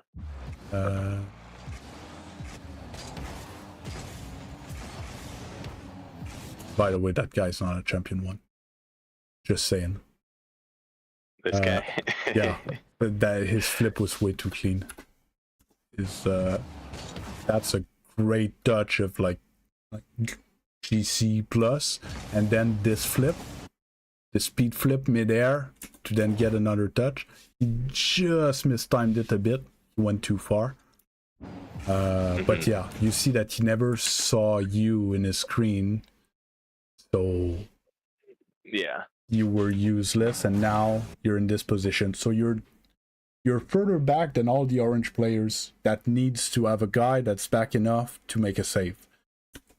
And we try to avoid being in that situation unless we have a good reason to. I like that you check before going for the corner boost. Little misread. That's fine. Little whiff from the GC2.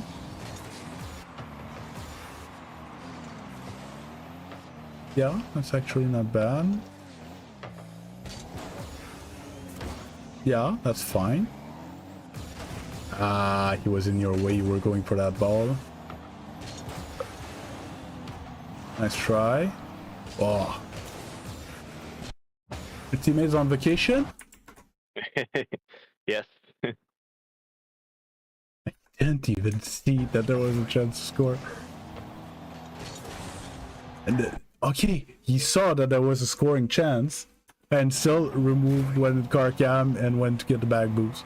It's free ball, but he's so far that he doesn't even see that it's free ball there.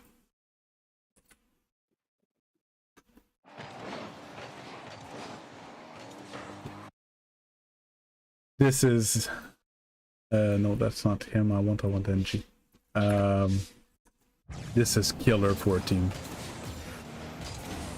Oh, it's you who passes it back. I thought it was GC2 guy.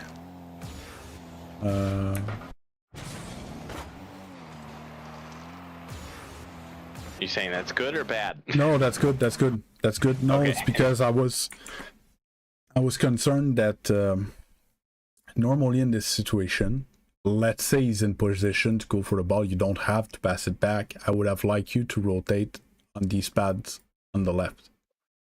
Because if you go here, you kind of cross his line.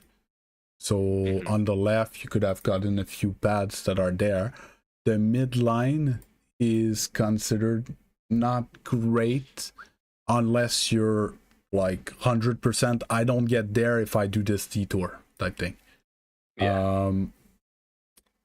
So yes, we tend to. I call them the football pads. You know, they make a football shape. So these are better highways either to go on offense or to go on defense. Either way, either one of them. So they're better direction because the play tends to happen in here, both ways, and here on the sides. Okay. So it tends to be a good position to either intercept or contribute on either way. It's the place that you're most likely going to be in the play when you're in the football pads. In this case, it's irrelevant because you had to pass it back because your teammate was on vacation. You know, if you had taken 3 pads and stayed, he has a free ball to put his best shot top bins. Like there, like you know that there's nobody that's gonna challenge you, and you come in with all your speed and you put a shot in this half here. Nobody can save it. Yeah. So are you saying in this situation, I did the right thing by Yes, you did going the for the right back thing. pass? You did the Okay, right yeah, thing because your teammate made a mistake, okay. right? Um, you had to try to help, and you managed to find a way to help without making a mistake yourself. Because I Okay. see that often. Oh yeah, but my teammate was, so I decided to, and this thing caused a goal. It's still your fault if you make a mistake to fix a mistake. You get what I mean? Because Yeah. let's say he would still be first to this ball. Let's say he was closer, okay? And you still had went for the same play and had balled your own teammate, and they would have scored on that. Even if he was too far, it's still your mistake. You shouldn't have played it back, right? But you guys are in comms. You clearly saw that your teammate was back. You saw him slow down and expect your back pass, so everything was fine. You did great. Maybe the back pass a bit more here, so we can play it towards that. Well, to be honest, he should stay on this side to have an angle towards net. Well, it doesn't matter. You did good. Don't worry about it.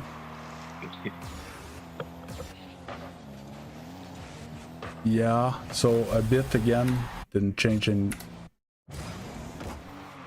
Yeah, so he gave away the ball. It's complicated. So here I hate to do that, but sometimes I have to do it with my competitive teammate. So he's gonna need support. Okay, it's not like it's your GC2 player, even if it was your GC2 teammate, you would need support anyways, but he's not gonna beat all three that are coming at him and put it in the net himself. So he's gonna need support. Yes. And here you could have turned. I know you only have 12 boosts, but maybe, you know, get this pad that's right there behind my tags and stuff, or there's pads to the mid or something, or turn maybe in his line and get behind him. It would have been, the thing is, he should stay if he sees you leave, but you could have stayed. You had enough boost to maybe, basically, we don't want this ball to be free. Yes. This one's dangerous. I wouldn't say that you made a mistake per se, but you could have helped if you had stayed a bit more in the play. And you're right. I think it all just stemmed from him being all the way back in the corner, and then he's ready to play, and the other two of us are not ready because there was too much of a gap in the whole team.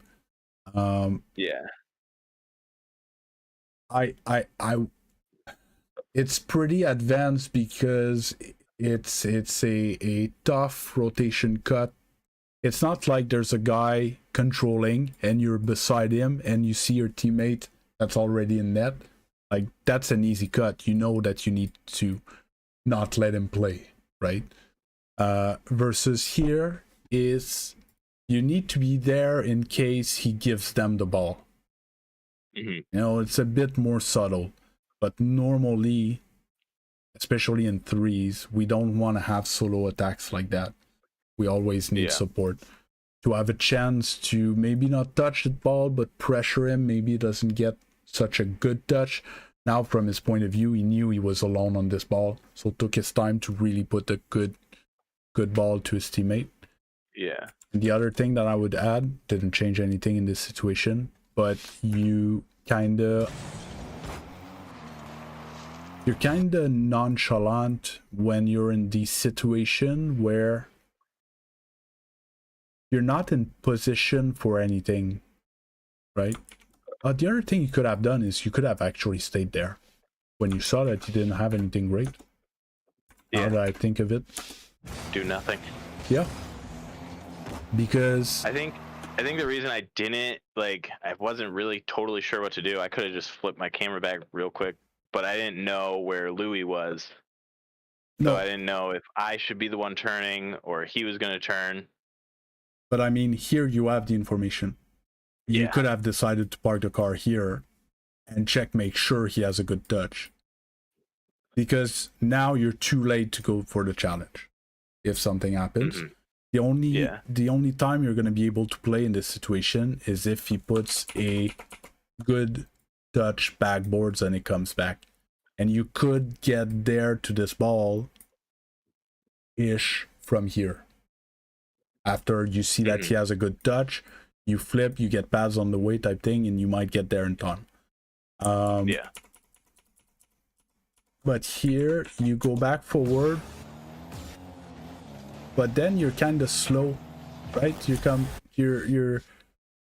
You're not a bit, like I said earlier, like here you notice you don't get to this ball, like half flip or turn and flip, and like you need to get back. Like I said, it didn't change anything in this situation, but it needs to become a reflex that I can't play this one, I rotate back quick. Here you're just like driving around.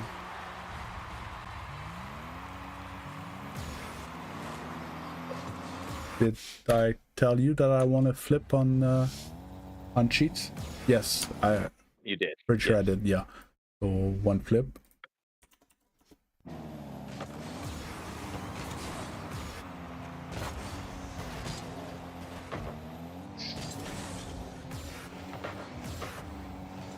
Is that just because you want a harder cheat, or I guess save boost, or what is the theory behind that? You're boosting? Yeah, well, for the cheat. Yeah. Bit of both. So I use boost on my cheats in competitive play. And I flip. Because it's might be advanced, but in competitive play there's a lot of we're trying to have back left kickoffs to keep possession, and if both teams go for back left kickoffs, I go here, if he's coming, take red, if he's coming here and he does this, so the blue team hits it like that and it goes this way, and the blue team goes like this, same reason. What happens is the ball freezes there, it doesn't move, or barely, and we need to be in time to at least get a 50-50. And if it's not the case, if one of or the both of them or whatever decided to go for a hard kickoff, the ball pinches sideways, or we want to be there to challenge for the mid boost. Because if you count, like if let's say we don't get any of the mid boosts, we only get 2 boosts for us 3, right? And then there's a guy that gets their back boost, there's a guy that has 40 and is already in the play, and there's him that might get boost after, right? Champion 1 3v3, so there are gonna be 3 people full boost ish against us that are gonna be 2 full boosts. One that went to kickoff is gonna be back late, so basically Spud would have to defend alone the first wave of attack against the 3 guys full boost. You're gonna be half-ish and he's not in the play, right? So it's dangerous. We need to challenge those mid boosts. But most likely at your level, it's more if the ball freezes, because it's always possible, you want to have a chance to be on it and have boost to do something with it. So now you're gonna have 36, which is actually not bad, but I think you should have 50-ish in this situation. Okay. I think for me it's kind of new to think about trying to force it back left, because I feel like most of the time I'm trying to just kill it. Yeah, kill it or win it. But yeah, winning it gives, you know, it's the same logic that I said earlier. forward is where the oranges are, right? Yeah. So we don't necessarily want to put the ball forward unless a blue guy can get to it. Yeah. Well, I know that the three of us, we always have somebody cheating, so I feel like killing it is good. Another thing, the get back to the kickoff. Another thing. So if, especially in rank, if you do that in rank, you're gonna destroy everybody. If it's called to back left in this situation, okay, so he's gonna lose the kickoff voluntarily this way. Sometimes it goes this way, okay, but generally we want anywhere this way. He has full boost and the ball, and the number 2 already knows which side he needs to turn, right? And goes this way and pick up the boost, and it can be a passing play, or he can quickly rotate if he's like air dribbling or double tapping or something like that, to actually have an instant transition of the kickoff. And if you guys can do that a few times, you'll see that you'll generate so many scoring chances. Okay. That was still pretty good. I would have preferred you not jump there, but it's not the end of the world. You saw him last second. Okay. So here you rotated in mid, which is not the end of the world, but what I want you to start thinking about right now is that we don't want to go like this, because let's say he has a shot on net, all of this is open. Okay. If you come back by mid because you have to, because you're pressed in time, what we want to do is after this pad, we turn left and get this pad and analyze whether we need to turn straight to net, or we still have time, or we go backboard. We take the decision around here or here. Like, let's say you get to this pad and you see that there's going to be a shot on net, you can cut through, right? But taking the habit of taking this pad if you have time, A, you're going to have more boost, and B, you're going to be in a better position if there's a shot in this area or a ball in this area. Yeah.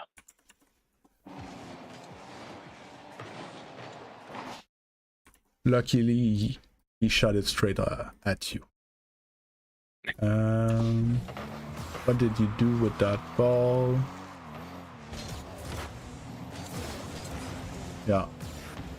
See again? You flipped into it. It's too far. Yeah. Because if you don't flip, you just jump.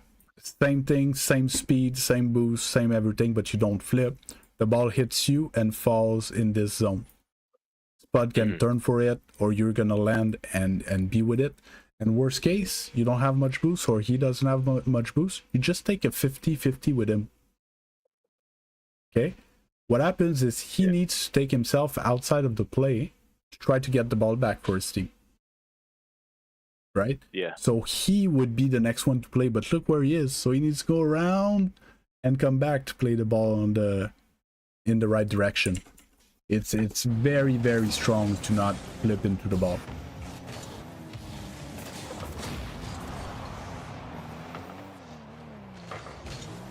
Ooh. What was Louis doing? I don't understand why he was over there.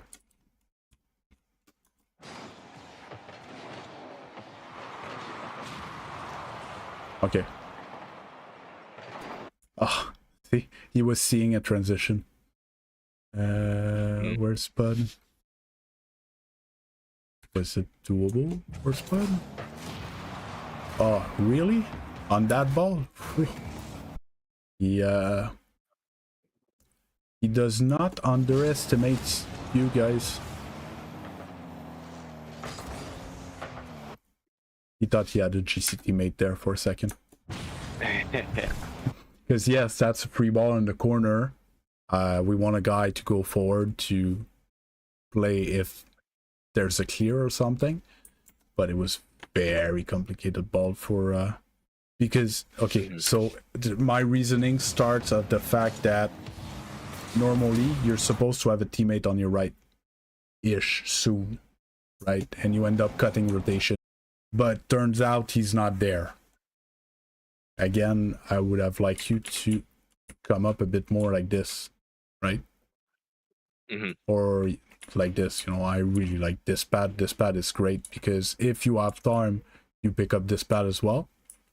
And if you don't have time, you just cut through and you still have 2 pads.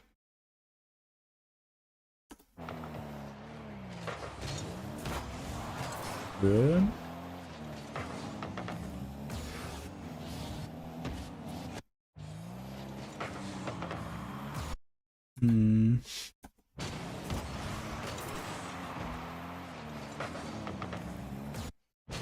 Okay, again, if you don't flip in this ball, you can, like, it wasn't that dangerous of a shot. You can direct that ball in your corner. Here it's the safest place. If we can keep the ball in this area, we're never gonna get scored on.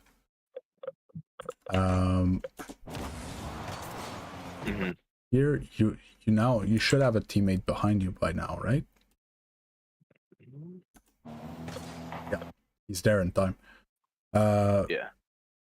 Because I was thinking you can almost, again, it's a bit advanced because you need to be aware that you have a teammate behind you now. You can almost just beeline for that boost. Yeah. Secure the boost for you, for your team. Spawning, and it just spawned there. Yeah, with the replay, it's hard to say because it sometimes it bugs, but I think I saw it earlier. Still not there. Still not there. Yeah. Okay. No, you're right. My bad. Other situation where it's more obvious that the boost is there, you can actually just leave that ball and go for the boost to secure it for the team. It was not the case. Yeah, a second, desperation. Yeah, not much to do here. So honestly, pretty clean. So either your GC2 teammate or you watch some videos about rotations and stuff like that because you're aware of most of the concepts. Okay, I can say right away, like you know what's, how to play. It's obvious. I don't know how much time you have if you want to take a little bit of time to take a look at this one as well, but in less detail, because we've already been an hour, I think, because your decision making seems pretty decent. Is that another friend? Table shower? These are two other friends, yes. Oh, they're 2 other friends. They're both the same rank as me. Okay, and you play on the same account and everything? Yep. Okay. So when you play with the GC2, it goes up, and when you play with them, it goes down a bit. I don't know. Maybe when we play with the GC2, it goes down a bit because he pulled it up a little bit. Yeah. What was I saying? Yeah, I think. How much do you play a week? Roughly. I've usually like 5-6 hours, maybe more sometimes. Okay. 5 to 6 hours. And how much is training? Not very much. Not very much. So you're the type of guy that maybe goes in free play in between games and a minute or two before before the third man shows up so you can start playing. Yeah. Yeah. Yeah. I like the dribbled 2 overhaul. Is Okay. kind of the thing I like, but yeah, which in threes it's rare that you can use the skill. yeah. I would suggest in your downtime, if you're not someone that likes training that much, in your downtime, to check either a shooting training pack or aim training by Coco. Mm-hmm. You know that map? Yes. Okay. Especially where you're at and seems like you really enjoy playing threes. Actually hitting the ball where you want it to go is much more likely the type of things you're going to do all the time. Right? Okay. Controlling the ball is great. It's just actually going around the field with the ball in your car in threes. Not very common. Well, sorry, I hit the microphone. To be honest, I'm surprised it's getting more common the higher I rank up in threes. But it's because people are able to be aware when they have space versus when they don't. Okay. Because if you drive around with the ball in your car and you're not aware of where the opponents are and you get dunked, it can go straight in your net and your teammate can't do anything about it. So it's more like that. I'm not saying don't dribble. I'm just saying might not be the best use of your 2-3 minutes of training. I do. We do play some twos sometimes too. You know. Okay. So No, and twos a lot more. But shooting is very, very, very useful in twos as well. Like you actually do hit the ball either to your teammate or to the backboard or to the sidewall to yourself or to the net to score. Mm-hmm. Because in champion, because I'm trying to find what can you do to get better. What are your goals? What's your Rocket League goals? I would love to hit GC and get, the GC rewards. Okay, in twos and threes, with or without the help of Mr. GC2? Without. Okay. And twos and threes, or does it matter to you? It doesn't matter which one. It's okay. I think I'm a little higher in twos. Okay. Than I am threes, but yeah. If I go back here, like this, go NG. Yeah,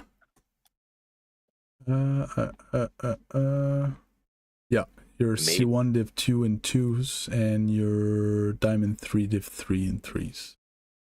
Yeah. Had a couple rough days. yeah, happens. Your amount of game for your rank is reasonable. Are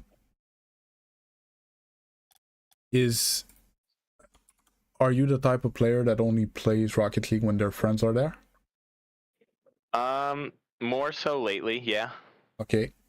And do you have other gaming time that you play other games because your friends are not there?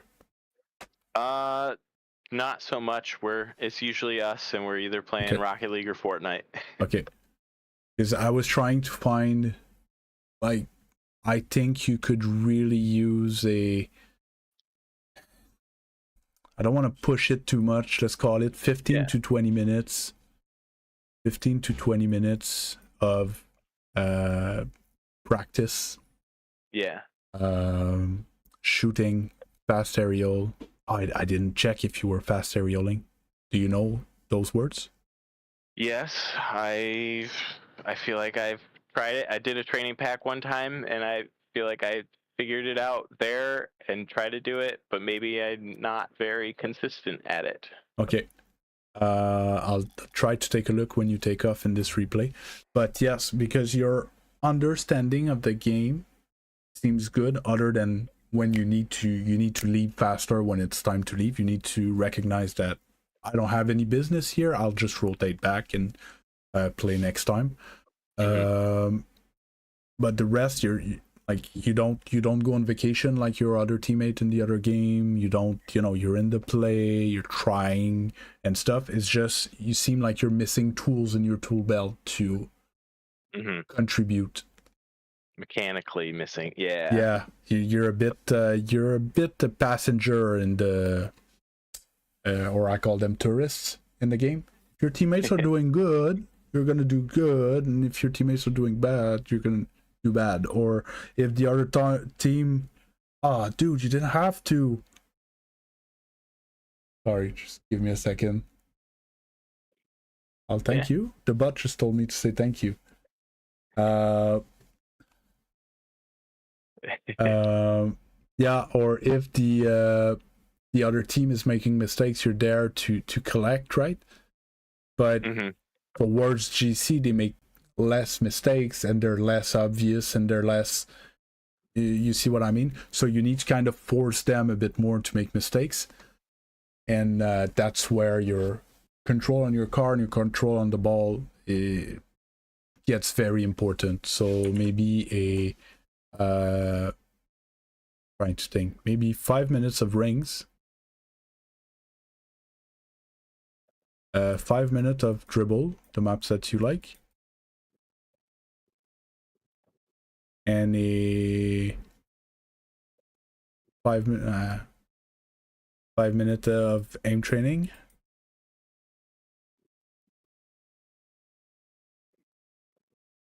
I think you could really use this a lot. Full aim training, or maybe I'm trying to find for your fast aerial, or maybe we find you a training pack instead of doing aim training. We find you a training pack with power shots and fast aerial shots, so you could practice them.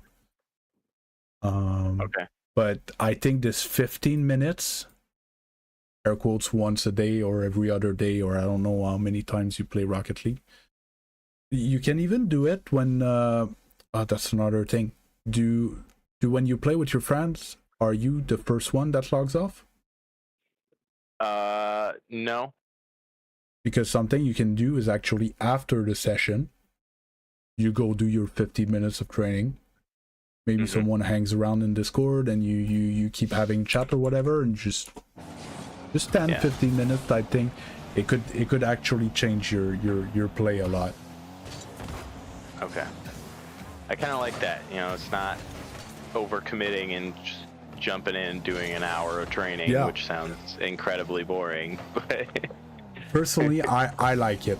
I was the type of guy that spent 2 to 3 hours in a rings map, and I loved it. And I would put either music on or a video on my second monitor, or on your phone if you don't have a second monitor or something like that. Watch a series. I watch series doing Rocket League training. And every time I would have I would install another game or something like that, and I would be waiting for it. I would boot up Rocket League training or just hit the ball in free play or stuff like that.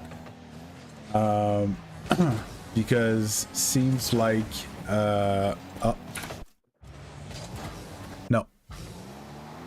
no, that was not fast. Oh, I'm on the pen like this.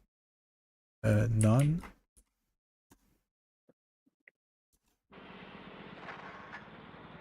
Yeah. Did you see how you jump and them started pulling back? Yeah. Jump and then pull back. This is not a fast aerial. Chat, be my memory. At the end, I want to go through a little fast aerial tutorial. So you want to jump, you want to pull back, and then you want to jump again. Okay. What happens in Rocket League? Maybe I could. No, that's not what I wanted to do. Resume. In Rocket League, when you pull back on your joystick, or forward or on the side or whatever, basically you're generating acceleration in a circle pattern. Okay, so your car rotates backward. And then you let go of the joystick. Okay? But it doesn't instantly stop spinning. And then you jump. Because you're not holding the joystick down, you're not going to backflip, but your car is still spinning backwards.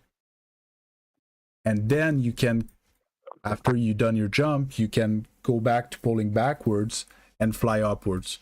So here you could actually have taken off fully upwards and have been much faster over there.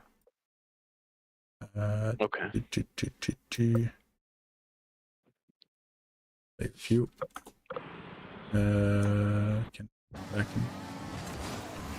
most likely, even if they come up the wall, I think you were beating them there. Yeah. And it costs less boost as well. Ooh. That was fine, the rotation and everything, but here you have a... Here, no. No. You have a guy there that's going for that ball. Yeah. So you're late on rotation. In twos, I would tell you demo the second guy. In threes, with the guys there, I would say just rotate back post. Because your first teammate that's in position is the responsible for the direct shot, basically. Because here, if there was someone that was placed properly, he would have a shot now on net on this ball when it lands there. Right here, when it falls on the ground, you would take a power shot on net. And it would have been your job to save it. Okay.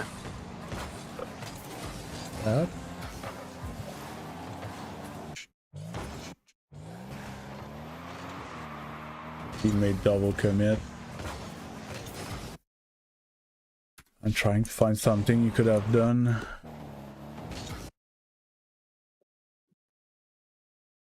Because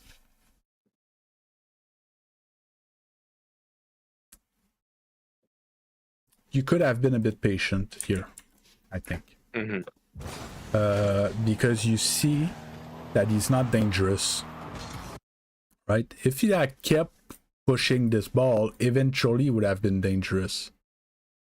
But here, so if you don't boost and jump there, if you just look at him and check, and you lose control like that, then you can catch the ball. Either you catch it and you direct it in the corner, or you catch it and you take a 50 with him that's going to attack you. And therefore it gives much more time for your teammates to rotate back. Because here he sees you, he sees that you're hitting the ball, he just waits for your hit, and they normally should put it just straight in. Kind of beams his shot and the other one finishes it. Oh, or not. But it should have been a goal. Oh, your car died? Okay. You did that same thing again. You did that in the other game. Oh, yeah. I don't know why you cut mid here after picking up this boost. Where's your teammate? Is that how you guys play? Because... who's your teammate that's gonna be on my right? Table shower. Table shower. Yeah. See? So, if there's a ball that goes mid, it's his ball. Right? You're there to play next on the wall, or for all the balls that fall first post. Unless you guys talked about it, and I've seen in the past. Well, want my pen? Okay. I've played in a team where this was the first man, this was the second man, and he was the one that was responsible for cutting mid, and the third man would play basically where table shower is, but he would be aware that he's the third man.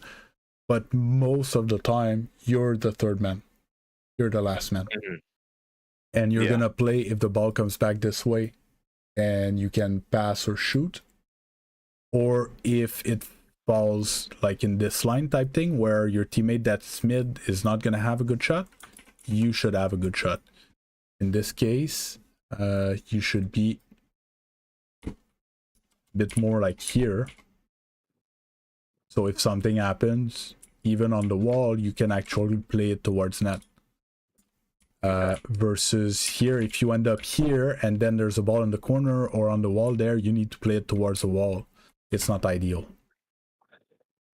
Is this something, because I play both 2s and 3s, is like I would want to be more mid and 2s, well, right? Mid-ish, yes. So in 2s, I explained that I trace a line with the ball, and if your teammate seems to have the upper hand, you can be slightly inside.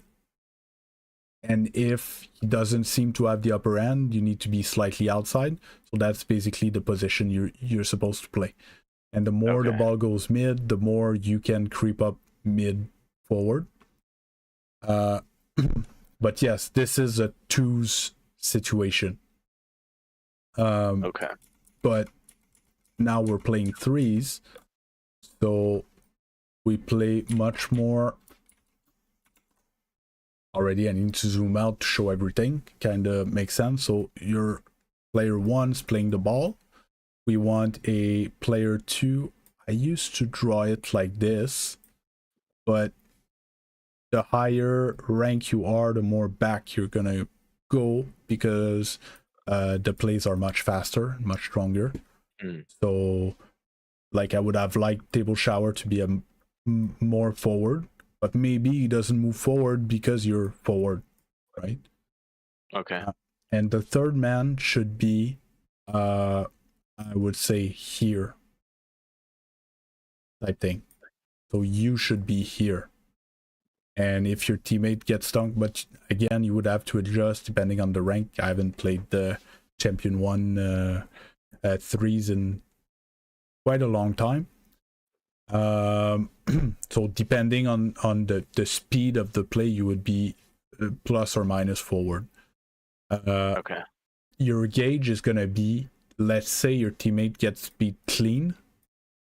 Are you first on that ball? Right? And if they get a good clear, what you consider a good clear, do you have time to get back? And that's going to decide whether you were too close or too far. And it's going to be a trial and error type of thing.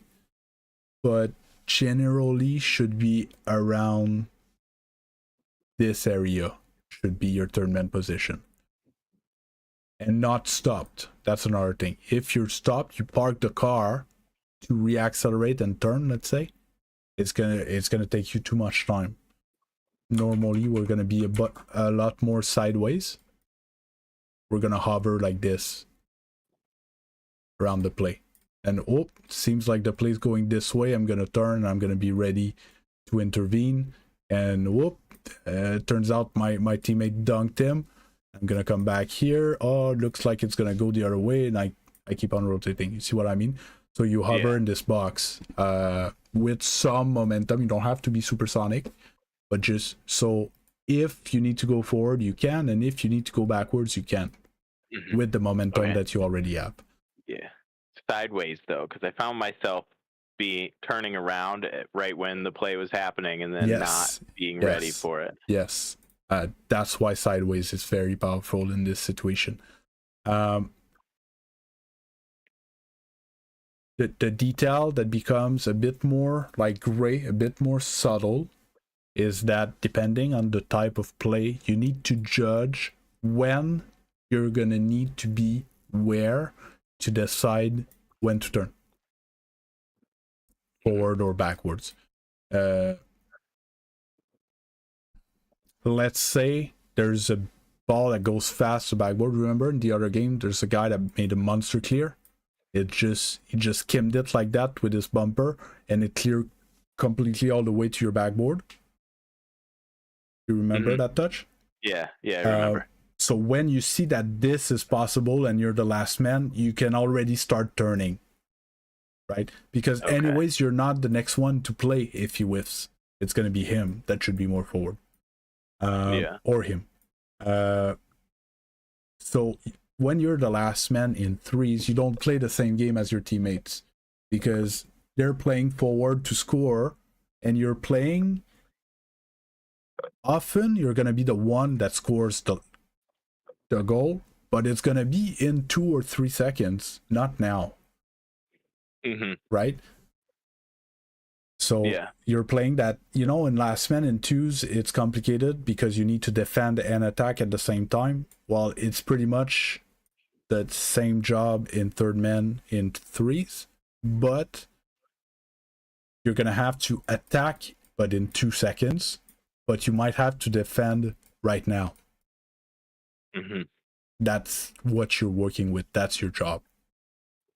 So yes, basically here would have been better, so you can go there or turn, you know, depending which direction you are.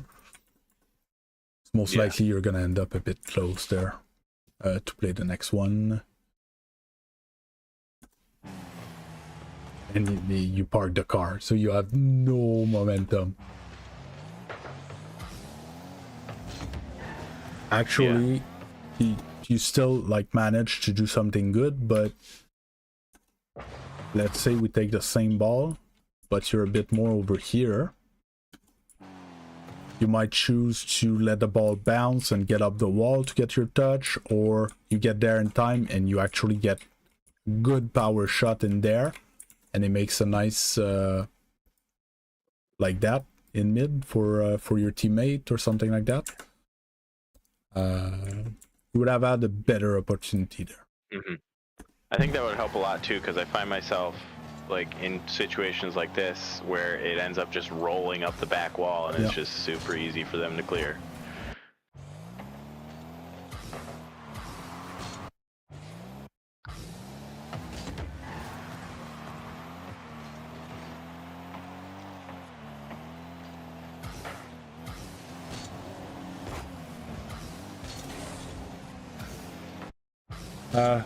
I'm looking at this one a lot. I know I can beat him. I doubt you could beat him though, but it would have needed perfect fast aerial. But this was scoreable. Maybe not at your level. You might have been, you know, when I was talking about the position. So you're sideways, so you're able to turn forward, but like you turned late. You see that hesitation? Like you didn't right away turn double jump aerial. So yeah, unlikely you score it at your level, but this was scoreable. Okay. That's good. See what I was talking about? Like they're playing offense. So he just he was the first man, and he's there if he misses his touch, and he can play offense. And you're there if he does something good, gets an actual good clear and stuff. And I like that you're going back because you know you're defending in this situation. Because if a high creator, if the situation is offensive for your team, it's not your turn to play, right? So I like that you're you know, and you're still gonna be first man on this ball. Again, either you get a good contact on this ball and you can put it there with power, or you don't flip into it and put it there, pick up the boost, and do your best air dribble. One or the other, because this is... Oh, that's chasing a bit. A bit... I'm being conservative when I say a bit. What is stable shower? Where is he going?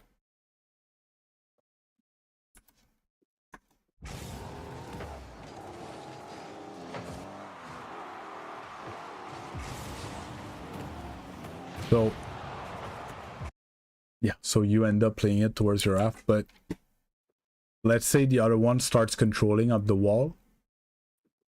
He has a much better angle to challenge him. Yeah. And the proof is that I see the orange trail there. Therefore, you're the one that hit it towards your zone. In this case, your teammate was far enough that it didn't matter. But normally it wasn't your ball. I think you're right. Yeah, you hesitated there. So you need to take your decision there. You go or you don't. Mm-hmm. Both are fine-ish. I think if you go, you might get beat still, but at least you would put more pressure on. But this is the moment you need to decide. Not after the ball hit and is starting to go down, because he's going no matter what, because there's nothing dangerous towards his net. So if you go, you go. If you don't, you get ready to defend this touch. Here you hesitate and then you try to get a block. Basically, you did that basketball thing I was talking earlier. You just tried to jump into it. Yeah.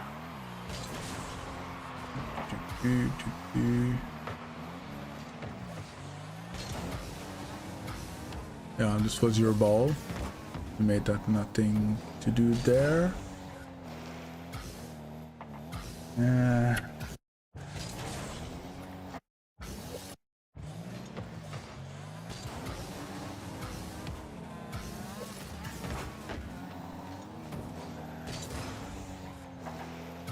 Okay, it's there's big hole in it. Oh my god, and you still get first on this ball. So you guys have 1 player 1 and 2 player 3s right now. Yes. There's no P2s, right? Yes. And it's like that until now. There's a player 1 and there's 2 P3s again. And I don't know what they were doing because they were on vacation as well. And now your second man gets there. Okay. Where are you going?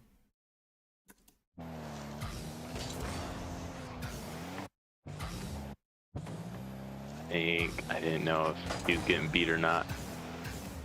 Oh, yeah. Yeah, okay. Yeah, but...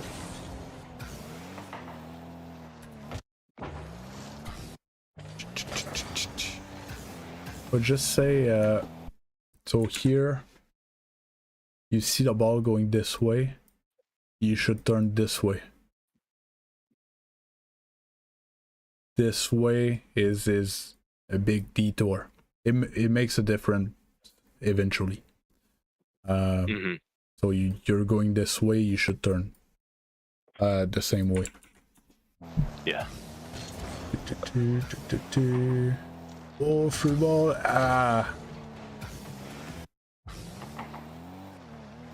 See, you were maybe a tad because of your flip. I see it now.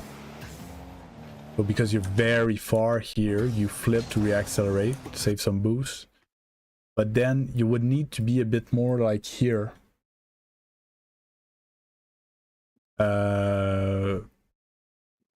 Because you're not gonna go for this ball. There's already a blue guy going there, right? So you're playing his touch.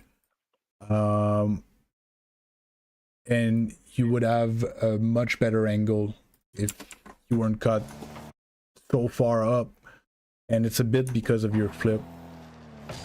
Yeah, that had to go net. Good boost, still rotate, good. I like that you didn't. A, there's no boost there. B, you just picked up full boost. You're on vacation now. Yeah. That's good. I think he plays. I think maybe what my thought was there is like I'm rotating trying to be third, and I don't see little dip. Oh, there he is. Okay. Yeah, so little dip's your first man. Yeah. So here you're rotating. Your job is get boost. If there's someone on the way, you bump them and figure out where your teammates are to reinsert into the rotation. So we see Lil Dip. So he's playing the ball, and there we see Table Shower. So either you turn now because you think Lil Dip's gonna have a pass right now and Table Shower's not gonna be in time, or you let Table Shower still go and you rotate behind them, right? You turn here. Yeah. And then you need to be ready for this one. This is free. Mm-hmm. I think it's just a lack of awareness. I don't know if this is the case, but I think during the game I didn't realize Lil Dip was on the wall when I was rotating back. Yeah, it's possible, but so what I tell people is here you play, and here you know that you won't play again, right? You figured out that this is never going to be your ball. Okay. So here you need to switch mode that you're in rotation. Okay, so you try to demo. Can I still steal the boost or demo him here? Yes. When I was gonna ask if you watched my rotation video.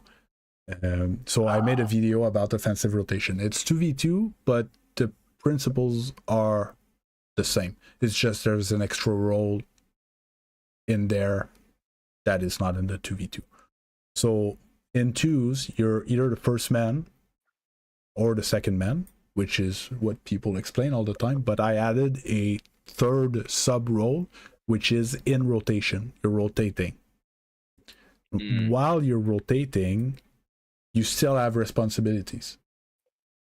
So the first thing you need to do is figure out when you're going to be needed again.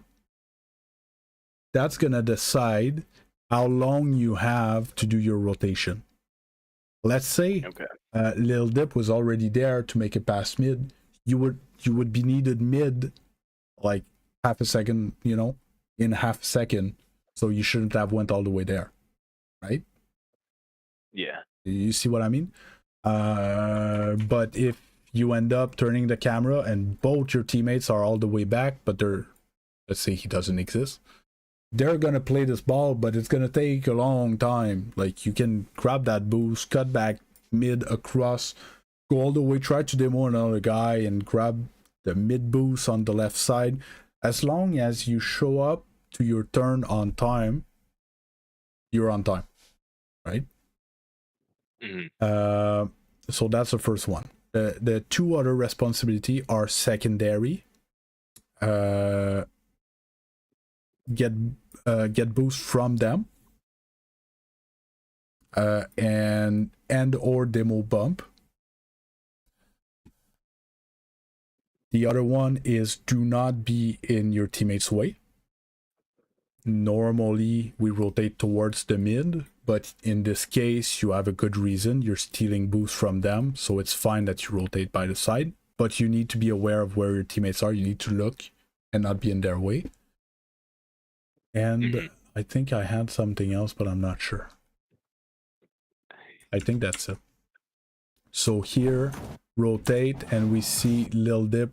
We don't see him long, but we know that he's there. We need to be aware where our teammates are to figure out when we're going to be needed. Now, right now, if Lil Dip puts a ball mid, Table Shower, he's going to be late, but he could go. It could be his ball. So basically you see him and you're like, okay, I need to play after him. When is he gonna play?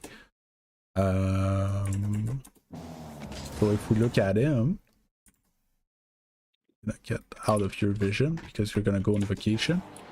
See, I would be around here and rotating this way, and he plays. Now it's my turn. So you should be, you should be around here now. See, you're just what, 10 car lengths too far? Because if you're here, you can go for this ball. That's the information you had to figure out, is when is Table Shower going to play and when are you going to be needed. Because if you don't have all this time, because you played when the ball was here. That's the last time you played. Right? So you had all this time to rotate and you're needed just now.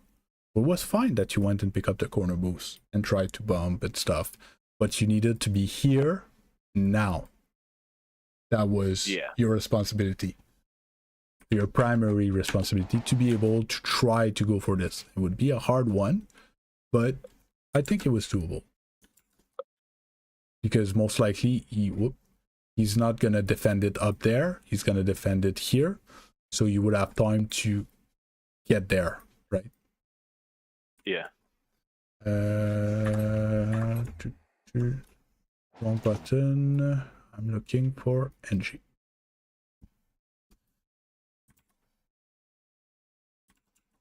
No. There you go.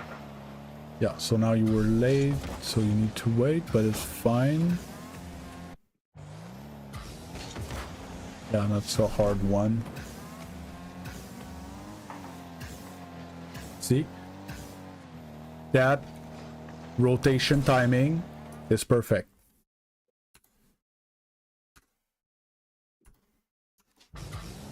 So yeah, here you play, you hit the ball, and he hits it over you and he can't follow it up, right? And you know that your teammates were not in front of you, therefore they're behind you. So it's going to be their job to handle it. And look at when you show up. See, they go player 1, player 2, and you're player 3, and you show up when basically you could have had a challenge with him and you would have been ready to play if something went wrong. And now you're in position as the third man. And now the first man.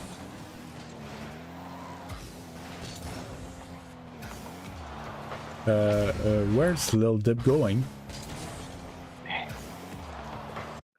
What? the like the other one was vacation, but this one?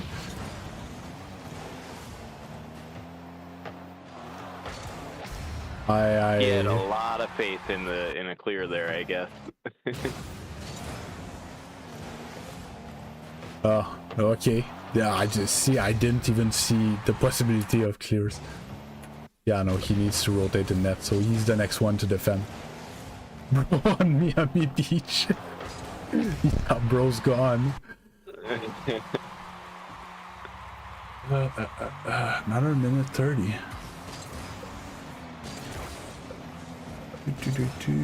That's good. Rotate back.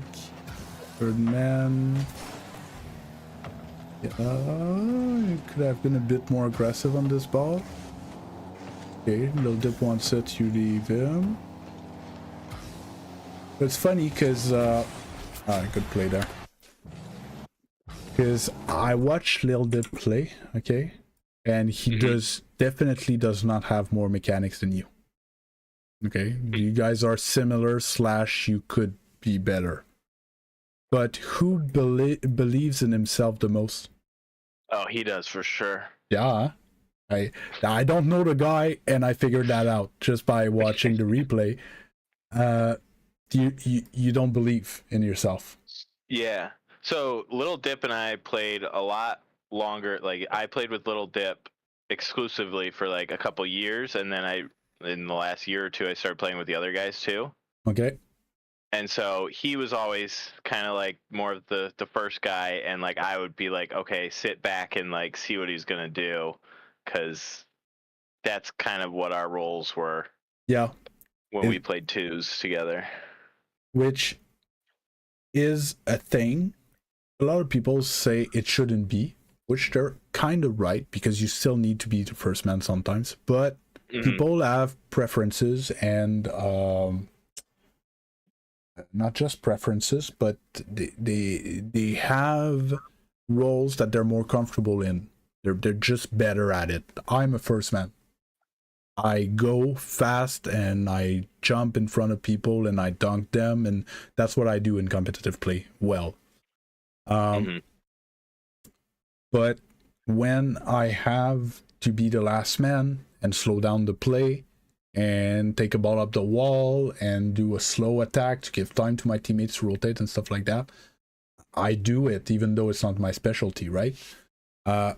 So I would like you, especially if you don't do much dedicated training, that when you have balls like Lil Dip's about to get, that you go for it You're not hesitant. Like, remember in the other game when you had that ball on the wall there, and I was like, maybe a dribble or hit off the ceiling or something like that. We're like, yeah, I'm not that comfortable. Like, you don't do training, well, you're gonna have to train in games. You need to do what you're supposed to do, right? It's your ball, you need to go for it. And I can see right away that he's not scared of going for a ball on the wall. But I don't think he's better than you, and he just dusted that guy and put a nice ball mid for you, and you're there to finish it. No, that's definitely something that I've noticed too with him. Is he's definitely not afraid to. Yeah, he's confident. Go, like, yeah. And it makes a huge difference. There's a lot of Rocket League that is actually mental. Yeah. There's a lot of times, like, if I'm on the wall, I don't want to jump off the wall, especially if I have 0 boost, because I feel like that'll just take me out of the play longer. But that's your right. It's not every time that you're on the wall that you need to jump at the ball. What I'm saying is, when you have boost and you're supposed to go for that, when the situation presents itself. Or a bit like I was like, instead of flipping in that ball, you could have caught it or direct it in this direction and maybe go off the wall, maybe go for a ground dribble, maybe, instead of giving them the ball away. It's safer to just hit the ball, you miss less, but it's not the best play. And as long as you don't try to force yourself to make those plays, it's never going to become natural or you're never going to get more confident in it, right? Because you're going to fail and you're going to go for a soft touch and you're going to miss, or you're going to give the ball to the wrong guy, or you won't be able to put it where it needs to be safe. But if you never try, you're never going to be able to, and you're going to be stuck like me in GC2, and they're going to be like, okay, but dude, on defense stuff, stop giving them the ball because we can't get out of the zone because you keep giving the ball away, right? So yeah, it's something that you need to keep in mind. Here, you need to know this, that you're never gonna get this boost. Okay, look at the clip again. And right there, like, he's beating you to that boost. There's nothing you can do. He's almost supersonic. You're supersonic, but he's almost supersonic. You should turn right away and go get your back boost. Okay. Yeah. Because what happens is you still try to beat him to this boost and you don't. And what he does, he's like, oh, well, I'm going to go scoop his back boost as well. And now you're stuck with 0. A bit more reactive to what's happening. Oh, a bit close. Like the rotation with the pads. Yeah, it's not bad. Yeah.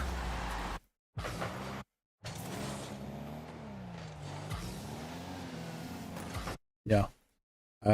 You had to turn defensively here.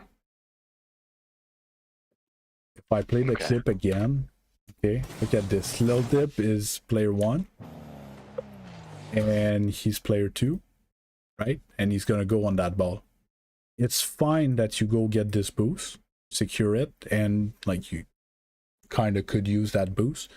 But if things go south, it's your job to defend. Okay. But you turn forward and the ball pinched, and you can't do anything. You were very aggressive. Little Dip was almost back, but still would have been your responsibility. Oh, you stalled the car? Oh, my controller might have disconnected, maybe. I don't know. Oh, I never saw Little Dip. What the heck was he doing there? Oof. He can't turn there. He had to keep on going, rotate back post, and it was your ball to go. Yeah.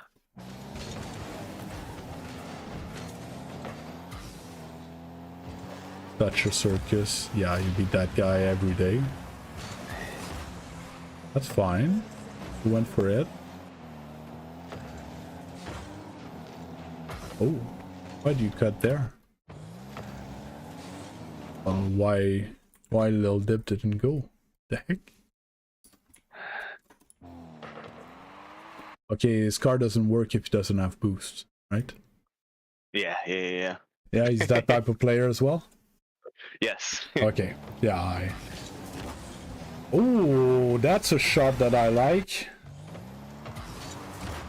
In a volley on top of everything. That was banger. Oh, you don't. Thank you. You don't want to go for the ball, little dip? I'll show you how we score goals. Oh, bam! Laser. That's great. More of that. It's just I would like your contact on the ball to be more often like this. Right? Yes. Yes. Ah, we could, log. Oh. Everybody misses.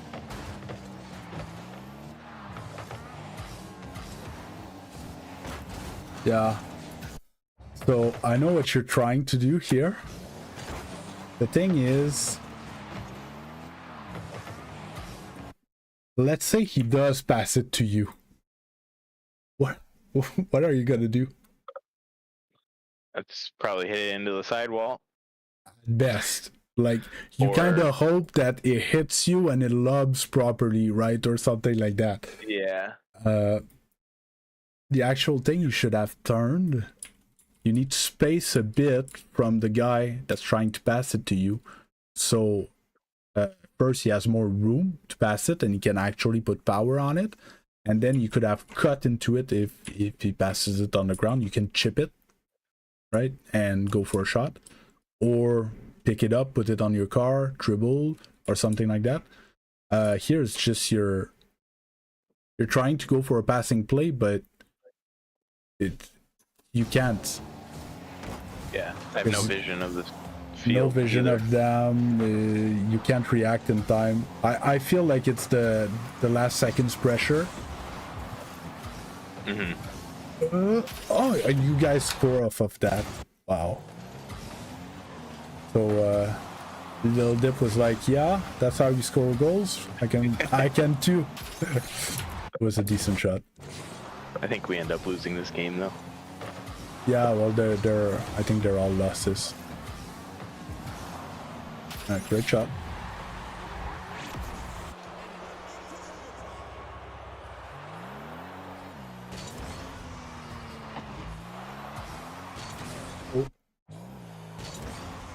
Oh.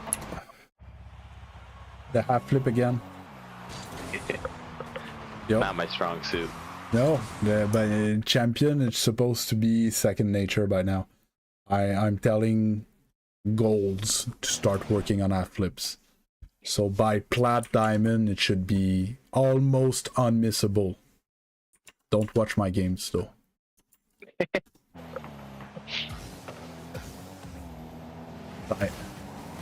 I have an excuse-ish of why I'm missing them. Ooh, that was dangerous. That double commit scared me. It's open! Oh, you win! Good shit. Why was that open? Okay, what was it? It's fascinating to see champion minds at work. What's his plan? What's the point of this touch?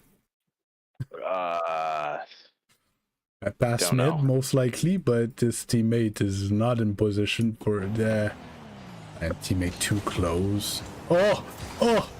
Okay, his half flips are much worse than you. He let go of the cancel too early.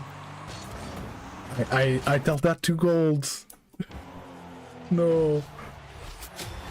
Yeah, well played. So, thank you. I like chat to help me in this situation. What do we remember from what I said? Careful not to be too close. Too close.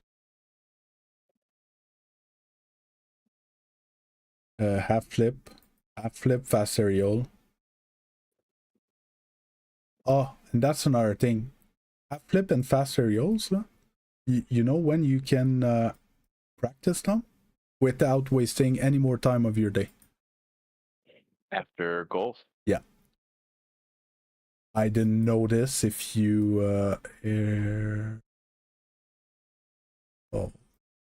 yeah. So after goals, personally, I wave dash, speed flip, wave dash on the wall, wave dash on the ground type thing, zap dash.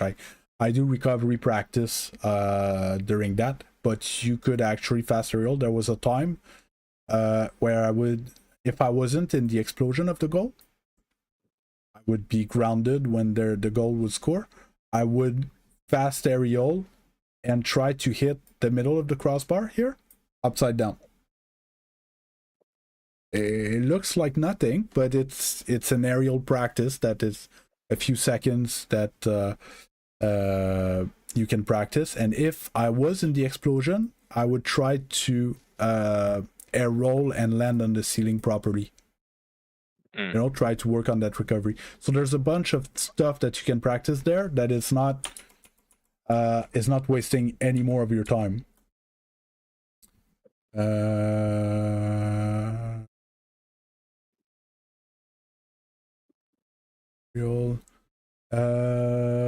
What was the awareness during rotations?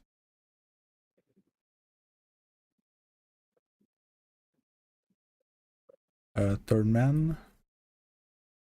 Ugh, I'm behind the logo. Man.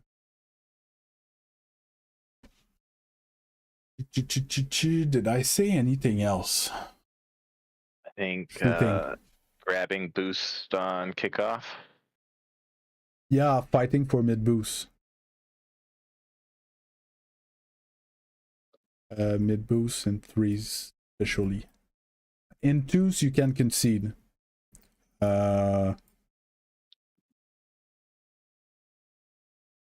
In twos, it's different because you're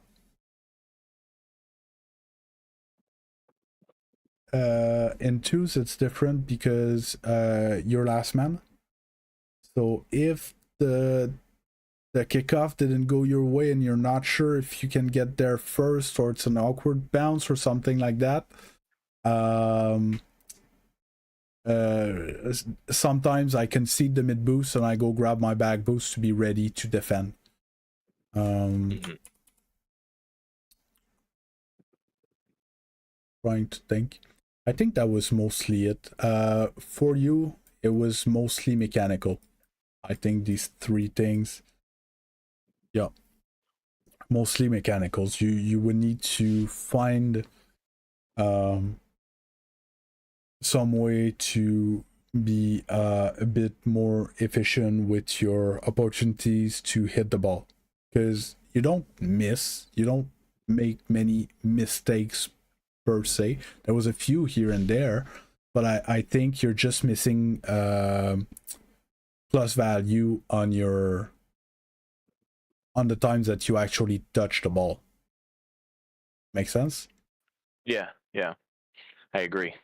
And another thing, in threes, you touch the ball less than in twos, right? And then in ones, but ones is not for everyone. I don't think it's for you, because you seem to be a social Rocket League player.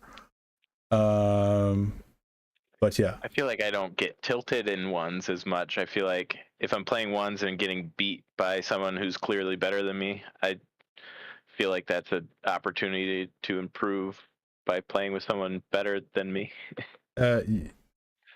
Great attitude. Personally, I get pissed off in ones when I'm not playing good, because ones is a big magnifying lens. Every time you make a mistake, you get scored on.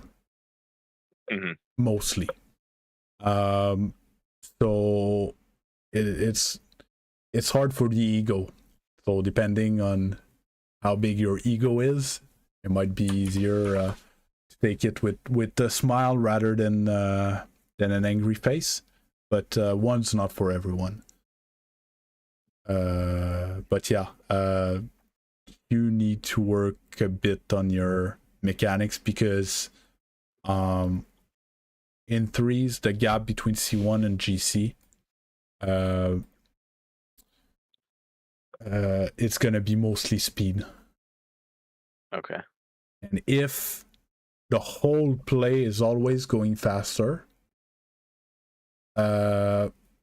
if you try to push the mechanics that you have at that speed, you're gonna be awkward, you're gonna miss, you're gonna, like, you're still, how can I say that? Slightly robotic in your movements. Do you get what I mean? You're not excessively fluid even on the ground. Like, for example, half flips in Champion 1 it's supposed to be acquired by now, right? So yeah, I think that's about it. Yeah. Oh, I do think another thing is be more like Little Dip in the sense of just being confident. Yes, that's probably the biggest one because it doesn't take any time. Confident, but it must not turn into ball chasing, right? It's basically when it's your ball, I want no hesitation. Oh, you're right, Lenny. I wanted to show the fast aerial. When it's your ball, no hesitation. If the ball, you need to go on the wall, you go on the wall and you hit the ball. And if the best you can do is just gonna go anyways, I want to show you fast aerial. If the best you can do with the ball on the wall is this, well, go for it, right? And maybe try to follow it. Air dribbles start with this, and then we fly and we get a touch like that, right? And eventually, well, it's going to be 2 touches, and eventually it's going to be 3 touches, and one day you're going to be able to just straight up carry the ball, right? But it starts by attempting it. Fast aerial, we want to jump, pull back, and jump again. Okay, you need, I don't know what's your dodge dead zone at.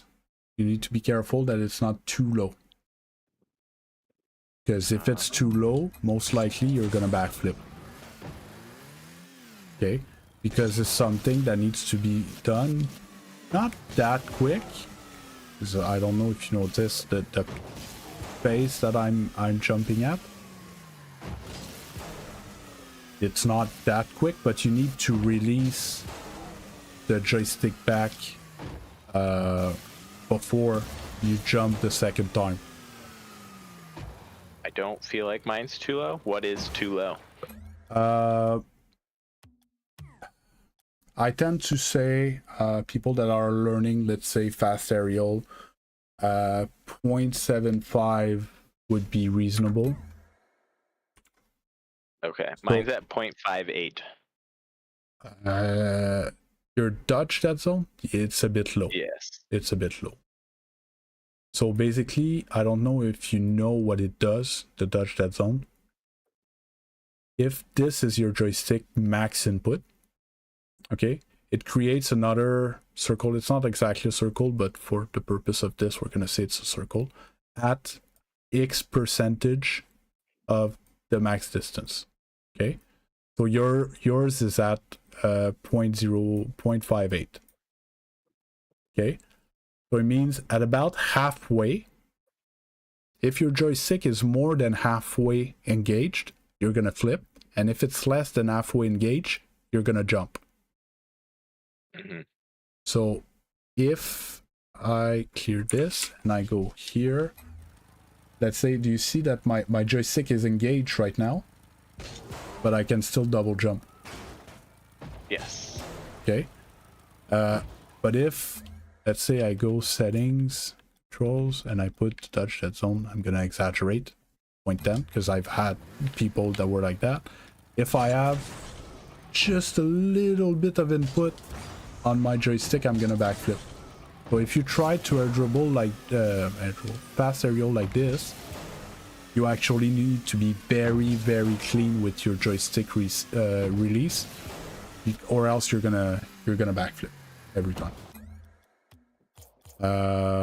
I used to play on 0.75 for the longest time, and recently I did the video about settings, and I noticed that the average of the pros is more around 0.6. I think it might help for the speed flip to have it a bit lower, but I'm not sure.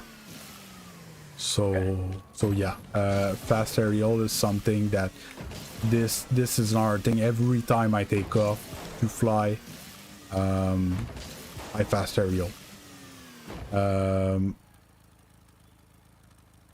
If I don't know if I can, if there's a ball like this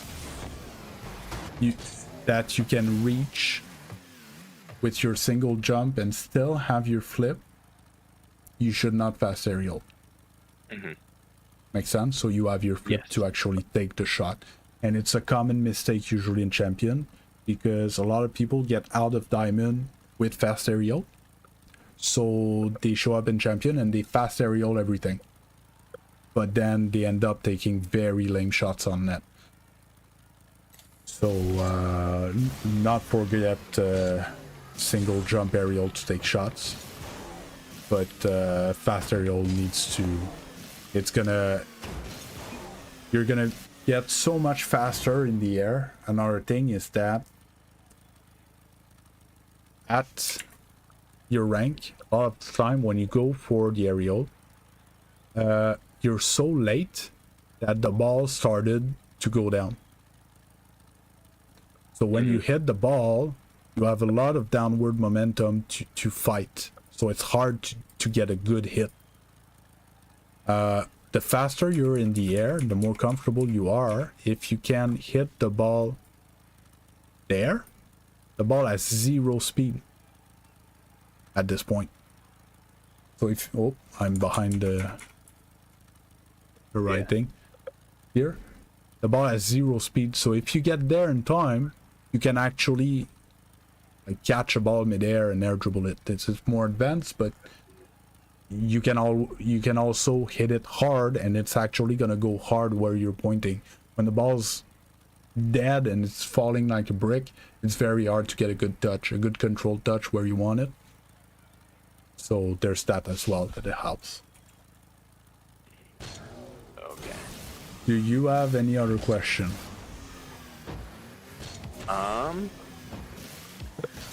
No, I think one of the things, other than everything that you mentioned, is just getting soft burst touches. I'm not good at that. See, I was told so Log that was in the chat earlier, my teammate in competitive play, and I was asking him, how do I become as mechanical as you are? And I was expecting him to tell me, like the other people, to just be in free play and, you know, keep going for whatever, you know, put the ball in your car and you go up the wall and control it and get reset, maybe work on double resets or stuff like that. You know what he told me to do? He told me to do this training pack. I think it's a bit advanced for you, but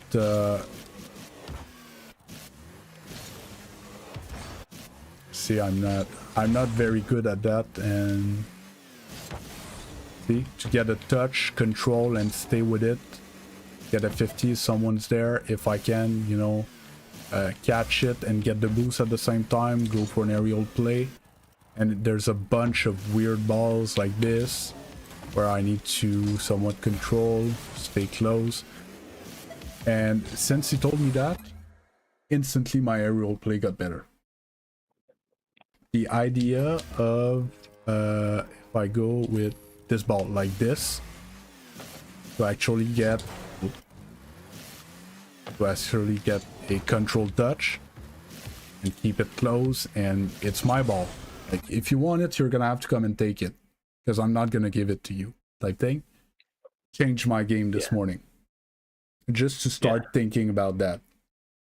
I'm not saying that right away, just thinking about it, you're gonna be able to control it, but for sure, you're gonna have more opportunities. For sure. Okay. What was the name of this pack? This pack is a bit complicated. Whoop, nope, that's not what I wanted to do. So I could put the videos because, well, it's kind of doable. So it's one of Kevpert's training pack. Okay, but Kevpert has a set of training variants that changes. So from one shot to another, I'm not always going to get the same ball, and he limits the boost. But also, he has a start velocity.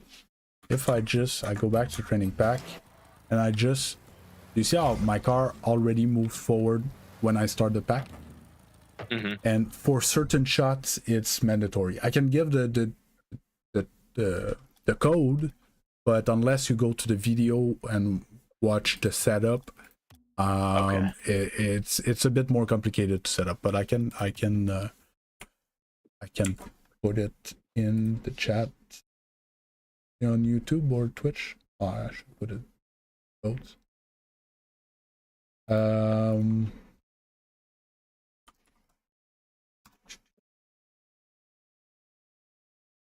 It is a very hard pack.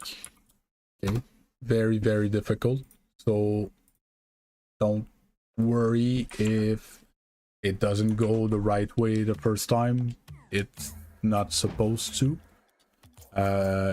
Even myself, I don't always get the touches I want. But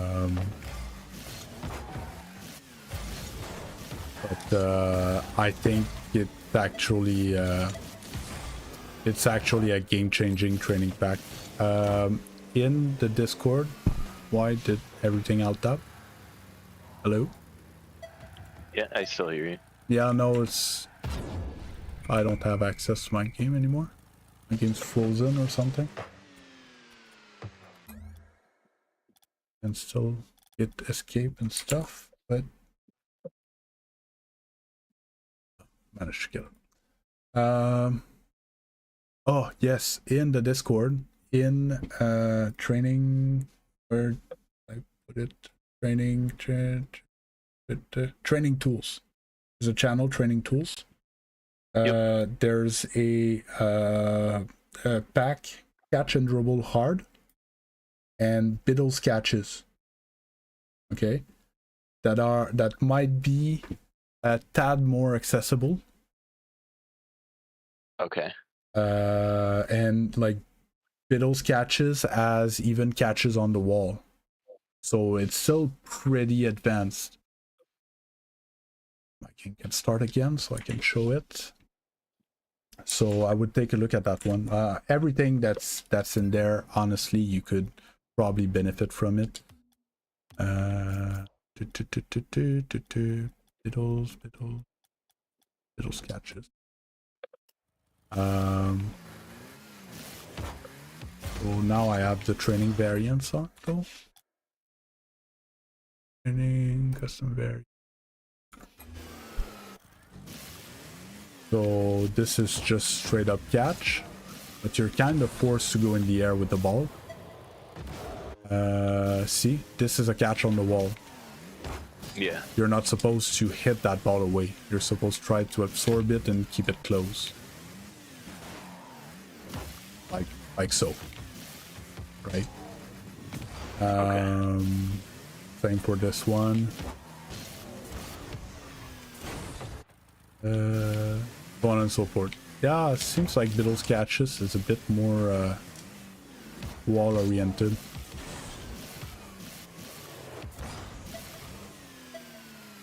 So yeah, and the other one is all ground, I think.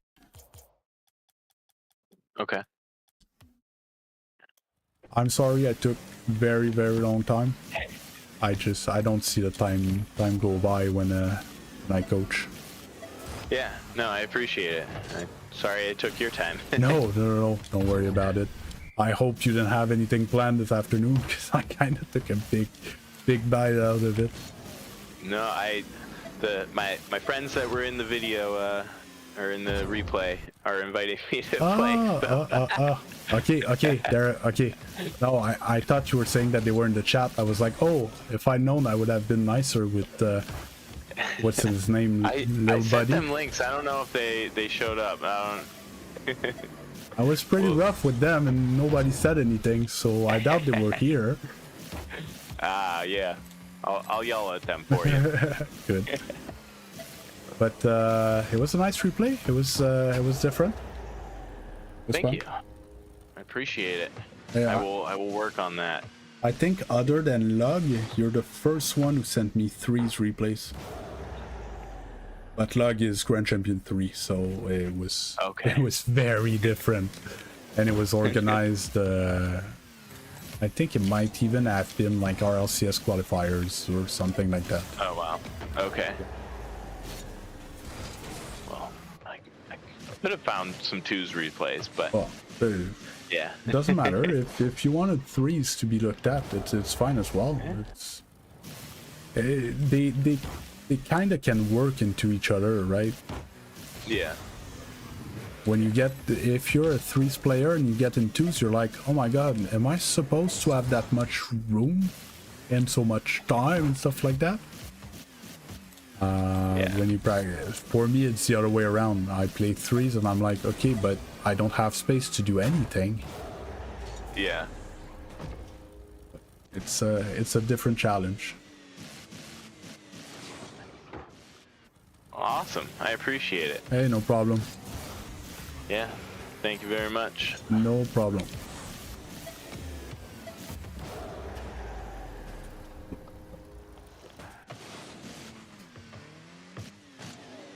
Do you have anything else going on stream after this, or? I don't know. Okay. All right. It's gonna depend. I'm gonna be on the verge of going for a nap, but I don't know if there's a lot more vacuum cleaner to be done in the house and stuff like that, so I'll have to check. All right. Sounds good. Good. I'm gonna sign off. Thank you. Perfect. Again. No problem.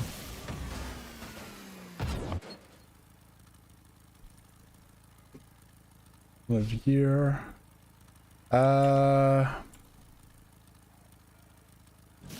Chat, does any question, comment, interrogation, insults?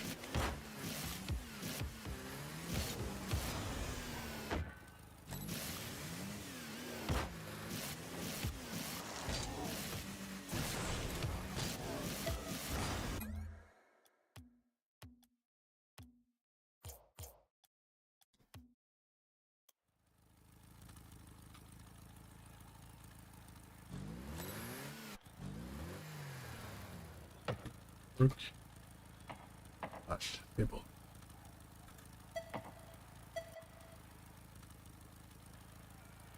Was good to learn more things, learned a lot.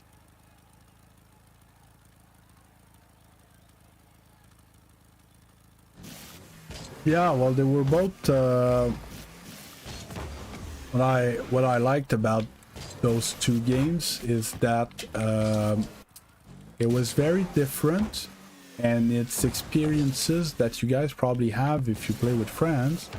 He has a group of friends that has an almost Grand Champion 2 in it that he plays 3s with, and he has another group of friends where he seems to be maybe the best or the second best player on the team, you know, which is you don't play the same at all in those two lobbies. And it's something good to know, and it's gonna reinforce for him. It's actually a good thing because it's gonna force him to look. He needs to look at his teammates because he can't play blindly and know his teammate by heart, right? So he's gonna have to pay attention. Where are my teammates in this situation? Are they ready to? When will I be needed again and stuff like that? And I think that's why there was a lot of these rotation issues that were linked to, well, actually, you didn't look where your teammates were, you know?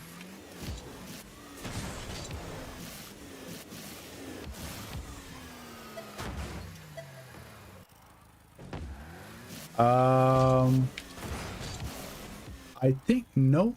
Honestly, I like coaching all ranks. And I like that they're all different. Like, I was coaching gold the other day, and dude was playing like this and was trying to hit the ball.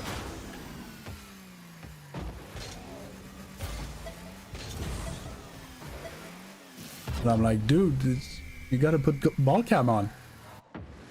And she, oh, but I missed the ball when I have ball cam on. Well, you miss the ball when you have ball cam up as well, to be honest.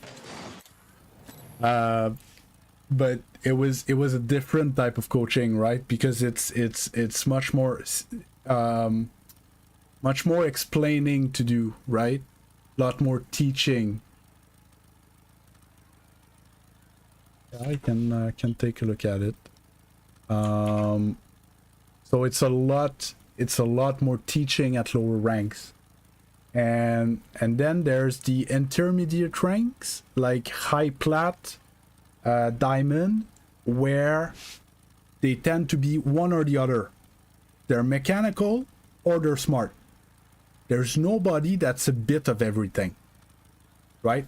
So someone like to watch rotation videos, or the other one like to sit in free play or do training packs, but they don't do both.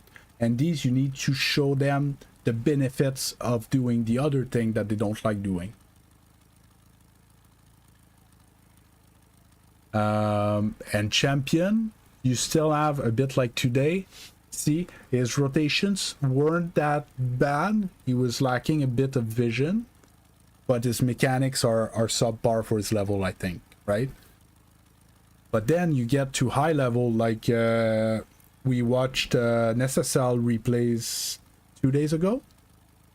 The coach didn't show, and someone I know asked me to take a look at this replay. And it was, I went through 3 replays in 50 minutes. It's completely different. And I just comment here and there. I rewatch the same section, figure out what I think. And sometimes he argues with me a bit more because they, you know, higher player, he knows the game, right? The guy is SSL, okay? But I was trying to bring another vision. Maybe here you could have done X. And sometimes it was, oh yeah, you're right. Sometimes it was like, I don't agree in this situation. I was scared that he would do that. And I'm like, oh, okay, people at my rank don't really do that. So, you know, I don't.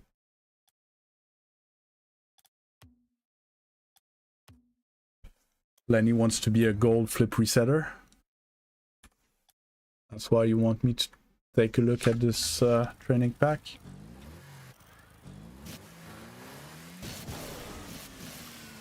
I hate static balls. I think it's the stupidest thing ever. I can barely hit the static ball.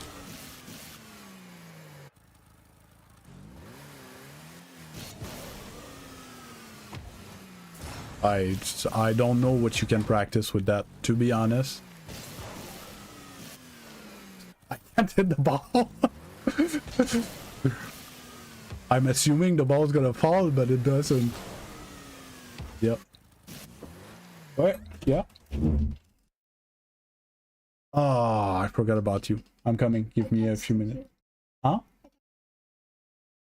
Yeah, my notifications were up. It's my fault. 100% my fault. Give me 5, 10. I need to go teach some more driving practice with the oldest. Yeah, so if you want to know about this training pack, Lenny, don't. Unless there's moving balls eventually. Okay, maybe this one. Right.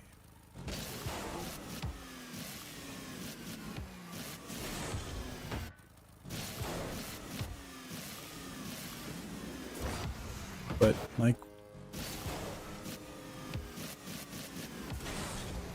these are not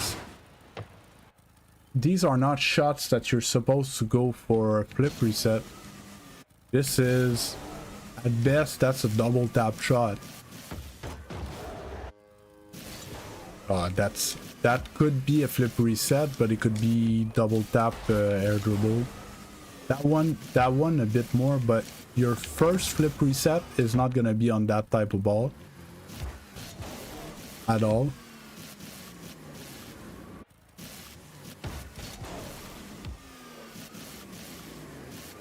The reset. It's actually much harder to get resets on these balls.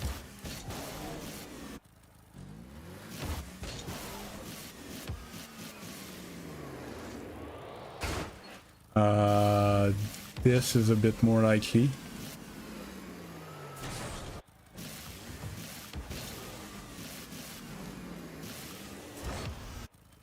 Yeah, this. Yeah.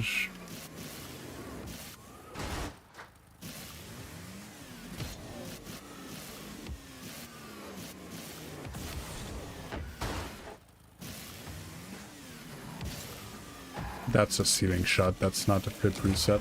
Or ceiling reset, if you want to call it this way. That was clean AF, though. Yeah, well, ish. It's the plugin Alpha Console, and it's a custom decal from my team.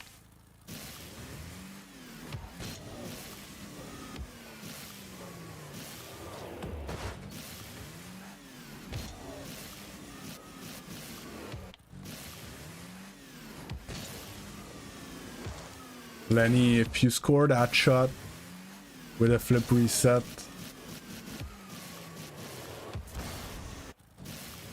I would be impressed.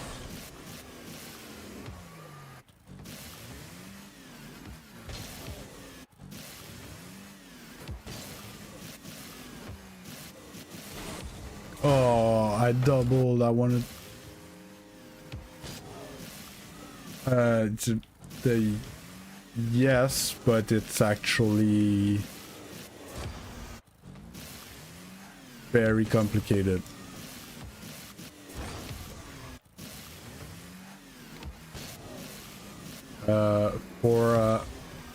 Oh, I got it. For the team to generate, so there's 4 decals. I'm just gonna finish this training pack real quick.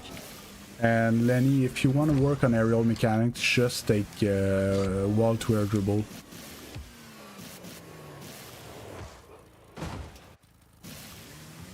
Oh, backwards. Ooh. That's a tough shot. No. Just no.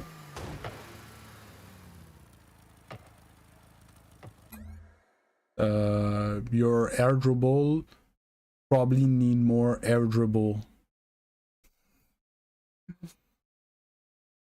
Like, can you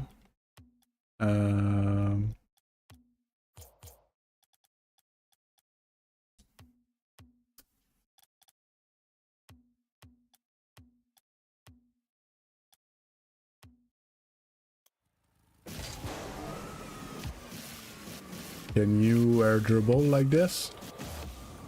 Or maybe without spinning?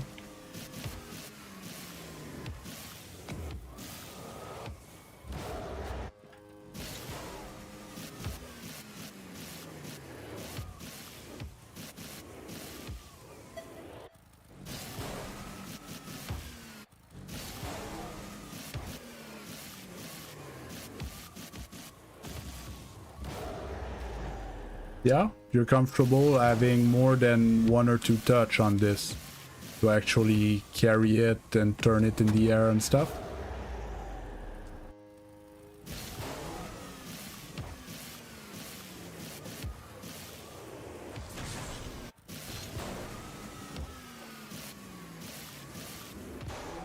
I jumped. Okay.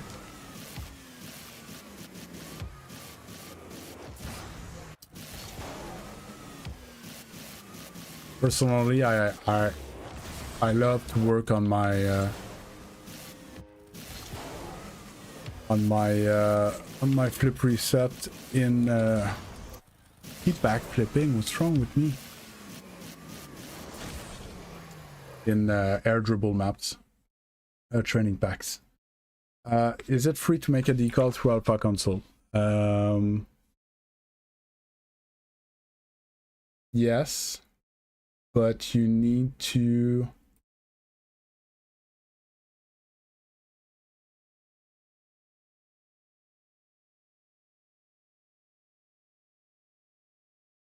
make a file like this.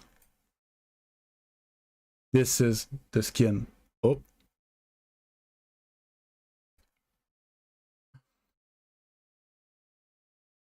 I got what? Did I get DDoS because I was showing something I wasn't supposed to? So yeah, it's a lot of work. I don't exactly know how it does. Does he have a software that he can wrap it around the car so he can draw on the car actually and stuff? And they made 4 for us. Well, so basically anyone can get these ones, but I think it's through a Patreon subscription. But for the competitive team, we get it for free. So there's the white octane. There's the dark octane.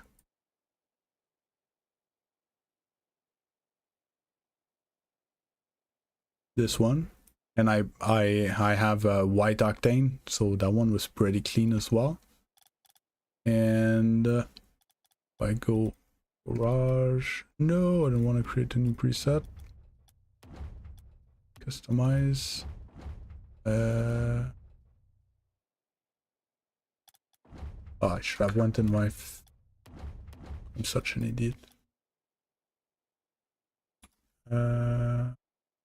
So this.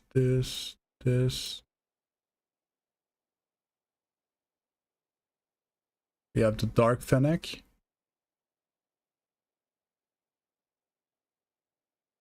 No, can people nobody can see it other than you. Even if the other person has Bacchus mod and is on PC and so on and so forth. It's a modification only for you. And there's the light one.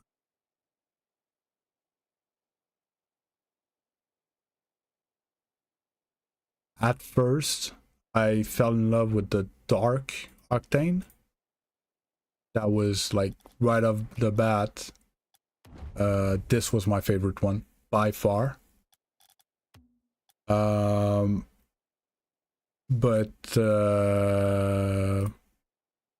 But now the white one is actually, it's growing on me. It's actually very, very clean. Well, I'm kinda sad I didn't play much this morning. But hey, I think we had a great stream. Had another 6 subs on Twitch. And great. And how about this? I think we peaked at a lot of viewers. 40 hours of watch time on the stream today, YouTube, which is great.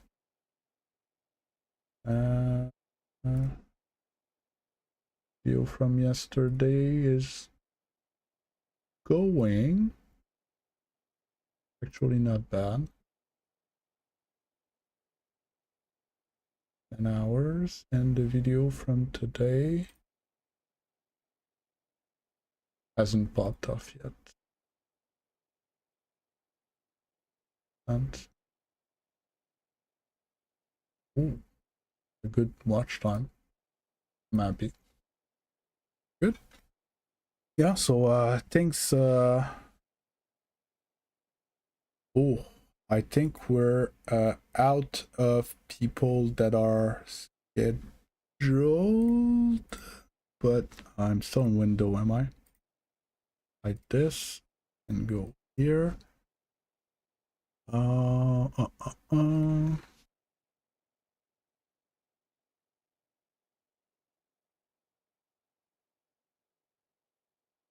This is Wednesday.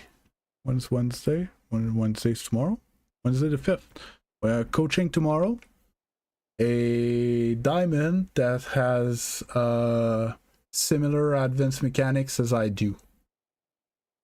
He can zap dash better than I do. He can reset, he can stall reset. He can stall double reset. He's actually a monster, but he's stuck in diamond. So most likely big lack in fundamentals and rotation.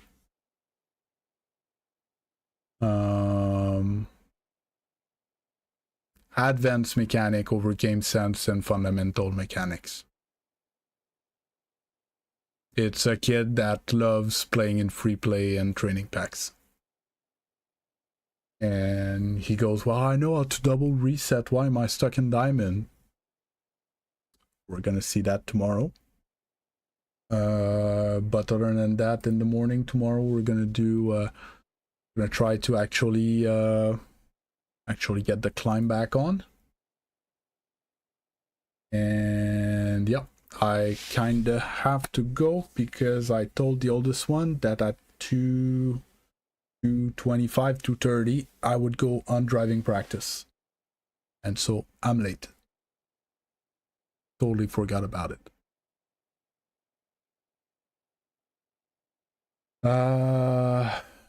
I'll be there tomorrow morning, same time, same place. Oh, well, I'm leaving Jardinus. And today I uploaded a pro replay review. So I watched a Zanth gameplay in 2v2. If it's something that would interest you guys, it came out at 11 this morning. So it's out by now. And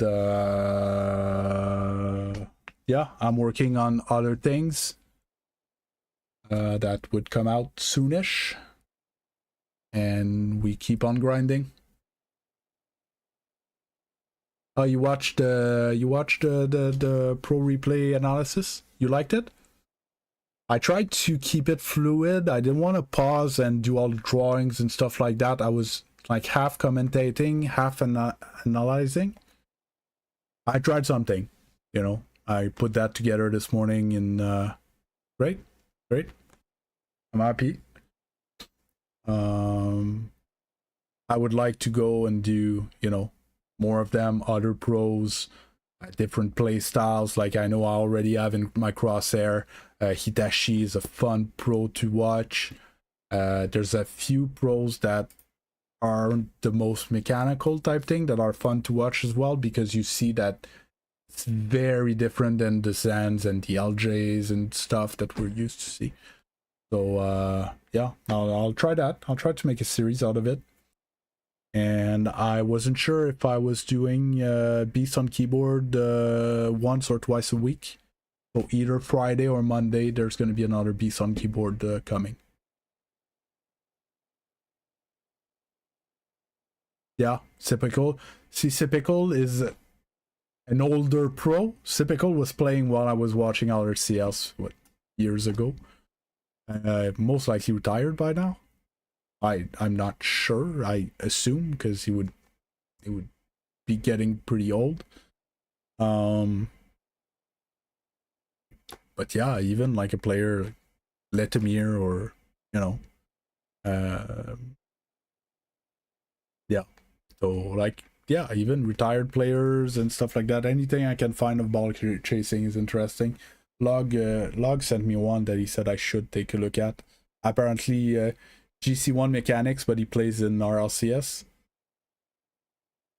Oh, that would be something. So yeah, that's it. I really gotta go. I really got to go, and I'm stretching, and I should. Have a good day, everyone. Good luck. Good luck on your grind, and see you next time. Bye bye.